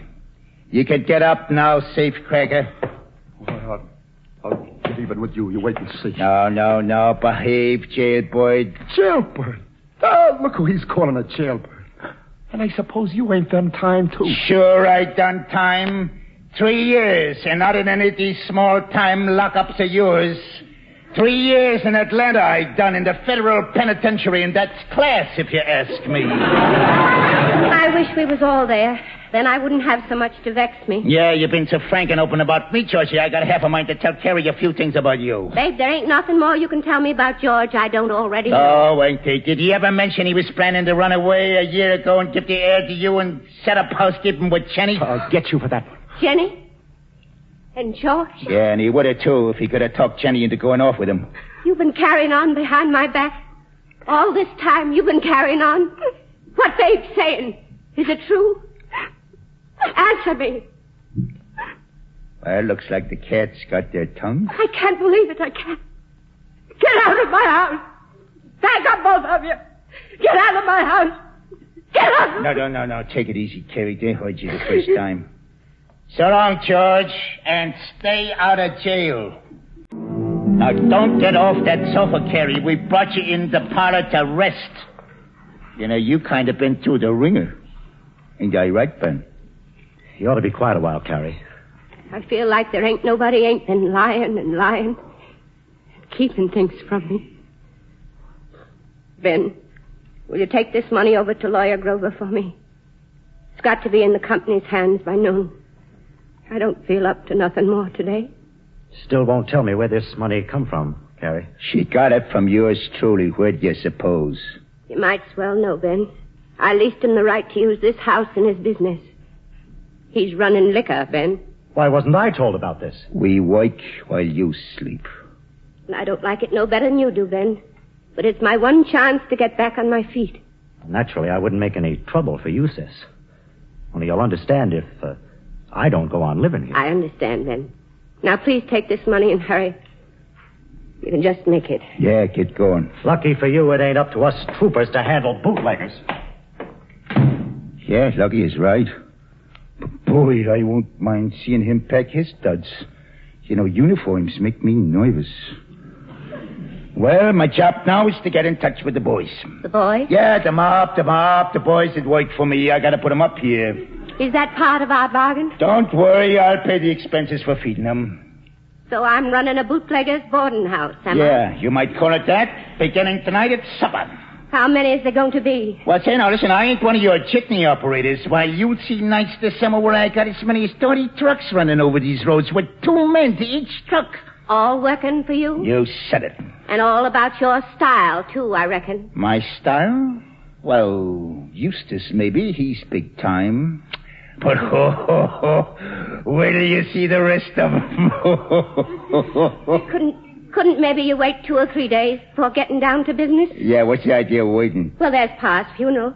I don't know yet where I'm going to send the children. Yeah, what do you mean, send them? You wouldn't want children raised in any such house as this one's going to be, would you? Why not? It's a lot better house than I was raised in. Oh, I get it. You're scared your kids will turn out like George and me, is that it? Well, you asked me. You ain't good enough for my children. You ain't near good enough. All the same, you ain't got to send them away. Who's going to prevent me? I am. You? Why, damn little innocence of yours is one of the biggest assets this joint's got. I need 'em, see? You need 'em? Now, don't worry. Nothing's going to happen to 'em. That wasn't in our bargain? There ain't nothing like 2 well-brought-up kids to keep suspicion away. Oh, I couldn't have that. Oh, you're going to have it, and those 2 kids of yours is going to have the happiest summer they ever had. Cruising on the river and going for hay rides? No. Yeah, and all the little friends they want to ask with them. You know, the more kids I get on top of the hay, the more booze I can store underneath. I tell you, I won't have it. You'll turn my children into criminals. Them kids is mine. I bought them and they're mine. They ain't. They goes with the house. They belongs to me. If I'd have known you was planning to use my children, I'd never have agreed to nothing. I'm going to give you back your money. I ain't going to have nothing more to do with you. You think I'm going to let go of this joint in the fix I'm in just on account of you being so stuck on those 2 brats? Don't you talk that way about my children. You keep your Yankee mouth shut. Oh, gee, I hope I didn't hurt you. Say, can't you take a little push in a friendly argument? You're going to stick by me like you promised. I ain't, I tell you. No? Well, just what do you think will happen if you start crawling on me now? You know what I'm going to do? I'm locating George wherever he's gone, and I'm turning him right away to the bulls. You can do anything you want with George. Now, hold on a minute. You just think back what George was saying yesterday about your old man and you going to the clink with him as accomplices. And I can do it, see. What do you mean? And then what happens to the kids? I happen to them. Oh, Cherry, be yourself. I got you backed off the boards any way you look. Excuse me, Carrie. I'll have to send later after my trunk. Yeah, too bad we never got around to dancing, Jenny. Well, that's life for you. Now get wise to yourself, Carrie. I'm stepping in the spa to phone up Eustace. My mother said something. Oh. You was, kinder to me than anybody ever was, Carrie. Won't you tell me goodbye? I reckon you can stay on, Jenny, if you've a mind to. Carrie, do you mean it? I've got to have somebody. I'll do my best to make it up to you for what I done, honest. Jenny, wait a minute. I got an idea. What are you staring at me like that for? Jenny, if somebody was taking mean advantage of somebody you love terrible, wouldn't you do anything at all to get rid of them? Well, naturally I would. You know, I think the good Lord must have sent you in here just now to help me. What is it you want me to do? Don't ask no questions. Just run over to Henry Butterworth's office and get him and his men here fast as you can. Take them in the spa and let me know when they're here. Go on now, fly. All right, Mr. Babe. You ain't doing nothing to harm my children. Not as long as I'm alive and kicking, you ain't.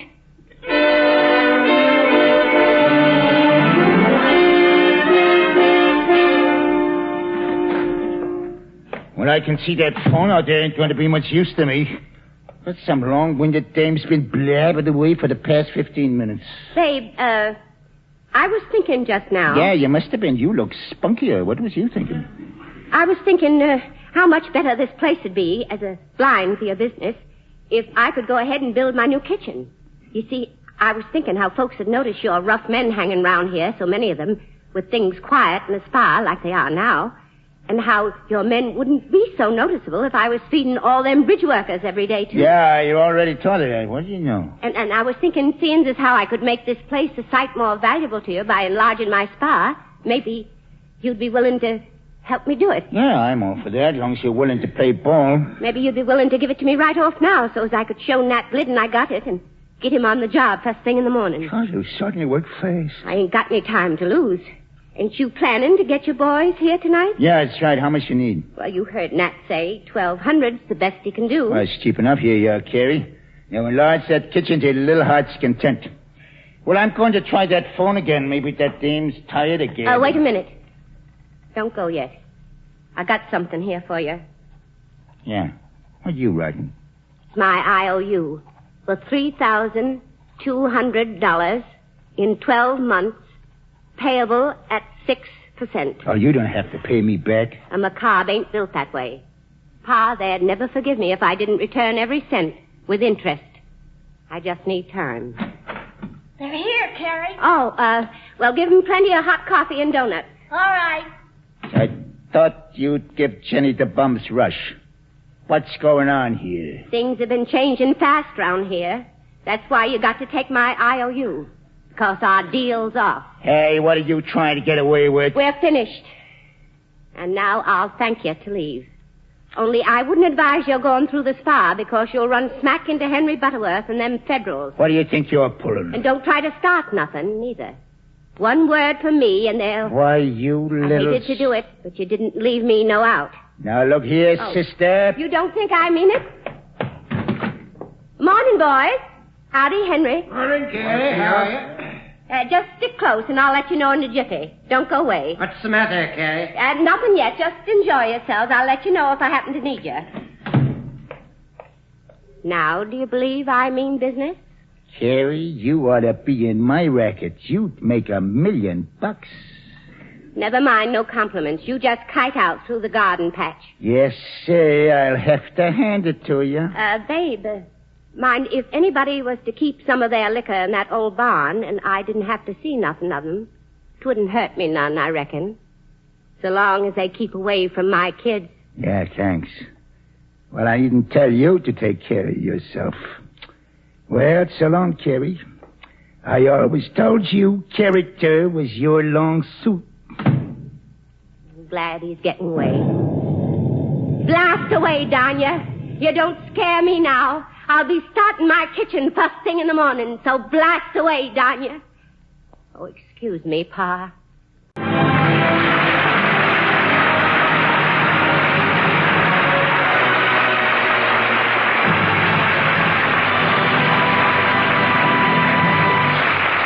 The curtain has fallen on the Theater Guild production of Ned McCobb's Daughter, presented by U.S. Steel with Alfred Lunt as Babe, Shirley Booth as Carrie, and Anthony Ross as George. And here again is Lawrence Langner to tell you about next week's Theater Guild play to be presented by United States Steel Corporation. Mr. Langner. Ladies and gentlemen, next Sunday night's play is The Royal Family by George S. Kaufman and Edna Ferber. But it's not about a family of kings and queens. It's a comedy about a family of actors and actresses called the Cavendishes, who are the royalty of the theater. The Cavendishes are temperamental and eccentric, lovable and extravagant. Playing the part of Tony Cavendish, the most lunatic of the clan, is Frederick March, who has just ended a successful engagement on Broadway in A Bell for Adano. We hope you'll enjoy listening in next week to our production of the famous comedy, The Royal Family, with Frederick March in the part of Tony Cavendish. The other members of the family will be played by Margola Gilmore, Estelle Winwood, and Peggy Conklin. The United States Steel Corporation hopes that you'll be with us next week at the same time when we'll bring you Frederick March in the great comedy of theater life, The Royal Family, with Margola Gilmore, Estelle Winwood, Everett Sloan, and Peggy Conklin. If you'd like program notes and cast list of tonight's Theater Guild on the Air, prepared for each broadcast with information about the play and the players, simply address U.S. Steel Corporation, Radio Department, 71 Broadway, New York 6, New York. The staff for the Theater Guild on the Air includes Homer Fickett, Director, George Condolph, Producer, and Armina Marshall, Executive Director of the Radio Department. Music for tonight's play was composed and conducted by Harold Levy, and the play adapted for radio by Kenyon Nicholson. That is it for the nighttime show, my friends. Dawn is just about here, and next up we have the Morning Drive with Ben Hardy. I hope you'll tune in again tomorrow night as we spend the nighttime hours reliving the days from the golden age of radio together. I'm Greg, and this is WOTR Radio.